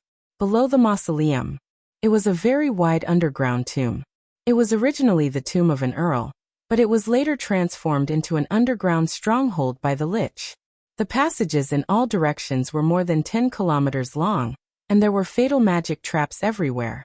Just the door was guarded by 2 ancient mummies, and then there were 2 coffins inside. Creatures full of evil were hidden in them. Damn it! An angry roar came from the bottom of the underground tomb. A pale golden skeleton holding a staff looked at the test bench in front of him and roared. Damn the goddess of magic and death, verges! Golden skeletons. The lich, whose entire body was made of golden bones, indicated his identity. He was the lich god, Vishalan. Demigod-level lich liked to transform his body. After success, he would be immune to more than 85% of physical damage. The transformed form would be the golden skeleton in front of him. During the time of troubles, many demigod liches had turned into this form, and the lich god in front of him seemed to have just completed the transformation not long ago. Not long ago, the lich god, Visharan, was ambushed by the goddess of death and magic verges. The powerful goddess of death and magic verges killed the lich god on the spot. But, as a lich, Vishalan still had his phylactery. This gave him a chance to resurrect.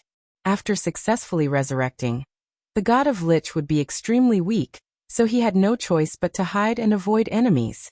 For some reason, he hid here and tried to repair the phylactery. However, Verges, who was in charge of death, was not easy to deal with. The phylactery of the god of lich was severely damaged, and even his body had to be rebuilt. The golden skeleton was only at the level of a demigod. This golden skeleton was much weaker than his previous body. On the test bench in front of him, a strange metal box was suspended in the air, and it was full of cracks. This was the wound left by Verges, the goddess of death and magic. The divine power of death damaged the phylactery of the god of lich. The god of lich tried to repair the phylactery, but the avatar crisis limited his power, so several attempts ended in failure. No one knew when. The sky became dark. A thin and slender figure appeared near this cemetery, as if some kind of power shrouded this place, and all the wisps stayed in place. 2 little girls, one in black and one in white, wearing exquisite princess dresses, appeared on the left. They looked happy and seemed to be playing some fun game. Occasionally, they would get together and whisper a few words, as if they were plotting something interesting. On the other side, a beautiful witch quietly appeared. 36 golden tarot cards floated around her body. The scepter of Savras emitted a strange light, blocking all sensing and prophecy spells. She walked in the gloomy place, as if waiting for someone's order. Let's do it. Soren's figure turned into a stream of light and disappeared. Then Vivian and Lillian sped up, and Gloria launched Time Stop. Brother! The sword of destruction appeared in Vivian's palm, and Lillian reached out and grabbed the flame whip from the void. The 2 little girls said at the same time, "Leave the things outside to us." The abnormal energy suddenly alarmed the ancient mummy guarding the door. Soren nodded and walked past the 2 creatures. Then when he passed the coffin, suddenly 2 black shadows rushed out. The pale and rotten ancient vampires appeared and screamed at Soren. Divine shockwave. Soren did not pay attention to these enemies. After a divine shockwave forced them back, he quickly moved forward. These enemies were dealt with by Vivian, Lillian, and Gloria. His goal was the god of lich. The other party had sensed Soren's arrival and tried to escape, but the nearby space had been blocked. In the deepest part of the underground tomb, Soren's figure slowly appeared. At the moment he appeared, overwhelming spells fell. There were at least 5 legendary spells among the dozens of spells. In an instant, Soren's figure was drowned and then disappeared. No, The vigilant god of Lich immediately noticed the abnormality and quickly retreated. But it was too late. Another figure of Soren appeared, and the silver-white stream of light turned into a storm and slashed at him. It was Soren's simulacrum that had just entered the door. The god of Lich's carefully prepared round of attack was powerful. In an instant, the simulacrum, which had 60% of Soren's strength, was destroyed. It's useless. Soren approached expressionlessly. Shadow Realm. Death Realm. Slaughter Realm. The realm close to the great divine power sealed the space. Soren quickly approached and then turned into a golden giant. God's Descent. He did not give the god of Lich any chance at all because the other party also had a part of the divine power of death. He also had the divine powers of immortality, liches, necromancers and necromancers. This was not an opponent that could be underestimated. The god of Lich may not be powerful, but the domains that he had mastered were also very deadly, including death, evil, magic and immortality. No. A desperate scream sounded. Soren's attack destroyed the body of the god of Lich in an instant. The difference between minor divine power and intermediate divine power was so huge. After losing the initial opportunity, the god of Lich could not resist at all under Soren's storm-like attacks. His physical body was destroyed. Then a golden soul appeared and instantly turned into a stream of light, ready to escape. Death Prison. Soren knew that it was easy to destroy the body of the god of Lich, but it was difficult to kill him. He used the divine power of death to seal the other party's soul, and then connected to the target's phylactery in an instant. With a surge of divine power, Soren directly launched the ability of divinity to destroy the other party's phylactery. Crack. The sound of something breaking was heard. The next moment, a row of data appeared in front of him. Killed god of Lich Vishalin. Extracting soul energy from the target. You've gained 3650,000 slaughter EXP. Target has divinity. Extracting divinity from the target. You've gained 15 divinity. Target has divinity. Extracting divinity from the target. You've gained 12 divinity. Seize part of the target's divine power. Immortality divine power extraction. Compatibility 55%. Part of the ability devoured and transformed into death divine power. Lich divine power extraction. Compatibility 25%. Part of the ability devoured and transformed into death divine power. Necromancer divine power extraction. Compatibility 15%. Part of the ability devoured and transformed into death divine power. Mage divine power extraction. Compatibility 75%. You've gained the domain of Mage. Necromancer divine power extraction. Compatibility 45%.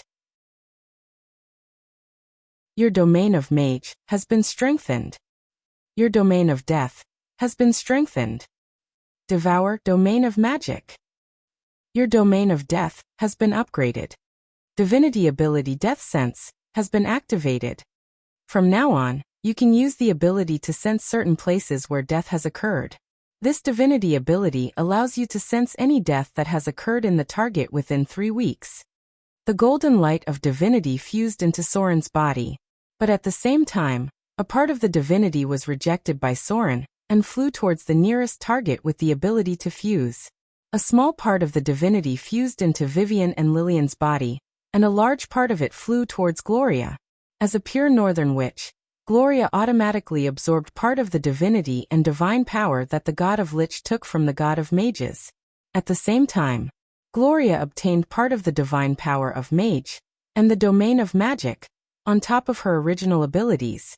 The battle ended quickly, because this was the territory of the Lady of Night's Church. Soren did not dare to stay any longer. After killing the god of Lich, he immediately left with the others. But not long after Soren's figure left, an elegant woman wearing a gorgeous robe appeared. She frowned as she looked at the target in front of her and murmured, "Someone beat us to it." Who? Chapter 1038. Who is it? The goddess of magic and death, Verges, strolled in the gloomy graveyard. At this moment, her brows were furrowed and she seemed a little unhappy. The god of liches had always been her target. For this reason, the goddess of magic and death, Verges, even killed the god of liches once. However, because the other party had a phylactery, she at least damaged the phylactery in the end, reducing the other party's chances of resurrection. Since then, the whereabouts of the god of liches had become strange. There were almost no traces of him, and it took her a lot of effort to find him. However, just before she arrived, the god of liches had already been killed. Looking at the traces left behind, it was at most half an hour ago. The goddess of magic and death, Verges, used the power of the divinity of death, trying to find traces of the first target. However, she actually couldn't see anything. She could only vaguely feel two shadows, one black and one white. The other party is also a god. The goddess of magic and death, Verges, murmured, and at least in existence with mid-level divine power. Otherwise, it would be impossible to interfere with my death perception. Then another beautiful female figure appeared. She continued, "There's someone else? A female mortal? No. It should be a demigod." The underground tomb had been completely destroyed. Verges found the bodies of two ancient mummies at the entrance. Without a doubt, their souls had been imprisoned and extracted. There were also vampires that had turned into ashes beside them. These should be the servants controlled by the god of liches. This god was very timid. Although Vishalin was the god of liches, he was very wary of liches. He was afraid that his divine power would be stolen by his own kind, so there were very few liches around him as servants. Most of the valuable things in the underground tomb had been looted clean. The person who took the lead should be a veteran. Even some of the test benches were directly emptied. The goddess of magic and death, Verges, finally came to the deepest part. She found traces of a battle. Other than the initial attack, it was almost a one-sided suppression. Two mid-level divine powers gods. Verges fell into deep thought and muttered to herself, "I think I know who it is." Two mid-level divine powers gods appeared at the same time, and they were one step ahead. Seems like only that deity with the ability of death and tracking can do that. Soren's identity was obvious. It was easy to find Soren, who held the divine title of tracking, because Vigus believed that other than Soren, there were few gods who could beat her to it. A little noise came from outside.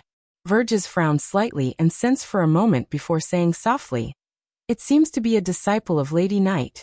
Forget it, let's leave this place first." As a deity from another world, she did not want to interact with the Lady of the Night. This ancient goddess had a bad temper, and she was not friendly to the gods of the other world. In fact, most of the great divine powers were not very friendly to the gods of the other world. They thought that the gods of the other world were snatching their territory. For the gods with great divine power, the material plane was their territory. Mordor City. After returning from killing the Lich God, Soren was in a good mood. After a preliminary inventory of the spoils, he held Gloria in his arms and celebrated happily in the room. Even gods needed to relax once in a while. Although the Lich God Visharan was only a minor divine power, as a two-sided fence-sitter, he really had a lot of good things on him. At first, Visharan was a mortal. Later, he was promoted to a god by the Lord of Storms. In order to escape the oppression of the Lord of Storms, this guy turned to the goddess of magic, and thus became a god of the god of mages. As a result, this guy was not satisfied. He secretly reconciled with the Lord of Storms and secretly expressed goodwill to Lady of the Night. He took advantage of this to strengthen himself. At first glance, he was a typical fence-sitter. However, this fence-sitter was a big winner in the Avatar crisis. After the goddess of magic had an accident, he immediately betrayed and plotted against the god of mages. At the same time, he seized part of his priesthood and divine power. If he had not been killed by Verges, the goddess of magic and death, and finally died in the hands of Soren, the Lich God would have quickly mastered the priesthood of mage, and directly promoted to a lesser divine power. It might even have been promoted all the way to an intermediate divine power.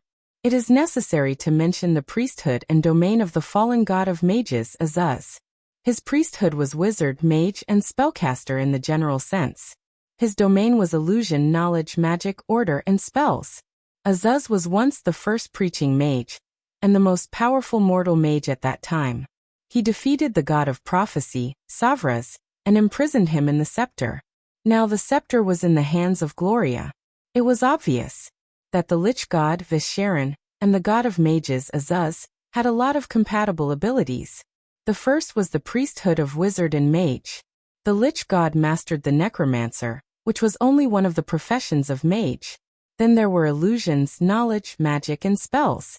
These were all powers that the lich god could absorb. Unfortunately, this guy's talent was not very good. Until now he had only fused with the domain of magic. Soren found the weapon of the god of mages in the lich god's treasure vault. It was a grade 3 artifact, the old staff. It had a very simple name, but the power of the god of mages was sealed. It included wizard, mage, illusion, knowledge, and spells. It seemed that the lich god learned very quickly. He even learned the method that the god of mages used to deal with the god of prophecy. It really felt like an eye for an eye. The soul of the god of mages had already been scattered. The old staff itself was not a very powerful artifact. Its most important role was to help the god of mages repair the magic net. There were remnants of Azutha's soul fragments in it, and Soren could absorb mage and knowledge. As for the other abilities, Soren already had enough domains. So he was prepared to give it to Gloria and the Fallen Witch to see what they could gain from it. Gloria currently had the abilities of prophecy, wizard, knowledge, and so on. If she could gain the power of spells and illusion, then she would very likely replace Azuz and become the new god of mages. This was a very good idea. According to Soren's judgment, there would be a battle between the goddess of magic, the Lady of Silvermoon, and the Lady of Night. It was hard to say who would win in the end. If something happened to the goddess of magic, then Gloria might have a chance to replace her after becoming the god of mages. The weave was very important in Soren's future plans. If Gloria could control the power of the weave, then not only would she be of great help to Soren, but she could also help him limit the abuse of the weave by mortals.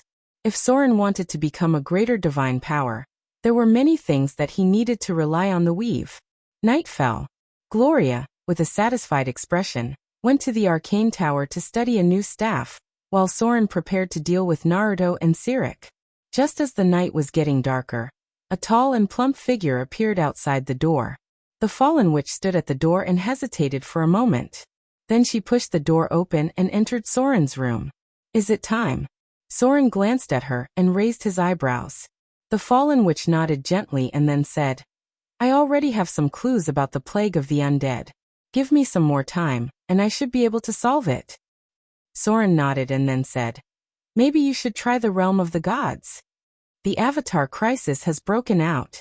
This is the best time and the worst time. If you miss this opportunity, even in the future, I won't be able to help you easily become a god.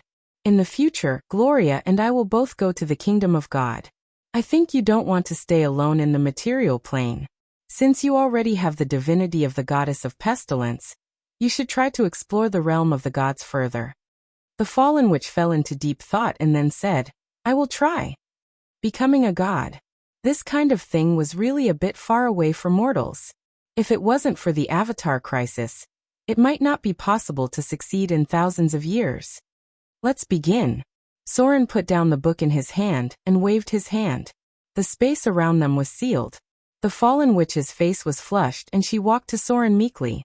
Then she slowly knelt down like a little bitch. "It seems that I have to find a way to solve the problem on your body." Soren's expression was a little subtle, but he still said in a deep voice, "I have all the influence in the abyss. If possible, I will find a way to help you remove the mark on your body." The trace of the Queen of Succubus. Soren had been a little aware of it, but this demon lord was not easy to deal with. Her combat power might not be strong, but her ability was very strange, almost reaching the extreme of a certain field. This kind of extreme conversion of aura, even Soren might not be able to resist, especially when he was only in the form of a saint. It must be known that the previous generation's Lady of Wealth ventured into the abyss in the form of a saint to sneak back to the kingdom of God. She was imprisoned by the original Six-Fingered, and as a result, she was humiliated for many years. This was a very embarrassing thing. because even the powerful gods might not be able to defeat the demon lord in the form of a saint. Of course, if he was in the form of a god, there would be no fear. Basically, there were no natural enemies in the form of a god, unless there was a problem inside the kingdom of God. Pa! A crisp sound reverberated in the air, accompanied by the faint sound of a woman's moaning. Soren faithfully completed the contract ceremony to please the Queen of Succubus, but his mind had turned to the abyss. After stealing a large number of souls from the Styx, both the demon lord and the kingdom of God had greatly increased in strength. He was considering whether it was time to expand and separate a layer of the abyss. At that time his demon lord would be the real abyss overlord.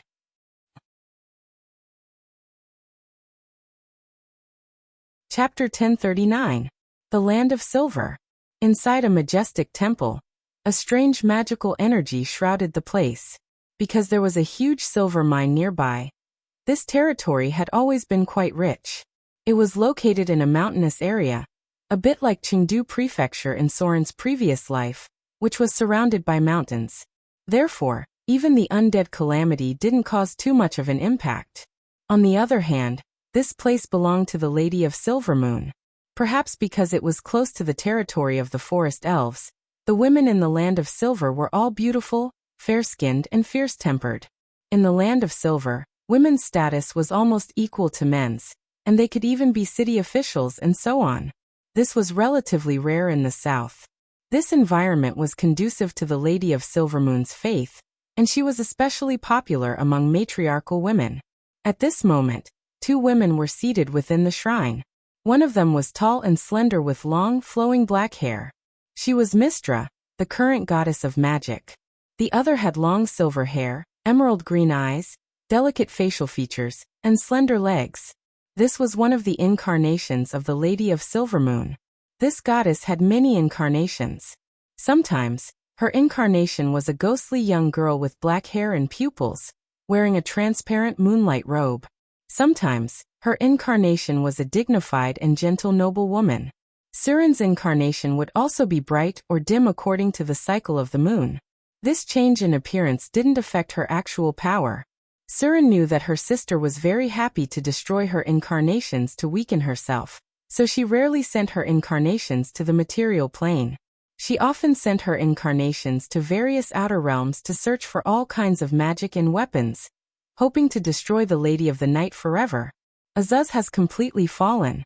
The goddess of magic stood up, closed her eyes and whispered, "Just now, I felt a powerful force erase Azuz's soul imprint. Part of the mage divinity was transferred to me, but most of it was taken by someone else." The god of mages was a subordinate of the goddess of magic, and spent most of his time helping her repair the magic net. The god of lich didn't completely kill Azuz, but imprisoned him in the scepter. Soren didn't have much affection for this god, so to avoid trouble, he directly erased Azuz's soul consciousness. Lady Silvermoon's expression was grave as she muttered, "Really? It seems that our strength has weakened again. This must be Shar's scheme.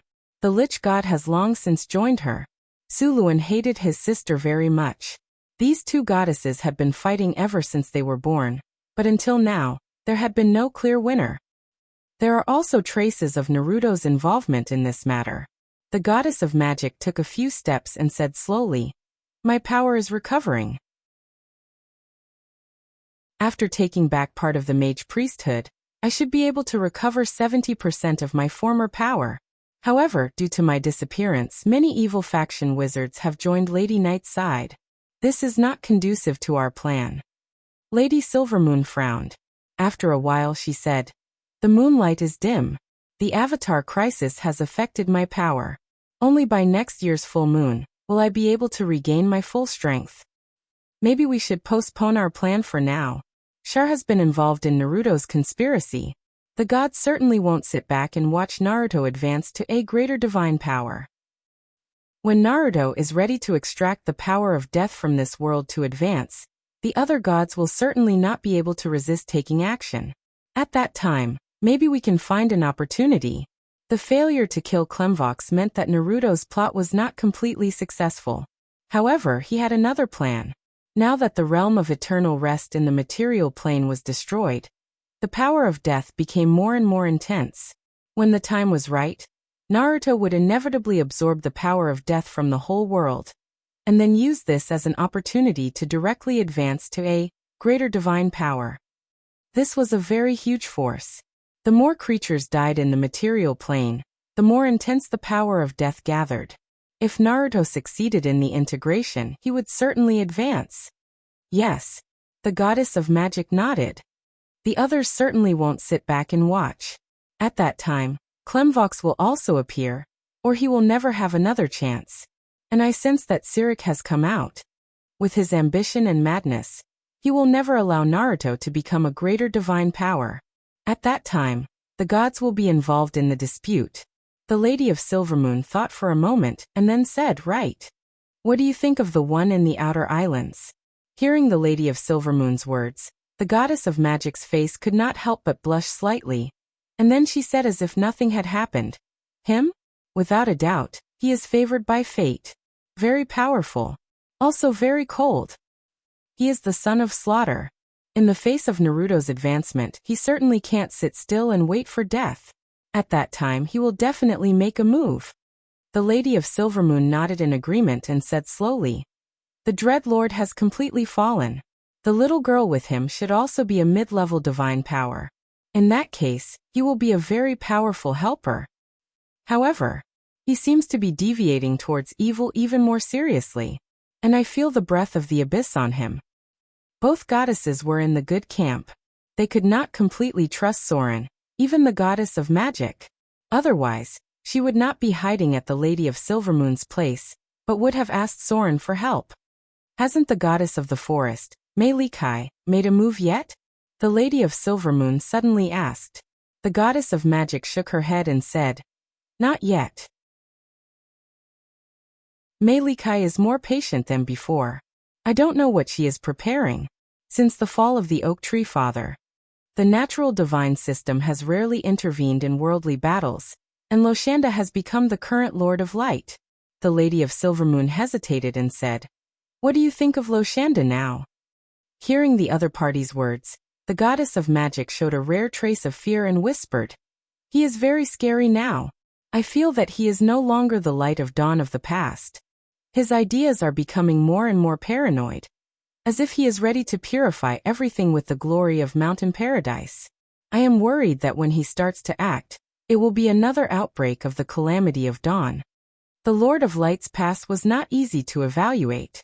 When he was still the light of dawn, he had already brought disaster to the gods because of his overly persistent beliefs. So, the gods were now a little afraid of him. Even the gods of the good alignment were the same, and even the goddess of agriculture kept an appropriate distance from her father. Perhaps the only ones who really followed him were those stubborn paladins and fanatics. In the past, there was still Mother Earth to influence him, but now the Lord of Light had completely become the Lord of Light. The self-sacrifice of the Oak Tree Father had changed him a lot. Sigh. The Lady of Silvermoon sighed and said, "If only the Oak Tree Father was still here. If he was here, the calamity of the undead would definitely not break out, and the Oak Tree Father would directly purify and maintain the balance of nature." The Oak Tree Father was a hardline god. He didn't even have a camp. His camp was nature. Whether good or evil, as long as the balance of nature was destroyed, it was his enemy. The most powerful natural divine system had become a thing of the past. Although there were many gods in the human divine system, they had been divided. Even the god of war had become very cautious, so no one had stopped Naruto's conspiracy until now. No one wanted to be the first to take the lead. Mordor City. Soren, who was evaluated by the two goddesses, also seemed to have a premonition of Naruto's plan, because the rich power of death had increased his divine power. The energy core of Mies had been placed in the Arcane Tower. Within the range of the Arcane Tower, the high-grade witches of Mordor City could enjoy this convenience. They could make magic tools more easily. However, the effect of this kind of improvement was not obvious in a short time. It often took time for a qualitative change to occur. But now the arcane shop in Mordor City had begun to sell magic equipment. Just when Soren's attention was focused on the bottomless abyss, he felt a kind of call in the dark, and then he shifted his attention to the Eastern Kingdom. In a barren desert, a girl named Cicada was walking alone in the desert. She had completed the training of the Lost Trace sect and truly mastered the mystery of Shadow Trace. Suddenly, the legendary realm made her spirit sublimated, and even Soren felt it. Her talent is really good. Soren closed his eyes and looked at the girl in front of him with his spirit, and said to himself, "It seems that we can get ready to act. A monk order. This should be able to strengthen the church." Soren had already prepared to form a monk order. There were too many wanderers in the church, and it was too simple. The monks of the Eastern Kingdom had all kinds of powerful and mysterious powers. With the girl Cicada, as an opportunity, Soren was ready to attract some monks to join the church. Maybe it's time to give her an oracle, Soren thought. The wind was howling. The girl walking alone in the desert stopped, and in front of her, a demon wearing a bamboo hat appeared. Since the appearance of the ancient evil, the Eastern Kingdom had also suffered turmoil. Demons and undead were only one of them. The demon that had not been seen for a long time began to appear frequently. The demon was also called the demon beast ghost. It was said that it was a creature that appeared with the desert gods. The most dangerous one was the demon lord, who was a terrible enemy in the Eastern Kingdom. These creatures were immune to 1 to 6 spells, and enchanted weapons below +2 were almost difficult for mortals to defeat. At present, the Eastern Princess was busy dealing with the demon lord. She could not even take care of her own territory. Piercing shock palm. This was not the first demon that Cicada had encountered. At the moment when she found the enemy, she sped up and rushed directly. Penetration. The special ability of the Lost Trace sect made Cicada's figure like a ghost. Although her palm was blocked by the enemy, the next moment, the demon spat out a mouthful of blood. Sun flame form. The fist master who succeeded in one move followed up with another attack. With a loud bang, the demon in front of him was directly hit and flew out. At this time, the enemy had time to say a sentence. Transcendence.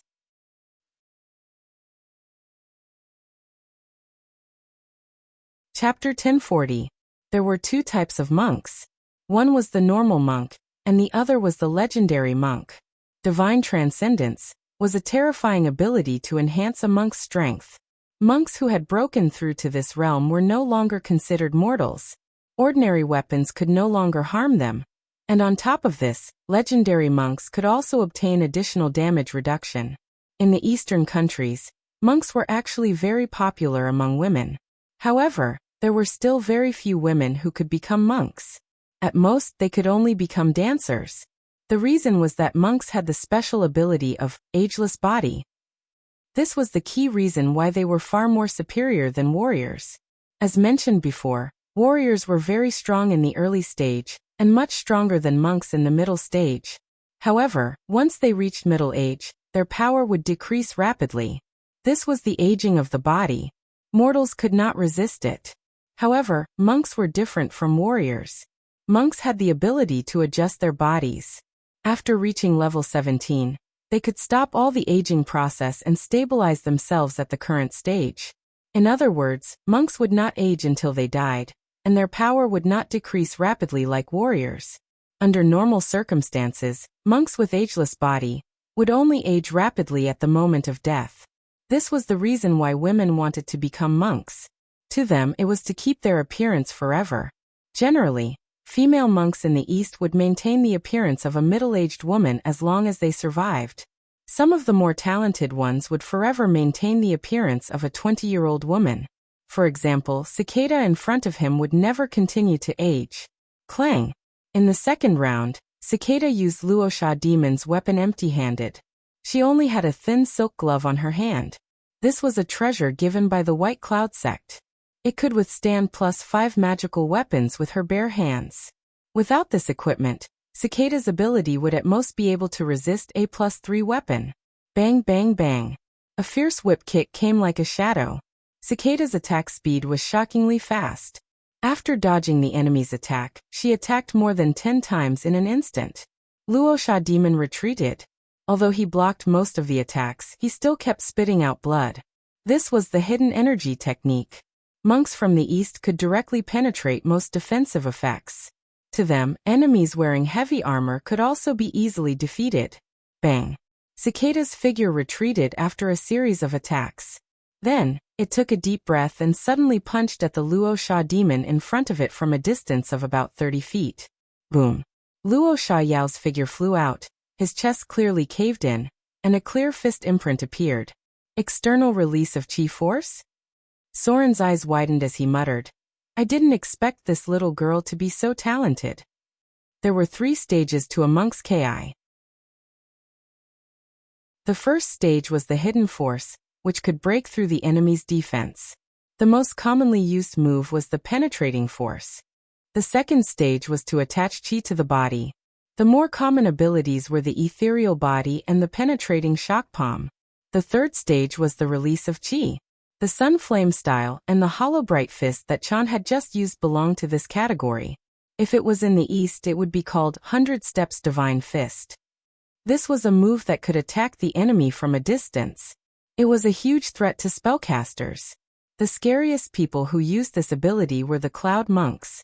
They had lived much longer than others, and the chi in their body was unbelievably strong. Cicada's punch shattered the Luo Sha Yao's heart. After killing the enemy, she rested for a while, and then went to clean up the battlefield. Soren watched all of this silently. However, he was thinking in his mind.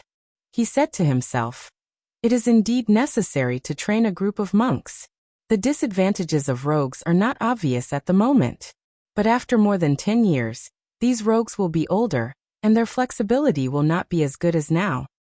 My church only has priests in the spellcasting department. Although there are half-elves in the melee department, they also need to be replenished. Rogues and warriors were the same. As long as the race was human, after the age of 45, if they had not broken through the realm of legends, their strength would rapidly decline. Although their experience would become rich, their overall attributes would decrease. Half-elves were slightly better. They could probably maintain their peak state until about 65 years old. The advantage of monks was that after entering the higher level, they could maintain their peak state even after 100 years. This was very useful for a church. As long as a group of monks was trained, according to the lifespan of humans and the generally long lifespan of monks, even if they did not replenish new blood, they could probably last for about 120 years. This was quite a long time even for a deity. Since he had an idea, he was naturally ready to act. Soren immediately found the high priest and said, I am going to set up a group of monks. The preliminary candidates have been decided. You can prepare in the church. Cicada had entered the realm of legends. It was enough for her to be the leader of the group of monks. The Eastern Kingdom did not lack monks, but Soren needed monks from the evil camp. This required him to secretly help Cicada recruit people. Just right. Soren's avatar was also ready to go to the Eastern Kingdom to see what was going on there. Because the distance was too far, there were a lot of scattered news. Most of it was related to ancient evils and Luo Sha Yao, but Soren could not see it clearly. In the desert, Cicada quickly collected the spoils of war from the Luo Sha Yao. She did not make a vow of poverty, so now she was somewhat valuable. The feeling of being spied on disappeared. Since entering the realm of legends, her senses had become stronger and stronger, especially the sensing ability brought by meditation. She could vaguely sense Soren's existence. The girl moved forward very quickly. About an hour later, a broken city wall appeared in front of her. This was an abandoned town. It used to be an oasis with a population of about 5,000. However, after the outbreak of the turmoil last year, the oasis had been covered by the desert. The wind and sand had destroyed everything here. Now it was a place occupied by Luo Sha Yao. In order to fight against the frequent evils, most of the high-level monks had their own missions. Cicada's mission was to clean up the Luo Sha Yao here. Dismal Wind Valley, an ancient battlefield that had existed for hundreds of years. The overly tragic war had caused ghosts to surround this land. Now it had become a paradise for the undead. My lord, a figure holding a huge scythe entered, and then went through an underground passage to an underground temple. This undead that looked like an attendant of death knelt down on one knee and said, "The god of liches has fallen. The members of the Dragon Witch cult and the dragon cultists have been defeated, but the dragon liches they resurrected are enough to start our plan. A pitch-black skull appeared, and Naruto's voice sounded on the altar. Who killed the god of liches? The attendant of death said respectfully, the Shadow Master Soren. Naruto hesitated and said slowly, it's him again? The attendant of death nodded and said, should we start the ceremony according to the original plan? The power of death has spread throughout the entire material plane. The 12 altars on the main road are ready. Naruto fell into deep thought and said, let's do it according to the plan. However, the Shadow Master Soren is a problem. He inherited the power of the 3 death gods, so he's a potential enemy for me. There's nothing to be afraid of if he's alone, but I don't know where Clemvox is hiding. If they're secretly working together, it'll be troublesome. The attendant of death suddenly said, my lord, aren't we still controlling the unkillable king, Orcus? Although this undead king isn't strong enough after being resurrected, he still controls a large number of demons in the abyss. Before the ceremony starts, we can send Orcus to attack the outer islands. This will definitely hold him back, and we can deal with the Shadow Master after he becomes a greater god. The former Great Lord of the Abyss had fallen several times. Although he was successfully resurrected one after another, Orcus's strength was decreasing every time he was resurrected. The chaos was getting deeper and deeper into his soul. In this undead calamity, Orcus, who was resurrected by the undead lords, was almost completely turned into a puppet under their control. Let Orcus attack the outer islands? Naruto fell into deep thought and said slowly, if we do that, we'll be enemies with the Shadow Master in the future. Yes, let's do that. As long as I become a greater god and master the death god system, the Shadow Master will be an enemy that needs to be eradicated sooner or later. Let Orcus summon the undead army. Before the ceremony starts, I want to see the demon army attack the city of Mordor. A meaningful smile appeared at the corner of the death god's attendant's mouth, and he replied, yes, Master. The brilliance on the altar gradually dissipated. As Naruto's figure disappeared, the attendant of death in front of him quickly retreated. However, just as his figure left the temple, a faint divine brilliance emerged from his body and turned into a beautiful woman with black hair and disappeared with a chuckle. The attendant of death's eyes flickered a little. He stood in place for a while before he began to carry out his master's arrangement. In order to perfectly hold the ceremony to promote to a greater god, my lord Naruto was going to launch an attack on the outer islands and secretly control the undead king, Orcus's abyss army, to attack the city of Mordor. This would distract the attention of the Shadow Master and weaken the enemy's strength in the material plane. Although it was dangerous to completely anger the Shadow Master at this moment, since it was his master's order, he could only carry it out.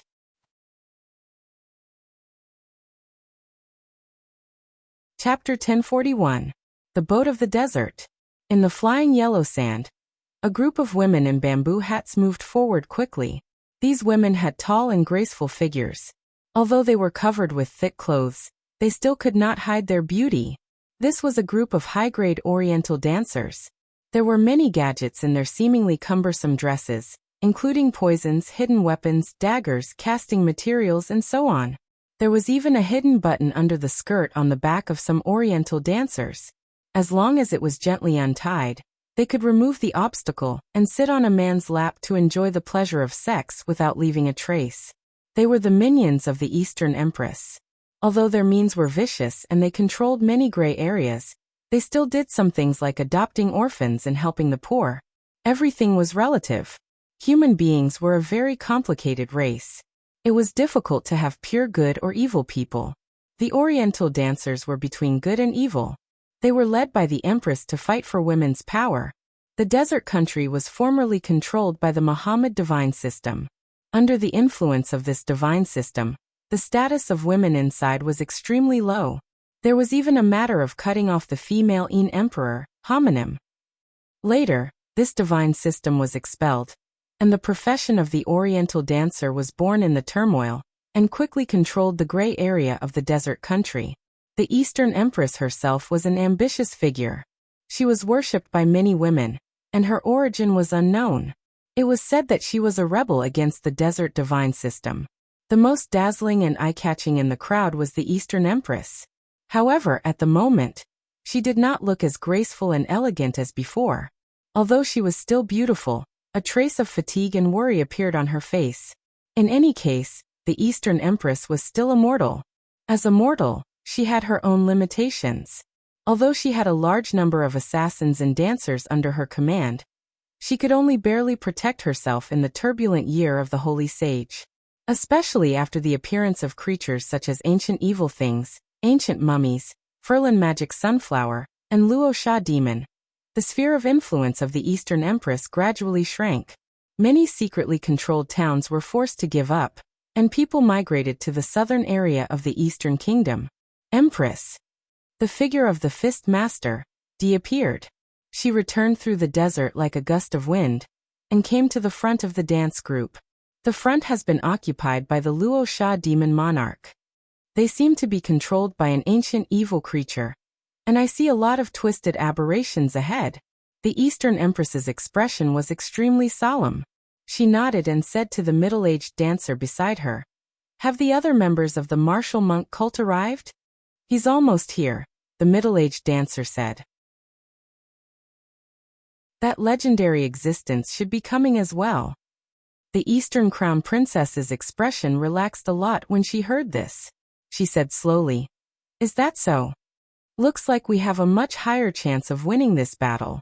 Behind the Eastern Empress, there was an army composed of professionals, including the Oriental dancer, the assassin, the ranger, the puppet master, the 3 factions of monks, as well as the White Cloud sect and the legendary monks who were waiting for their arrival. Such a powerful lineup was enough to fight against many deities. However, even against such a powerful team, the Eastern Empress didn't have a high chance of winning. This was because they were facing an ancient evil being. Furthermore, it was one of the most terrifying ancient evils. Its name was Zargan, ruler of hell. The wind howled. The thick smell of blood filled the air. The believers of these ancient evils destroyed 3 cities and captured a large number of mortals for blood sacrifice. They were worshipping a terrifying horn. This horn was the main body of the ancient evils, or a terrifying existence that had died. The terminator of all things, the ancient elemental eye, the god of darkness, the patient, the waiting, the cursed, the father of the ancient evils, the source of all evil, the embodiment of the eternal darkness, the devourer of all worlds, the scorner, and the destroyer. A strange chant echoed in the air. Some kind of evil aura halo shrouded the town filled with blood in front of them. Even the Eastern Empress was a little shaken for a while. This was the unique ability of the ancient evils. Often, the appearance of an ancient evils would be accompanied by a vision, and it might even change the climate of the entire world. "What exactly is Zargan?"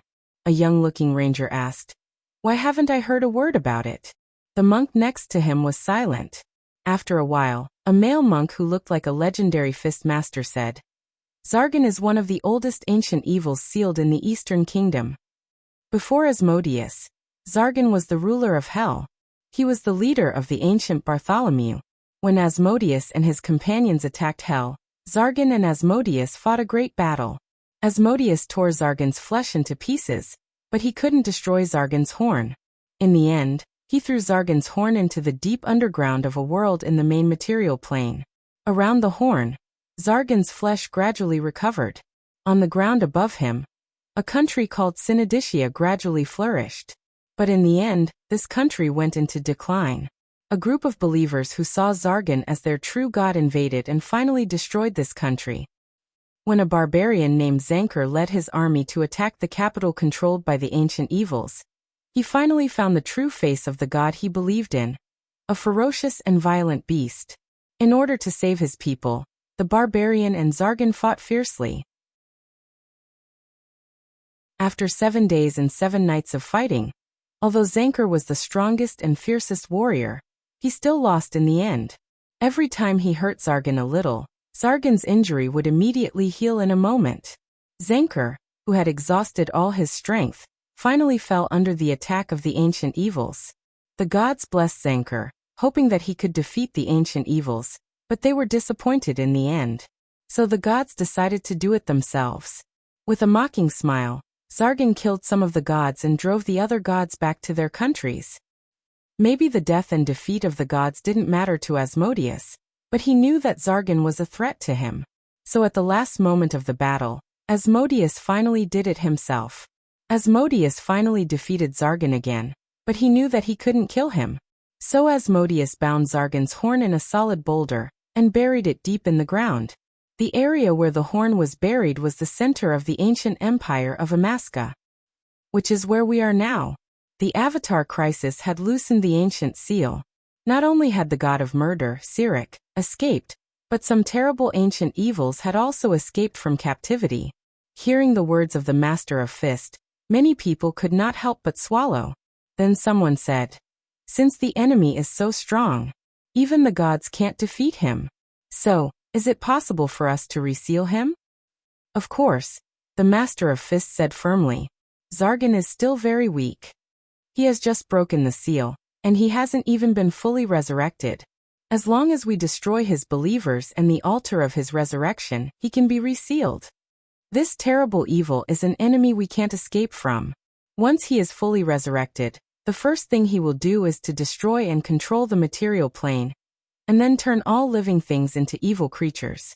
Finally, he will challenge Asmodeus of the Bator Inferno again. Zargan knew that he could not defeat the Lord of Hell, so the first thing he had to do was to build a huge army. This needed to devour a plane. People were still immersed in the legends of ancient times. Suddenly, some figures appeared in the distant sky, and then all the monks could not help but bow humbly. A middle-aged warrior monk of unknown age slowly descended from the clouds. He stepped in the air, as if there was an invisible substitute, and came to the oriental dancer step by step. "Master." In the face of this legendary existence, even the Oriental Empress could not help but bow. The long life had made the cloud monk in front of her forget a lot. He even ignored the peerless beauty of the Oriental Empress. He just looked ahead and frowned. "Is Zargan going to be resurrected? Let's do it. You deal with the evil followers outside, and I will go in and deal with Zargan's horn. Tell all those who are not legendary not to get close to the altar. The aura of the ancient evils can affect people's minds. They just need to deal with the monsters outside." The cloud monk's expression was neither sad nor happy. In his unknown life, it was not the first time that he fought against the ancient evils. He almost did not touch the ground, and he stepped into the town in front of him. Some Rakshasa demons and twisted evil creatures found his trace and rushed directly toward him. The cloud monk almost did not look at them, and he just hit the air with his palm. Boom. Suddenly, the earth shook, and a huge handprint of about 10 meters high appeared on the city wall in front of him. As for the Rakshasa demons who tried to attack the cloud monk, they had already become a pool of blurred flesh and blood on the wall. "Is this the air-splitting palm?" A boxing master was stunned and murmured, "It's so powerful?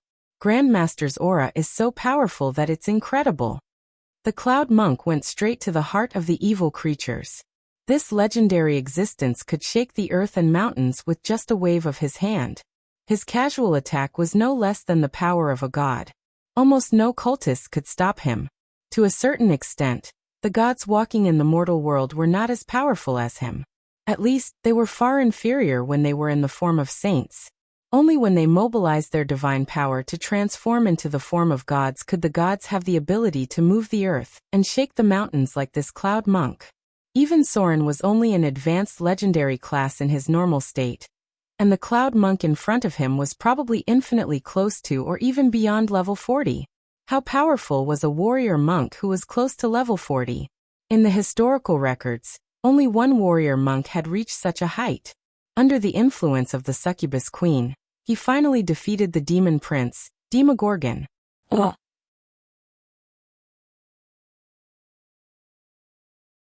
Chapter 1042. The afterglow of the setting sun dyed the city of Mordor with a golden glow. It was rare for Soren to stand on the tower and enjoy a moment of peace. Looking back on his experience along the way, he was racing against time almost every moment. He had never enjoyed the extravagant life of this world. Now the Avatar crisis had entered the last stage.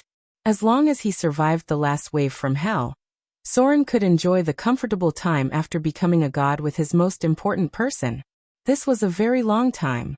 Soren had enough time to squander extravagantly. 100 years, 200 years, 300 years. If it was not enough, he could spend 1,000 years, 2,000 years, or 3,000 years.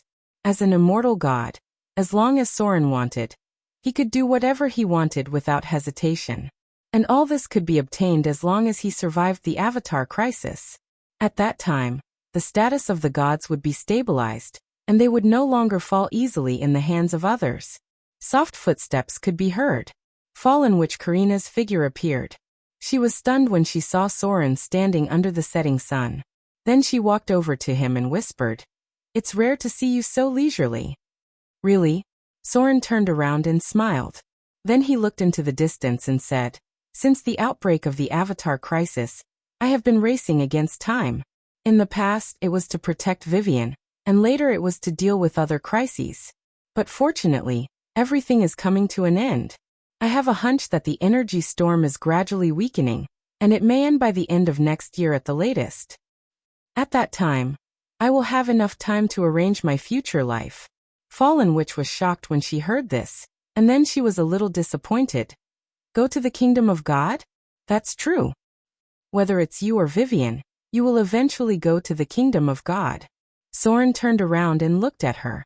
For a long time, Fallen Witch had proved her loyalty with her actions, and because of some rituals, the estrangement between her and Soren had gradually decreased, and their relationship had become intimate.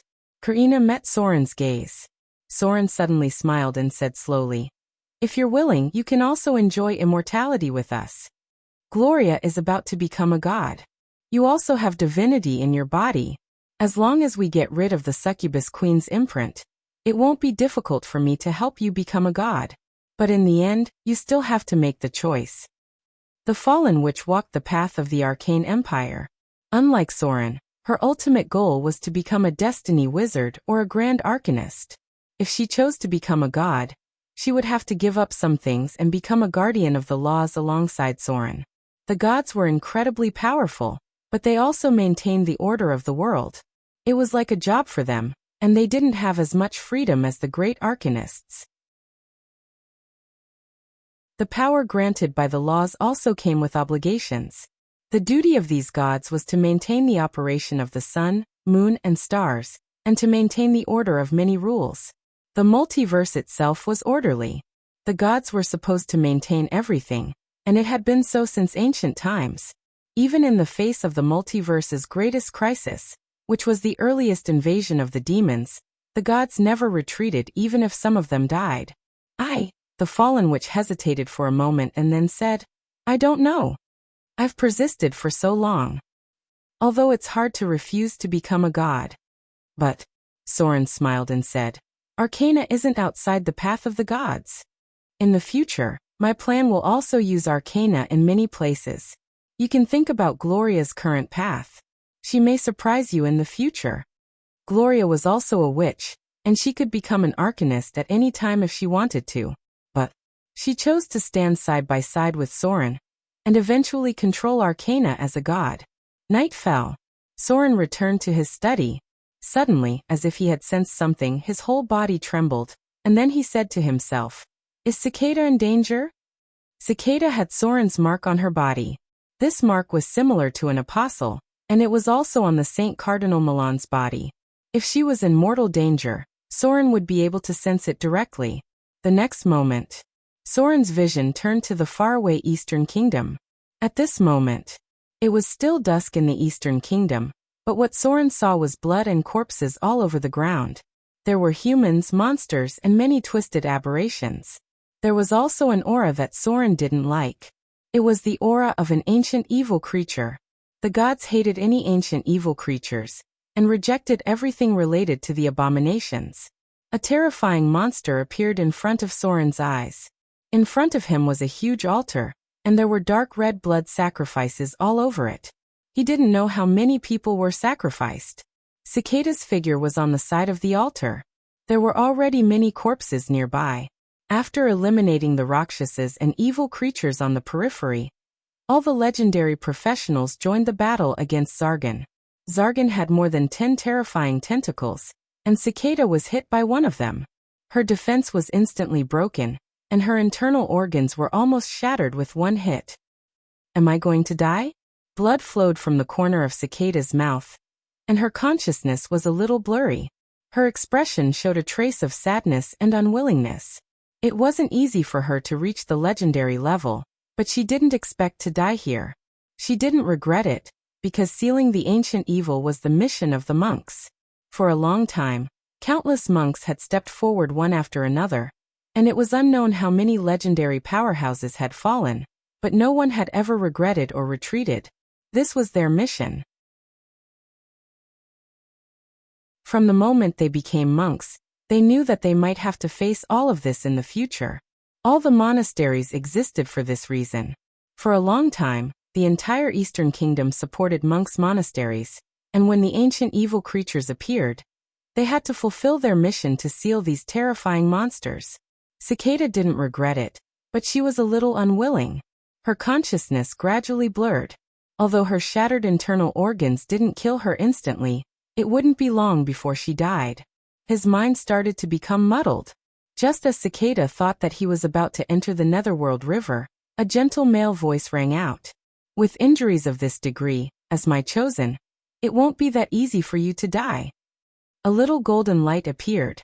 Cicada didn't know when, but a young man with an evil aura appeared in front of her. His body was shrouded in fog, but he exuded an indescribable pressure. No one knew when he appeared, and no one noticed his arrival, whether it was the Cloud Monk or the ancient evil creatures. Greater restoration. Soren's fingertips gently touched Cicada's forehead, and the next moment, Cicada's body recovered at a speed visible to the naked eye. The restoration spell cast by the gods was so powerful that Cicada had been completely restored in almost a breath. All the injuries had been healed, and she had almost returned to her peak state. Shadow Lord. Cicada recognized Soren at once, which made her involuntarily kneel down on one knee. This was an emotion that was hard to resist. An ancient evil creature? Soren turned his head to look at the monster in front of him, then frowned. Zargan? I didn't expect it to run out in the end. He had traveled to the Eastern Kingdom before. Naturally, he knew that Zargan was one of the most dangerous ancient evil creatures in the Eastern Kingdom. Zargan was a monster that was killed and sealed by the Lord of Hell, Asmodeus. This was the second time it appeared, but it was also the last time because adventurers with the ability of the Son of Slaughter could completely destroy it. Zargan was a behemoth of about 10 meters tall. Its whole body was covered with dark scales, and it only had one blood-red eye. Its bloody mouth was full of sharp teeth, and its head looked like an eye demon. The torso and limbs of its body were terrible tentacles. There were 6 tentacles on each side, and the lower body had about 10 tentacles. This terrible monster had a trace of divinity. It was the former Lord of Hell, the ruler of the indigenous people of Bator. When Asmodeus entered Hell, this monster had fought with him, but it was killed by the Lord of Hell. Because it could not destroy its horn, the Lord of Hell finally threw it into the material plane and sealed it. It was a very powerful enemy. When it was first resurrected, it had even defeated the gods. However, its resurrection this time was not very powerful because it had just broken the seal and had not completed the blood sacrifice. It used a kingdom to recover to its peak, but now the Eastern Kingdom was guarded by monks, and the population was scattered. It was almost impossible for it to recover to its peak in a short time. Cloud Monk. Soren saw the monk who was fighting with Zargan. Every move he made was powerful enough to shake the earth. He was a little surprised. A monk with a profession level of 40 or higher? I didn't expect to see it here. He turned around and smiled at Cicada, then said, It seems that you are in trouble. But since you are my chosen, I will lend you a helping hand. A golden beam of light fell from the sky. Soren's figure walked out of the fog and gradually became solid. At this time, the Cloud Monk and the Eastern Princess who were fighting discovered his existence. Shadow Master. God. In the distant outer islands, the great temple of Motor City suddenly shone with golden light, and then countless divine power gathered and rose into a beam of light. Everyone looked at it and then murmured, God's descent. The surging divine power gathered. Soren's figure walked out of the fog, and his body gradually gathered into a solid body. A divine pressure instantly shrouded the battlefield. Come. Soren smiled at Cicada in front of him and said, "Lend me your body." Cicada stood up involuntarily, then looked at Soren nervously. The next moment, Soren's golden body gradually merged into her body. A golden divine light appeared in Cicada's eyes, and then she seemed to have broken through some kind of limit and stood directly on the altar.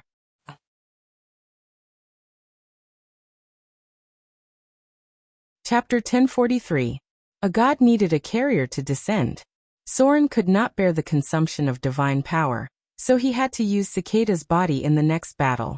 However, in the process of descending, Cicada's consciousness would not disappear, but she would be controlled by Soren as a bystander. This was a rare experience that could let her touch the glory of divinity. Because Cicada was a legendary fistmaster, Soren did not use his curved sword this time. As the golden light gathered, a pair of special gloves appeared in Cicada's palm. It was an item directly made of divine power, and was equivalent to a +3 divine artifact. Shadow Nadir. Cicada's figure disappeared in an instant, and appeared on the right side of Zargan. After being possessed by Soren, her strength increased greatly and almost surpassed all the monks present. Rapid Strike. Epic divine power. As a god, Soren's knowledge was enough to support any class in battle. Zargan's armor was easily penetrated by Cicada's epic divine power as soon as they clashed. Along with Zargan's painful roar, Cicada quickly left bloody wounds on Zargan's body. This was the ability of the monk order. When they served a god, they could get the blessing of divine power. However, most of them were bestowed by divine power. Epic divine power could only be obtained by devout believers above the legendary level. Penetrating Force. Penetrating Shock Palm. Shadow Strike. The power of shadow gathered on Cicada's gloves. When it hit the enemy in front of her, the surging power of shadow and the epic divine power eroded and broke through the ancient evil's defense. In the case of descending, Soren could mobilize Cicada's ability and his own divine power. Shadow Realm. Killing Realm. Death Realm. Some kind of powerful realm blocked the surrounding space. As if sensing the danger of Cicada, Zargan waved more than a dozen tentacles to wrap around her. Sunburst. At this time, the Cloud Monk also reacted. With the vibration of chi, he tried to block the ancient evil in front of him, and help Cicada to kill it. Shadow Dance. The Eastern Empress figure turned into more than 10 afterimages. A strange dagger with divine light flowing around it slashed towards the tentacle in front of her. She seemed to want to save Cicada, because that was how Cicada was injured. If it wasn't for Soren's arrival, it would have died. Shadow Leap. However, Cicada didn't seem to care about the tentacles' attacks. The moment the tentacles touched her, Cicada's figure disappeared. The next moment, the cicada appeared behind the ancient evil creature and launched a series of rapid attacks. Zargan's body was badly damaged, but at the same time, it was regenerating at a speed visible to the naked eye. Ancient evil creatures had a terrifying regenerative ability. Even the gods could not easily kill them. Looks like there's still a little trouble. The cicada made a sound, but it was Soren's voice. She suddenly disappeared and reappeared above Zargan. Divine Shockwave. A huge amount of divine power came out with Cicada's punch. The next moment, Zargan's body gradually became bloody. More importantly, under the effect of the divine shockwave, the altar under Zargan's feet was shattering. The power of the blood sacrifice was disappearing. It was obvious that Zargan's regeneration speed had slowed down. God's Descent. Cicada took a deep breath, then put her palms together. Her whole body was shrouded in golden light. She completely ignored the evil aura of the ancient evil creature, as well as all the negative statuses and corrosive effects. She rushed directly to the ancient evil creature and threw a punch. With the golden light, she directly penetrated the body of the ancient evil creature. Space change. The surrounding space was distorted, and the power of the law cut around, directly cutting off Zargan's tentacles. Destructive strike. The divine power exploded with Cicada's fist as the center, directly destroying Zargan's body. All the flesh and blood were torn apart. leaving only the last strange horn. Even Asmodeus, the Lord of Hell, could not destroy this horn. In the end, he could only seal it. Let me deal with it. Seeing that the cloud monk seemed to be preparing to seal the horn in front of him, Cicada suddenly said, I have a way to kill him completely. Death divinity. Soren's golden body appeared. At this moment, Cicada seemed to have become him. He reached out and held the strange horn in front of him, and then turned into a golden giant hundreds of feet tall. Divine form. Soren's pupils appeared dark, and then he suddenly clenched the horn in his hand. Death's hand. The surging divine power of death gathered. Under the terrible impact of Soren's divine power, a crack gradually appeared on the strange horn in front of him. Then, more and more cracks appeared on the surface of the horn. Finally, some kind of unwilling and fearful roar sounded. A twisted soul broke free from it, as if it wanted to escape into the underworld. Soul imprisonment. Soren's mouth showed a sarcastic smile. With a wave of his hand, the twisted soul was imprisoned and finally injected into a gem made of divine power. The golden light dissipated. Cicada's figure slowly floated down from the sky, and Soren's golden body gradually faded away, along with the soul gem. Lord of Shadows? The expression of the Eastern princess was a little hesitant. She hesitated for a moment before whispering. Cicada opened his eyes at this time and said slowly, Master has left. At the same time, in the sky above the city of Moder, the golden light column gradually dissipated, and Soren's figure appeared inside the temple. During the Avatar crisis, every god's descent consumed a lot of divine power. Under normal circumstances, gods rarely descended. It was precisely because this action consumed too much power. At this time, the light gathered on the great temple had become dim. Soren had almost consumed the power that he had accumulated for nearly 3 months. However, Soren looked at the soul gem in front of him and said playfully, It looks like a good harvest. Crack. Just now, Soren did not completely kill Zargan. He only destroyed the horn where the soul lived.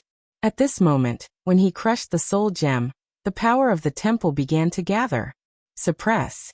Some kind of terrible scream sounded, and then countless souls flew out from Soren's palm. These were the souls that were devoured by ancient evils.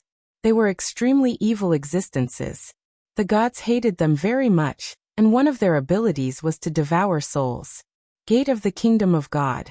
Soren waved his hand and opened a white light gate. Then, under the influence of divine power, countless souls flew into it, and were directly thrown into the pool of shadow reincarnation. Zargan was completely killed at this time. Soren crushed his soul and transferred the souls he devoured into the Kingdom of God. A row of data appeared. You've killed the ancient evil Zargan. Extracting the target's soul energy. You've gained 3950,000 slaughter EXP. The target has divine power. Extracting the target's divine power. You've gained 22 divinity. Your evil domain has been strengthened. Your order domain has been strengthened. Your crafty domain has been strengthened. A wave of divinity was devoured by Soren. After a while, he opened his eyes and was a little disappointed. There really is no divinity in the ancient evil. This was obvious, because if there was a divinity, the ancient evil would have become a terrible evil god. But fortunately, Zargan's body was unexpectedly strengthened by the crafty domain. It seemed that his horn could not be destroyed because of the strange crafty. In the deepest part of the Bator Inferno, just when Soren completely destroyed Zargan's horn, an ancient existence seemed to have sensed something and opened his eyes. Is he finally dead? The Lord of Hell, Asmodeus, was a creature with dark skin and hair. He had a handsome appearance, blood-red pupils, and a pair of small dark red horns on his head. Asmodeus was dressed in gorgeous clothes, mainly in red and black. He held a strange ruby scepter in his hand, and powerful magic power gathered in it. He once killed Zargan in the process of conquering hell, but there was no way to completely kill him. When Zargan was resurrected, the gods had no choice but to take action again. But now it seemed that Zargan was really dead, because Asmodeus could not feel the existence of Zargan's soul. This soul was sealed by him, but now it had completely disappeared. Shadow Master? The Lord of Hell murmured in a low voice, then slowly said, "The new child of destiny? What will you do in the end? Will it be another Sirik? Or will it be a surprise for me?" Everything returned to darkness. The Lord of Hell did not have much of a reaction to the fact that Soren killed Zargan. When Sirik stole the power of the 3 death gods and almost surpassed the gods, the Lord of Hell only watched silently. The Lord of Hell was very patient.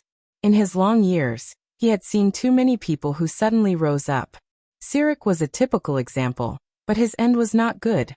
Before everything was settled, no one knew what kind of path Soren would take. The gods were quietly watching him. Because of Sirik's example, no one wanted to be the first to act. They were just curious whether Soren would end up like Sirik. For the gods, waiting was nothing. Only the one who had the last laugh would be the winner. And Sirik was undoubtedly not the one who had the last laugh. Some of them thought that Soren would be the same. When Sirik had just become a god, he was so vicious and ruthless. He killed several gods in one breath and almost surpassed the gods. But in the end, he was too arrogant and destroyed himself. If Sirik had been a little smarter back then, he wouldn't have become the king of the dead Kalemver. Some of the hostile gods were waiting for Soren to self-destruct like Sirik.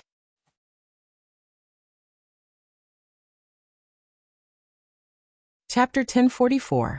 Even though Soren had already left. However, the others still looked at Cicada with a hint of awe. This was the power of a true god. It was so easy to kill the ancient evil that they regarded as their greatest enemy. In fact, the gap between the ancient evil and the gods wasn't that big. However, Soren was now an intermediate divine power, which could be said to be very close to becoming a great divine power. This was equivalent to the main god of a divine system personally taking action. His combat power naturally couldn't be compared to those weak gods. Although the Cloud Monk was very powerful and was already at the top of the mortals, he also had a limitation. That was, he was still a mortal. If the damage that the Cloud Monk caused to the ancient evil was ordinary damage, then the damage that Soren caused to the ancient evil was holy damage. This was the most fundamental difference. The power of the gods was much more important than the power of mortals in all aspects. After the ancient evil was killed by Soren, the evil aura that shrouded here gradually dissipated. The monks began to clean up the battlefield. The Cloud Monk didn't seem to want to communicate with others at all. He directly left by himself. However, just as Cicada was about to leave, the Eastern Empress suddenly walked to her side and said in a friendly manner, "This place is still very far from the monastery. Why don't you go to our camp in front to rest first?"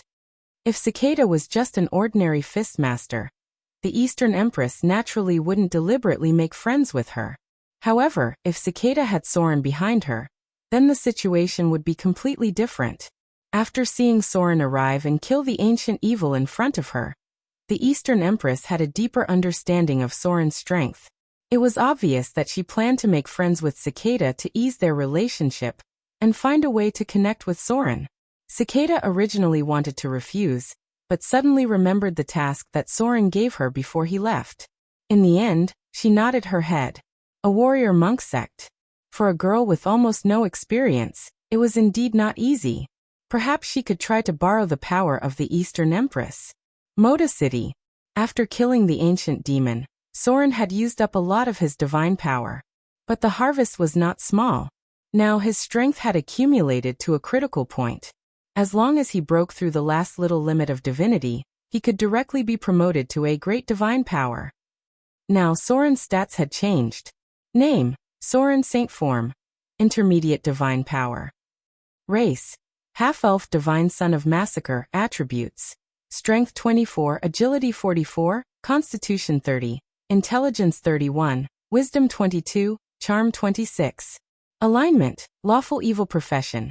Level 15 Rogue 035500000. Level 10 Shadow Dancer, Max. Level 10 Wizard 054250000.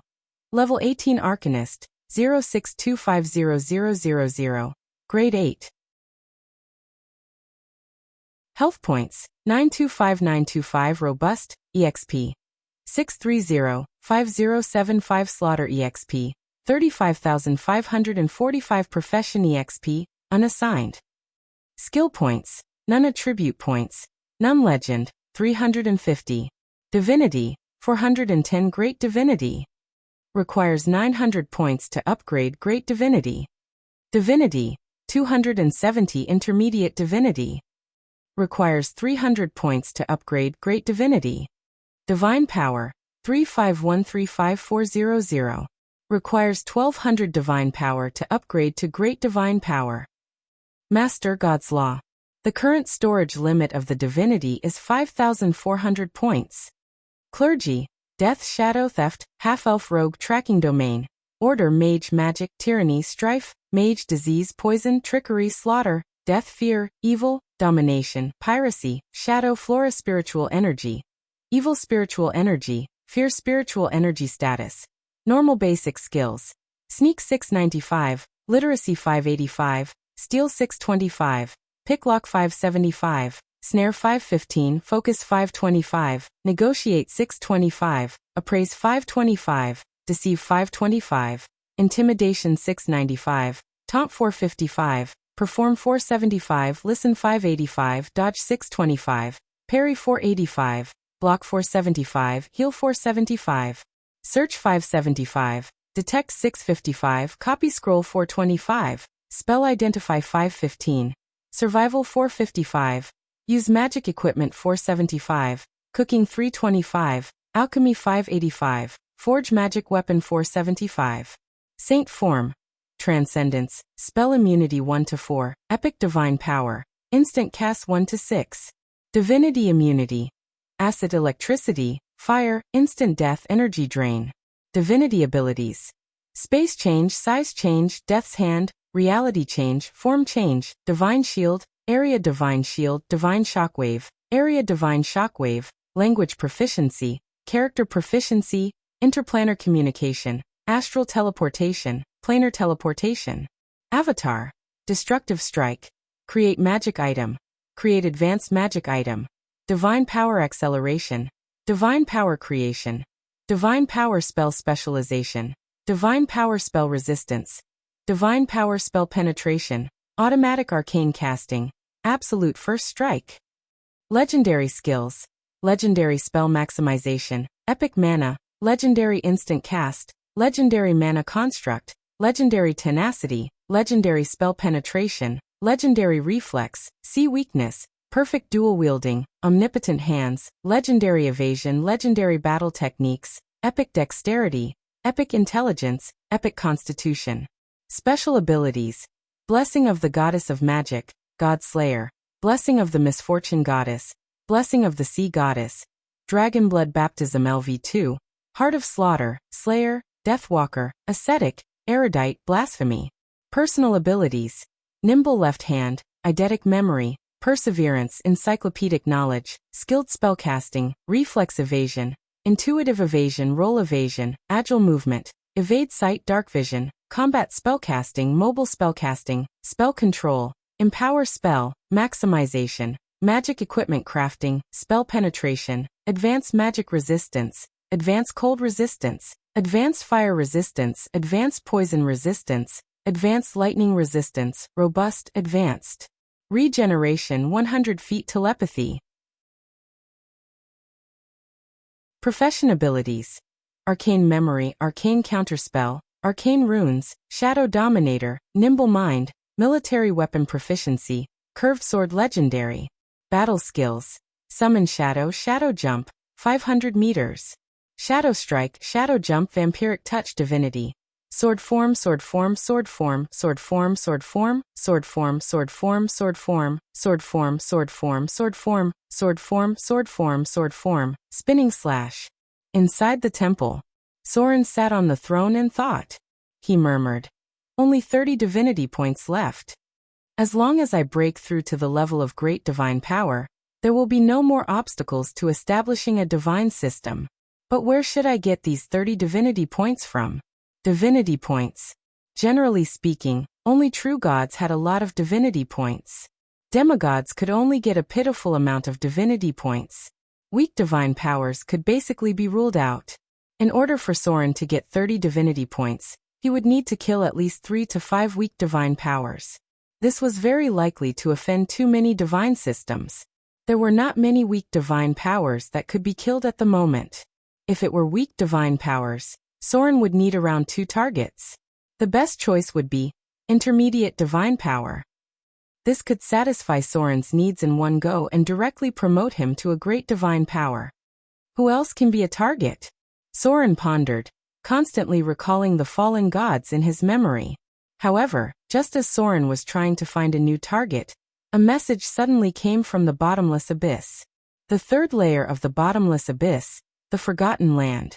In the magnificent palace of the demon lord Sauron, a gorgeously dressed Yugoloth quickly walked in. He then carefully said, "Great Lord Sauron. Recently, my caravan has discovered something strange. I think I should tell you." Yugoloths were merchants of the bottomless abyss. They traded with devils and demons. Because they were good at traveling in the river Styx, this race of demons could be found all over the lower plains.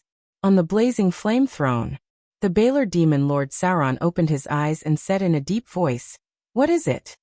The Yugoloth carefully said, "Our caravan has recently discovered that Orcus's undead army has been mobilized on a large scale.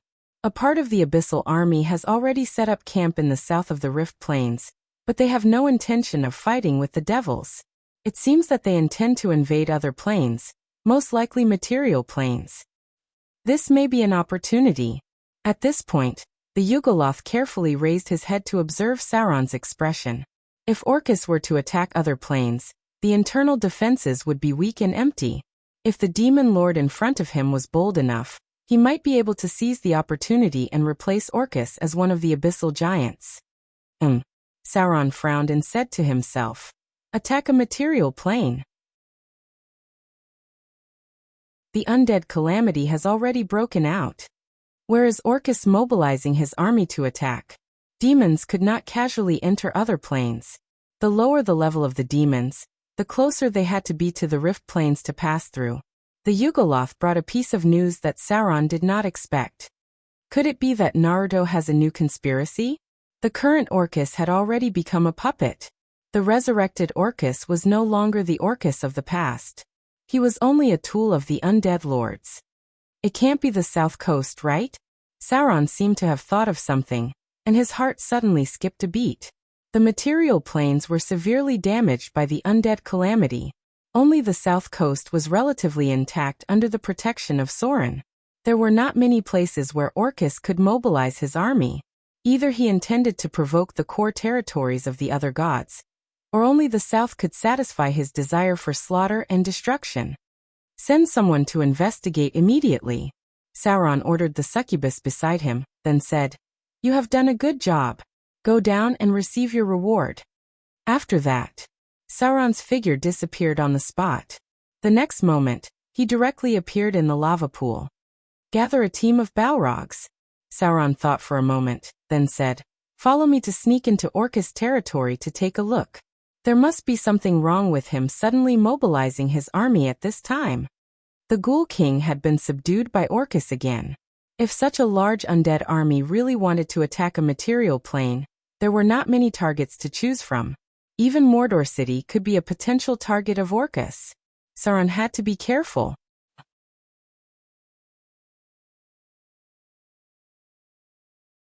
Chapter 1045.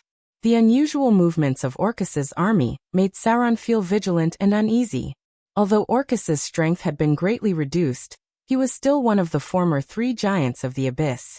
No matter how weak he was, a starving camel was still bigger than a horse.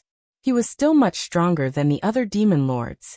Of the former 3 giants of the abyss, only Orcus was still alive. There was no need to mention the demon prince Demogorgon. If it wasn't for his own crazy plan, the most powerful demon wouldn't have fallen so easily. However, although Demogorgon was dead, the 88th floor of the abyss was still controlled by the demons under his command.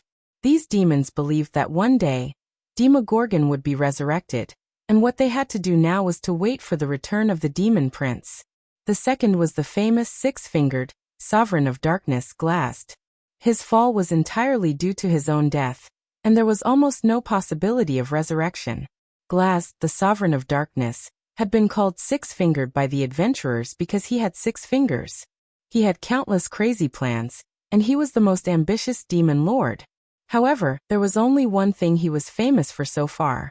That was, during the last time of troubles, he imprisoned the former goddess of wealth, Joaquin. In order to escape the disaster of the time of troubles, the first goddess of wealth tried to bribe the sovereign of darkness, Glast, and return to her own kingdom through his territory.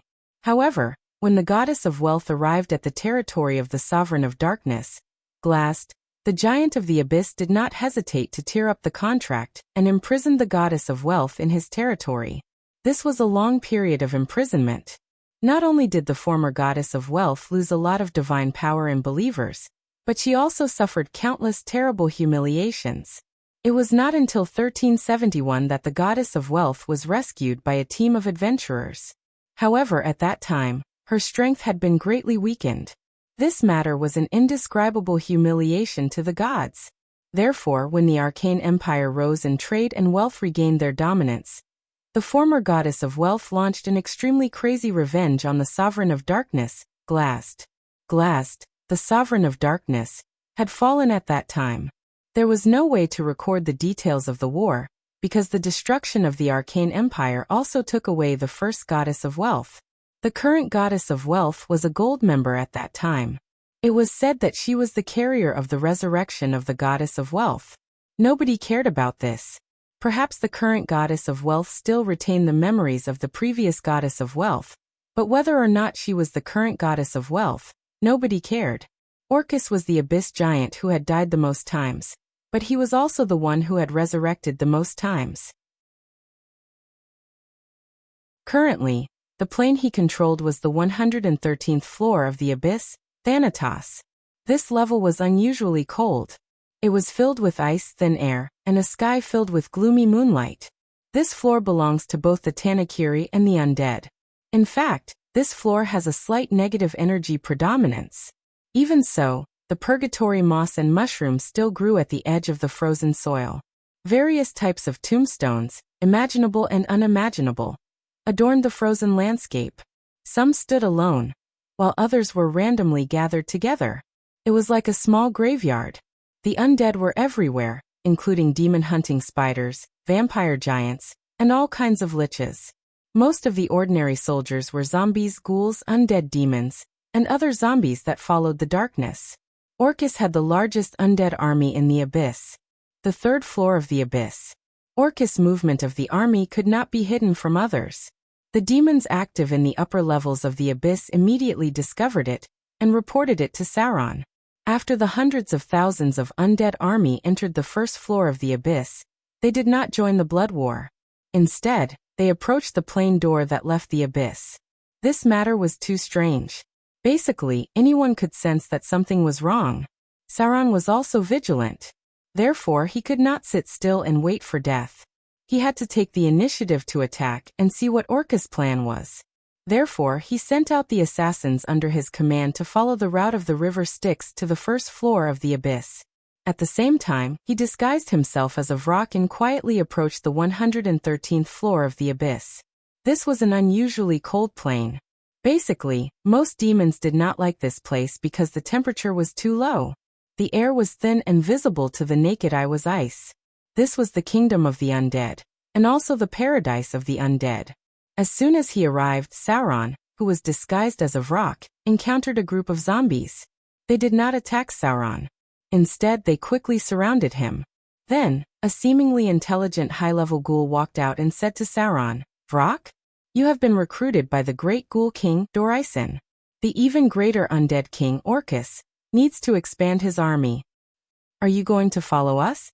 Or are you going to feed these zombies?" The demon's threats were always so straightforward.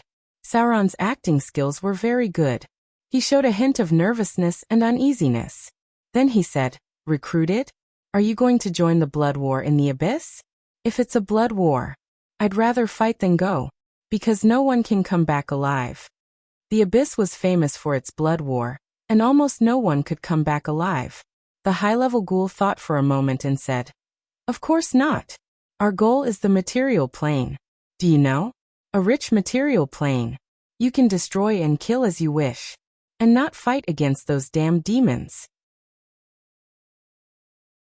In the abyss, most creatures thought that the blood war was a terrible meat grinder.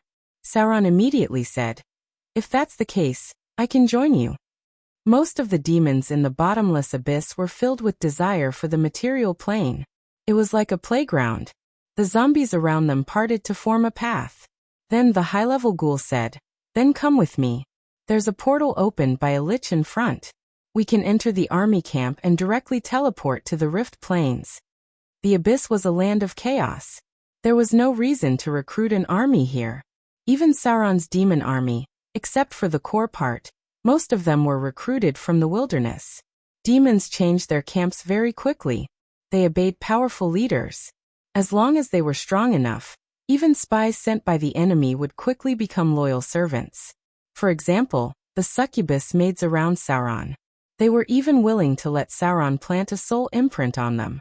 They also told Sauron that they were sent to spy on him. But betrayal was too easy for demons.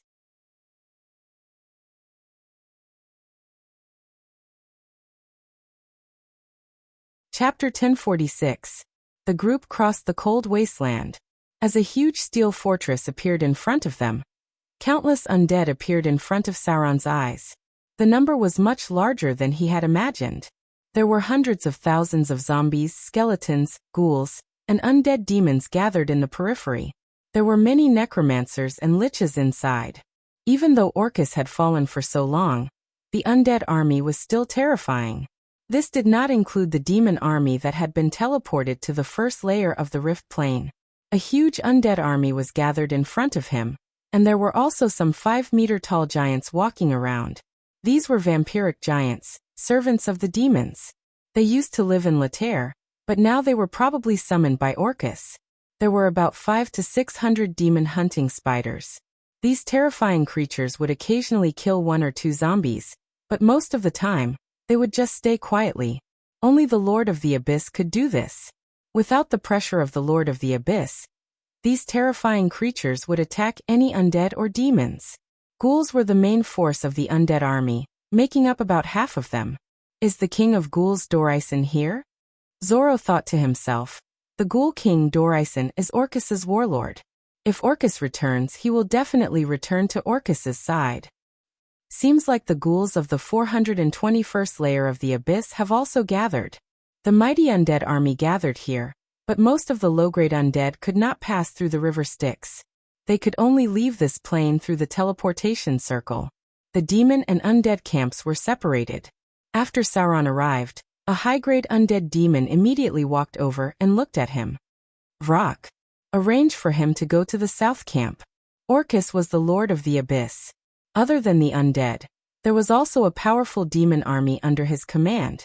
The lord of the abyss used the most violent method to recruit troops. Sauron had just approached the camp when he saw a large number of Hezru and Berserk demons. There were not many high-grade demons because many Balers did not like to stay with the undead. You will stay here from now on. A Glabriza demon took over Sauron and arranged for him to stay. It was a small space. In order to provide for these demons, the castle transported a large number of supplies, mainly food. The food was driven by the Anababas. Countless abyssal worms with human faces were driven to the vicinity of the camp, and then distributed to the demons. Souls were both currency and food in the abyss. Demons loved worms the most, but most of them were scattered in the wilderness. No demons dared to approach the blood pool. The main reason was that the mother of worms was too powerful, and did not allow other demons to approach the blood pool. Even the Balers did not dare to provoke the mother of worms that guarded the blood pool. Only intermediate demons were qualified to enjoy such food. And when the abyssal worms were delivered, there was almost no principle of fair distribution. First, the higher demons took some of them. Then, the middle-ranked demons swarmed up to snatch them. The Hezru snatched most of the worms and chewed them. The slightly weaker demons could only snatch 1 or 2 worms, and there were almost none weaker than that. The low-level demons could only stand aside and watch them chew pitifully. These demons could only eat carrion and bones. The ground was full of blood, and the whole camp echoed with the sharp screams of the abyssal worms. The process of eating soon ended. Under the pressure of the demon lord, most of the demons returned to the camp. Such supplies were mostly provided once a day. The abyssal worms could greatly satisfy the demons' needs, and the low-level demons were completely cannon fodder. As long as they did not starve to death, it was fine. The ones in charge of supervising the demons were the Death Knights, human warriors that Orcus directly resurrected with the power of the scepter. Under the rule of authority and power, the entire fortress maintained basic order. Every time the teleportation gate opened, a batch of demons and undead would be sent away. Sauron played his role very well. Unfortunately, he did not snatch any abyssal worms, but no one cared about this. Demons who were not strong enough did not deserve to have food. Night fell. In the harsh cold, most of the demons returned to the camp. The low-level dretches crowded together like a group of goblins gathering together to keep warm in winter. Sauron's figure quietly left the camp. He escaped into the night, bypassed the sentry post of the Death Knights, and then approached the core area of the fortress. A huge portal appeared in front of him. This was a portal built by a lich. Its main structure was made of bones. Countless bones formed a grand portal that was 15 meters wide and 30 meters tall. There were many huge monsters in the abyss. If the portal was too small, the efficiency would be very low. Because it had been maintained for a day, a group of high-grade necromancers were charging the portal. Because this was the 113th floor of the abyss, which was the territory of Orcus, the portal was not strictly guarded. There were only some Death Knights and high-grade undead monsters. I can't let them teleport anymore. Sauron's heart skipped a beat. He looked at the vampire giants and countless undead monsters in the distance, and quietly approached the portal. Orcus has at least 2 planes that can be mobilized, the 113th floor of the abyss and the 421st floor of the abyss. That is, if the portal is maintained. I'm afraid that the whole population of the south coast will not be as many as these undead and demons. How many troops could be mobilized in the 2 planes of the abyss? The number would be at least more than 1 million. If they really attacked the material plane, such a huge army would be completely wiped out in the south. I must destroy the portal. It was not easy to build such a huge portal. Sauron did not need to completely stop the other side, even if it was just a week or 2. The portal was a very delicate thing. Once it was damaged, it would take at least half a month to rebuild. This time was enough for him to prepare, and even inform the other gods. If the other gods did not help in this matter, everyone's believers would be finished together. Balor leader form. With the raging fire, Sauron's figure instantly turned into his original form. The terrible fire spread within a radius of 100 meters. Die. Worm. Sauron's first target was the demon-hunting spider in charge of guarding. Then his huge body flapped his demonic wings and rose into the air. He waved his sword mixed with destructive matter, and slashed at the Death Knight next to him. This giant sword weighed nearly a ton, and under Sauron's terrible strength, it directly cut the enemy in half. Flame Whip. The flame whip of more than 50 meters long was thrown out and wrapped around the 3 necromancers in front of him, then quickly burned them to ashes. Fall. Sauron was now nearly 7 or 8 meters tall, and weighed more than 8,000 pounds. His strength had reached more than 40 points, so he used the most violent way to tear down the portal in front of him, which was to directly crash into it.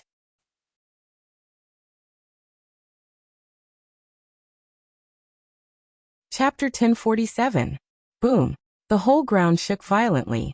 Sauron's Balor form directly caused cracks to appear on the portal, and then the light gathered on it quickly dissipated. The whole portal had been damaged. But this was not enough. Sauron suddenly clenched the giant beheading sword with both hands and directly slashed it with a 360-degree rotation. Whirlwind slash. Super fierce attack. With a fierce slash, Sauron directly cut off the huge white bone portal in front of him. Then there was a rumbling sound, and the portal in front of him quickly collapsed. Greater teleportation. Sauron, who had succeeded, did not stop at all and immediately used greater teleportation to leave. This was the base camp of the undead. If he was stopped, he might not be able to escape. When Sauron's huge body left, there was suddenly an angry roar from the fortress in the distance, and then the figure of the Ghoul King, Dorison, quickly appeared in front of him. Everything around was filled with fire. Sauron's fire was fierce even in the cold climate, and there was no way to extinguish it. The pupils of the Ghoul King, Dorison, shone with pale green light. He was wearing a luxurious robe and leather armor, wearing a white bone crown, and holding a spine-shaped staff called the Hunger Staff. There was a skull on the top of the staff, which was a tribute to Orcus. Dorison, who was endlessly hungry, had a great affinity for all creatures that were endlessly hungry. He looked like an extremely thin and dirty ghoul. His eyes flashed with a strong green ghoul light, and his feet were like the hooves of a demon.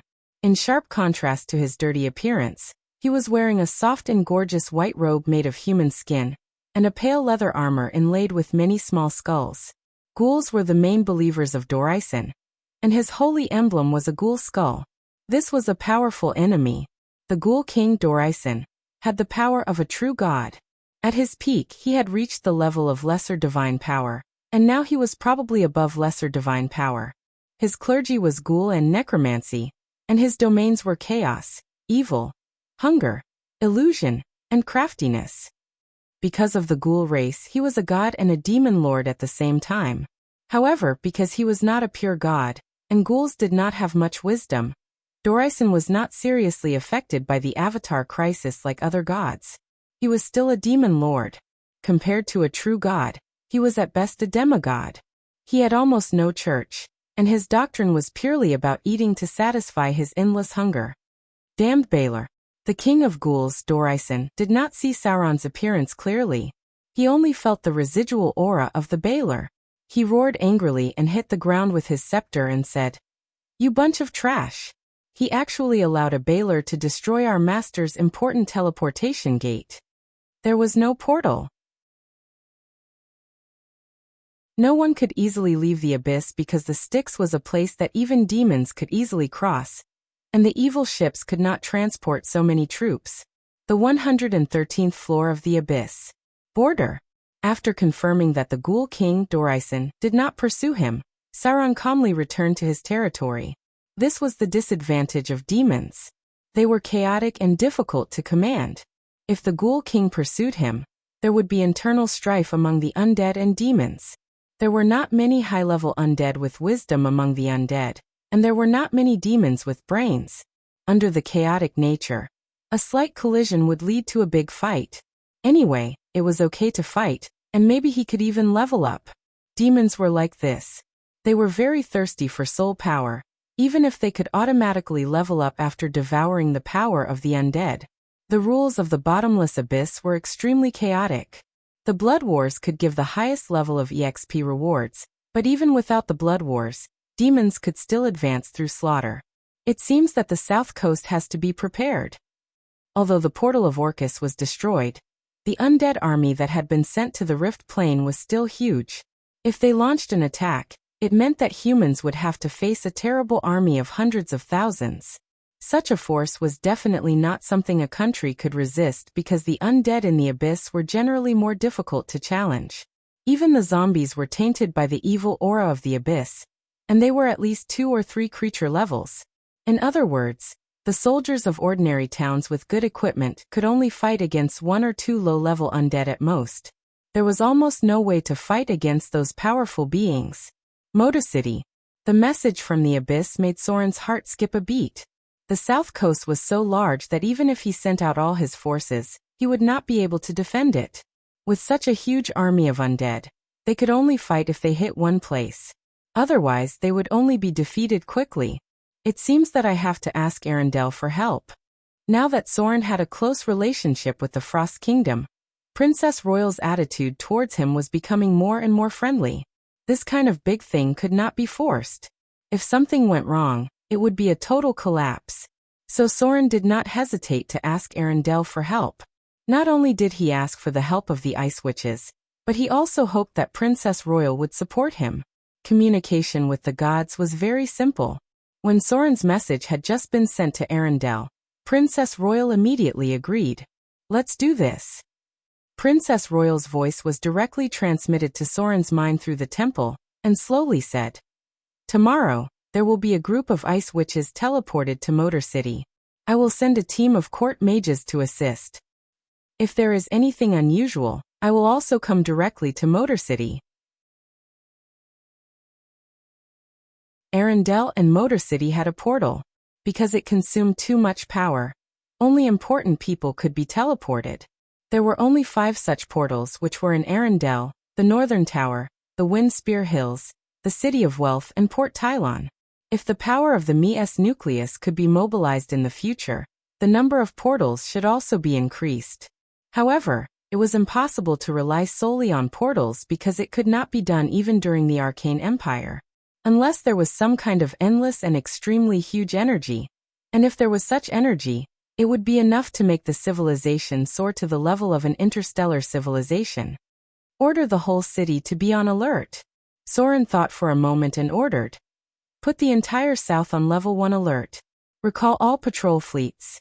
Let the Legion camp near the city. Turn on the instant communication device. If there is any large-scale abnormality, immediately let the witches send a message to Motor City. The threat came from the undead. Then there was no need for the fleet at sea to be recalled to defend the city. The attack of the undead should not take too long.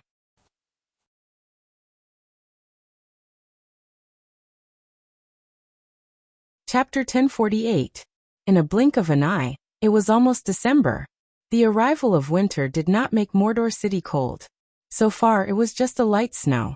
Under the influence of the enchantment that enveloped the entire city, the climate and environment were transformed to be more suitable for people to live in. Soren had been guarding against possible attacks on the south coast. But what he never expected was that the target of Orcus' attack was not the south coast, but Mordor City, far away in the outer islands. Inside the arcane tower, when night gradually fell, suddenly a sharp alarm sounded. Alert! Alert! Abnormality detected. Abnormal spatial fluctuations detected 20 kilometers south of the arcane tower. Alert! Alert! An unknown spatial rift has appeared. Arcane tower entering level 1 state of preparation. Falling sharp alarm sounded. Then in the next second, Soren, Gloria, Fallen Witch Alice, and Vivian were directly teleported to the top of the arcane tower. There was an independent teleportation beacon here to deal with possible emergencies. What's going on?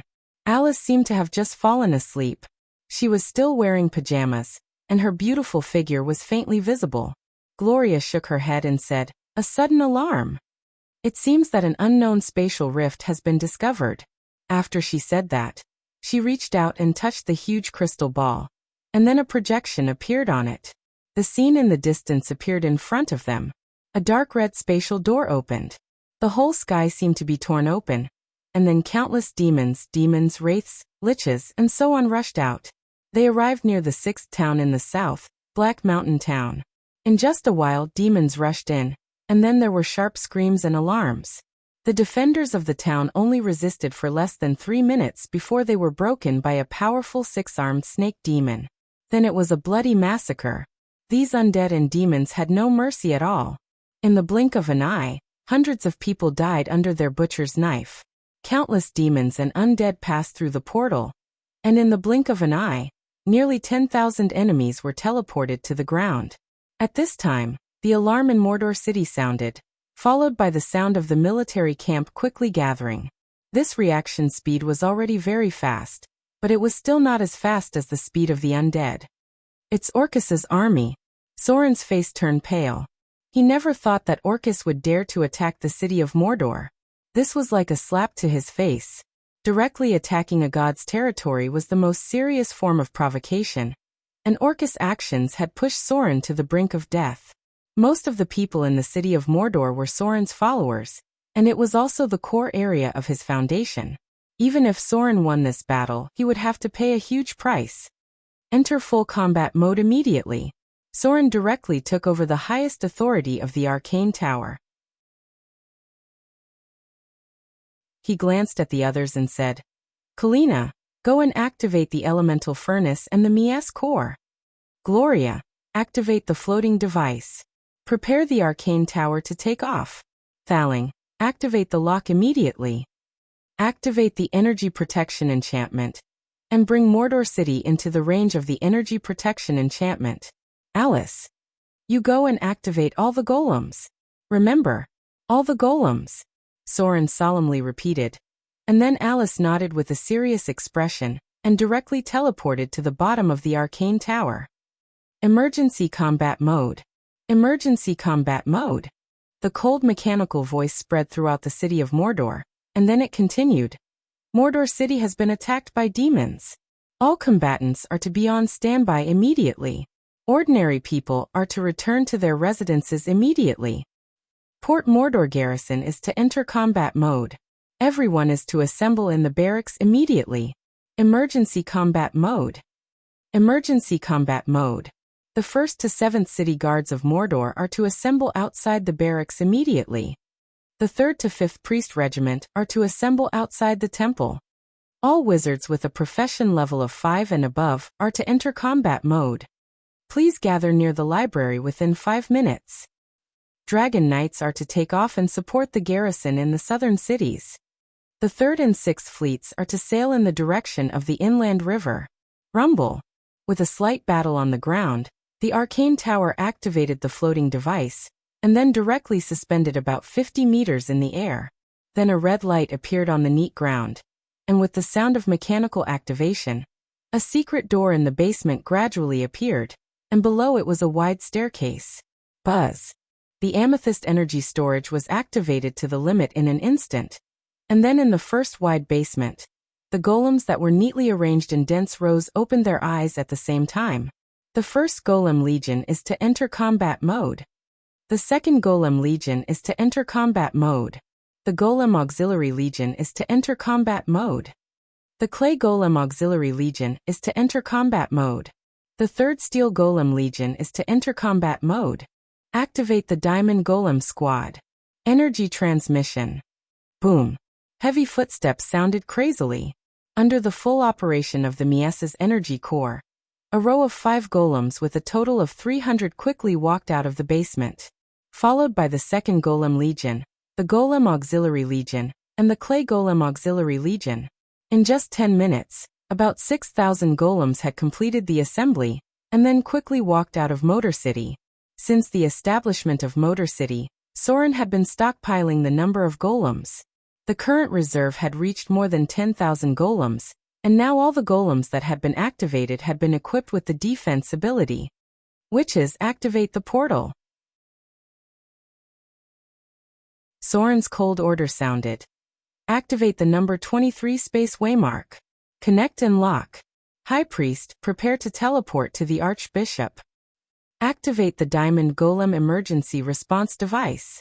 Begin teleporting the number 1 Diamond Golem formation. Buzz. A door opened near the laboratory, and then 12 senior witches quickly arrived, and Saruman's figure soon appeared. A portal opened and connected to the nearest teleportation point of the demon army. As early as the second transformation of Mordor City, Soren had set up teleportation beacons inside Mordor City in order to deal with possible sudden attacks. 10 activated diamond golems quickly appeared, and then stepped into the portal. Vivian Lillian, you go support the front line. Soren nodded, then pointed to the direction of the sea. In front of Port Motor, the surrounding seawater suddenly separated to the left and right, and then a dark mass broke through the waves. And then the ghost ship rushed out from the bottom of the sea. With the appearance of the magic light, the ghost ship directly floated in the air, and all the earthbound spirits automatically became busy, quickly turned the muzzle, and then flew toward the location of the demon army. Arcane Tower activated. Soren's figure turned into a golden shadow, and then said, Super Magic Pulse Cannon charging. Coordinates 23. 14. His god-level perception spread out.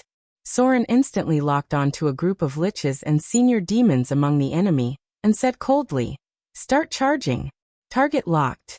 Super Magic Pulse Cannon ready to fire. Boom. The silver-white barrel quickly turned, and then it quickly charged at a speed that had never been seen before. Then an energy cannon directly crossed the air, and hit a point 20 kilometers away in an instant. Rumble. There was a violent earthquake. Inside the demon army that suddenly appeared, about 50 meters were directly evaporated by the cannon, and glass-like crystals appeared on the ground. except for a few liches that used accidental teleportation.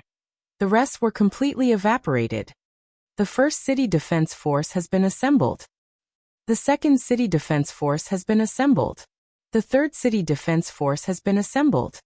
Attack. The drow officer gave the order without any expression, and then quickly gathered the troops and rushed toward the location of the battle. The location of Port Moder. All the naval fleets were in place, and under the command of the officer, they quickly set sail and approached the inland river.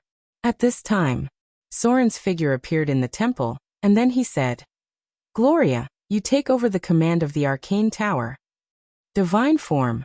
Countless divine powers gathered around the great temple gathered toward Soren's body, and then a golden giant appeared over the temple. Soren took a step and appeared more than 20 kilometers away, and then he slammed his fist on the ground. Area Divine Power Shockwave *3.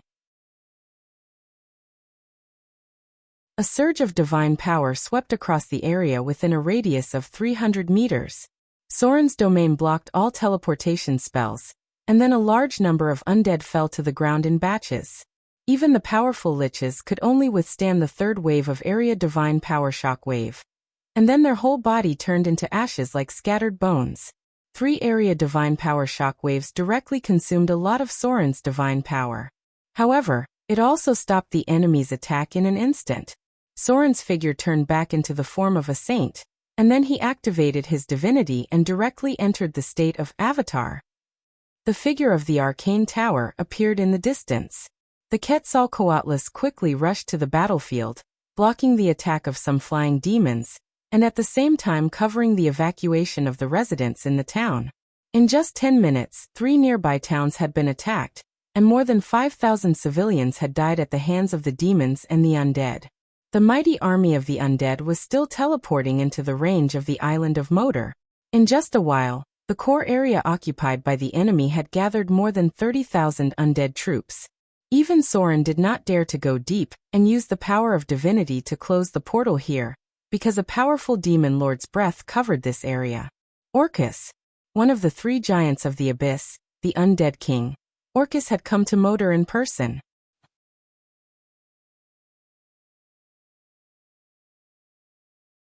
Chapter 1049. Orcus. Its full name was Demon Monarch of Undead Creatures. When Soren saw the undead king, Orcus in the distance, some information about him had already emerged in his mind. This was definitely a very difficult opponent to deal with. Name: Orcus, Undead Monarch. Large otherworld creature, chaotic evil, transdimensional. HP: 900 plus special attack. Command undead creatures, spell-like ability, spells, Divine Light of Fear, Poison, Summon Demon, Undead Creature Summon, Orcus Staff. Special feature: Damage reduction 25 legendary, Kindness and Cold Steel, Night Vision 60 feet, Immunity to Poison and Lightning, Cold, Acid, and Fire resistance 10 each. Otherworld creature trait, Realm of God, Dead Talk, Telepathy 100 feet. Attributes: Strength 45, Dexterity 22, Vitality 33, Intelligence 28, Wisdom 28, Charm 34. Skills: Bluff 600, Focus 590, Negotiation 600, Escape 240, Gather Information 490, Intimidation 600, Knowledge 570, Listen 530, Sneak 520, Search 520, Observation 500, Spell Identify 570, Necromancy spells 590, Detect 550, Survival 570, in other planes 590. Specialties: Blind Fighting, Cleave of Momentum, Combat Casting, Crafting Magic Wands, Crafting Wondrous Items, Strengthen Spell Effectiveness, Powerful Cleave of Momentum, Spell Upgrade, Proficient in Preemptive Attacks, Multi-Strike, Violent Attack, Instant Spell Cast. Legendary Abilities: Legendary Spellcasting, Multi-Strike, Undead Dominator, Undead Domain. Spells that can be cast at will: Corpse Manipulation, Blasphemy, Charm Monster, Abyssal Darkness, Blasphemy, Detect Kindness, Detect Magic, Detect Thoughts, Fear, Greater Dispel Magic, Greater Teleport, Lightning Beam, Polymorph, Read Magic, Suggestion, Emblem of Death, Emblem of Pain, Clever Speech, True Knowledge, Evil Residence, Evil Divine Light, Evil Shadow Strike, Firewall. Once a day. Retarded Spell. Orcus has a spellcaster level of 35. He can cast spells like a level 20 necromancer or level 15 priest. His restriction school is enchantment and illusion. His domain is death, destruction, and evil. Challenge level 28+. As one of the 3 great lords of the abyss, Orcus had the power to challenge gods head-on. Even some of the weaker gods were no match for him, even in their true god form. This terrifying abyssal lord had 45 strength, which was the highest among all the demon lords. In other words, there were almost no creatures in the abyss that could compete with his power, and this power did not have any magic effect. The most common power he used was bull's strength. He was one of the targets that the adventurers wanted to capture the most. Other than the abilities that Soren could recall, Orcus also had the abilities of a level 20 legendary necromancer, including but not limited to Meteor Blast, Banshee's Howl, Soul Bind, Wish, Energy Drain, and so on. Orcus could also cast the abilities of a priest up to the 9th circle, including Killing Spell, Lethal Spell, Chaos Mantra, and so on. His domains were death, destruction, and evil. It had special legendary spells such as Mummy's Dust, Collapse, Summon the Undead Army, and so on. In the meantime, Orcus also had Deity's domain, which gave him omniscience, complete perception, domain knowledge, and other abilities. To put it simply, this domain was similar to Soren's ability in his true god form. This gave Orcus the power to challenge gods head-on, and even kill them. But these were not the most frightening things about him. The most frightening thing about Orcus was his weapon, which was the legendary +5 artifact, Orcus Staff. This was a divine artifact that was given the power of death. It was not very powerful in terms of damage. It was just a huge black skeletal staff, but it was given an extremely frightening ability. Any living creature that came into contact with the Orcus Staff would have to forcibly trigger a 40 test of death. This meant that any living creature that was weaker than this would be killed by this artifact. Under normal circumstances, only a level 20 pure-blooded warrior would have a 50% chance of being immune, and any living creature that was weaker than legendary would have a 90% chance of surviving. There was less than a 10% chance of being immune. Warning: this power would be triggered as soon as it was touched, which meant that if one was not able to resist the power of death, they would be killed instantly. Just as Soren was looking at Orcus in the distance, the Abyss Lord was also looking at Soren. Both sides felt great pressure. Soren was a mid-level god, and Orcus was the most powerful demon lord. Both sides had the ability to kill each other, but it was hard to say who would win. Attack. Orcus held a huge black skeletal staff and pointed forward. Then, behind the undead army, a few figures that were 5 or 6 meters tall appeared. Vampire giants. These giants that were turned into undead creatures by Orcus were also a huge threat in the abyss. For mortals, they were legendary creatures. At the same time, some evil liches also appeared. They began to cast all kinds of spells to buff the undead knights. The undead army surged forward like a tide. The army from Moder was still on their way. 20 kilometers was not a short distance. Let's give up here. Gloria sighed and said, the Golem army is still on their way. There is no way to defend this place. We can only retreat until the army arrives. The number of enemies was too great. In just a short while, there were already 50 to 60,000 undead. The 3 towns in front of him had basically been destroyed. Except for the people who were evacuated by the Quetzalcoatlus Knights at the beginning, the others were basically surrounded by the undead and demons. There were shrill screams and wails in the distance. Soren watched his believers and subjects being slaughtered, and his eyes could not help but show a blood-red light. Nearly 10,000 people were slaughtered by the undead. The power of mortals was so weak that they could not resist the attack of the Abyss Lord. Retreat! Soren gritted his teeth and said. He could not fight against so many enemies in his saint form.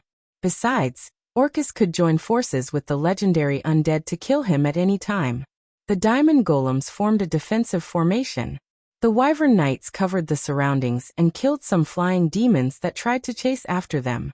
The scattered battles were still going on. More than 12,000 civilians were killed by the undead. Then, The necromancer used their bones to perform an evil sacrifice and summoned more undead creatures. Behind Soren, the army of Moder had begun to appear.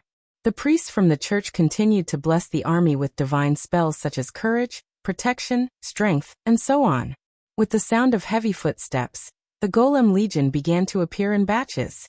Nearly 11,000 golems of various kinds quickly spread out on the battlefield and formed a steel wall in front of the front line.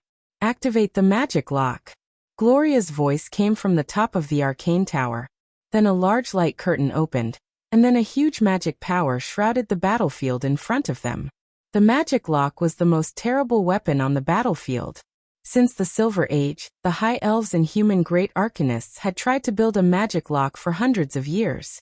A complete magic lock included the following abilities: permanent spells, instant large-scale spells, forbidden spells, area anti-magic field, activation spells, permanent effects, and so on. With the activation of the power of the Mies energy core, a cold mechanical voice sounded inside the arcane tower. Activate the permanent effect of the magic lock, negative energy protection barrier.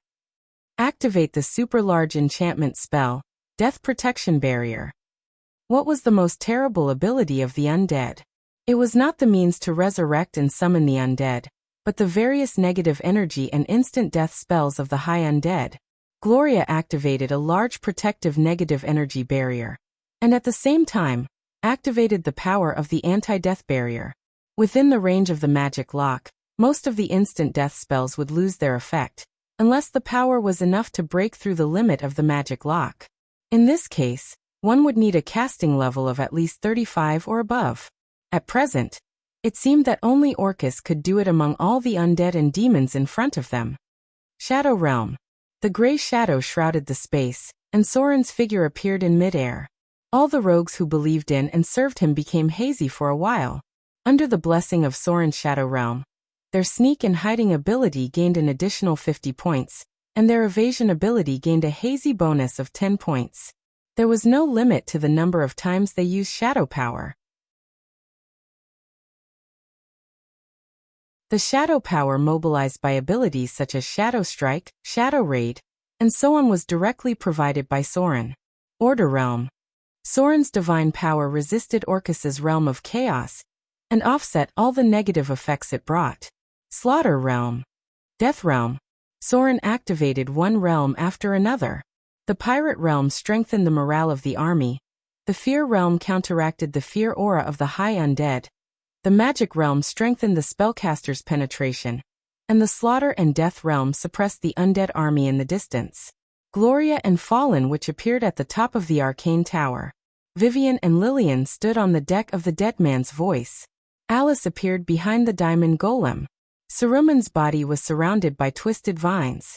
The High Priest stood silently behind Soren, and on the side was the bishops led by the Divine Priest Milan. The giant's burly figure was covered in plate armor, and behind him was a team of heavily armored warriors. The Golem army opened a 3-kilometer-long defense line. In front of them, countless undead appeared from the portal in the distance. The demon army gathered on the left, and the undead army formed a battle formation on the right. The huge army of more than 200,000 almost filled the space in front of them. Orcus's figure was so conspicuous among the countless undead. As he clenched his scepter and pointed forward, the fully assembled enemies began to attack. Countless undead and demons rushed forward like a raging tide. This was the real Abyss army. Even in the Blood War, such an Abyss army was enough to fight against the elite demons. You're tuning in to the Lee May's Sword of Destiny YouTube channel. We're so grateful for your support, and don't forget to subscribe to join us on this incredible journey through captivating stories. Your generosity through donations truly makes a world of difference, as it's the primary source of revenue that allows me to expand and enhance this channel for you. Thank you from the bottom of my heart for being a part of this adventure.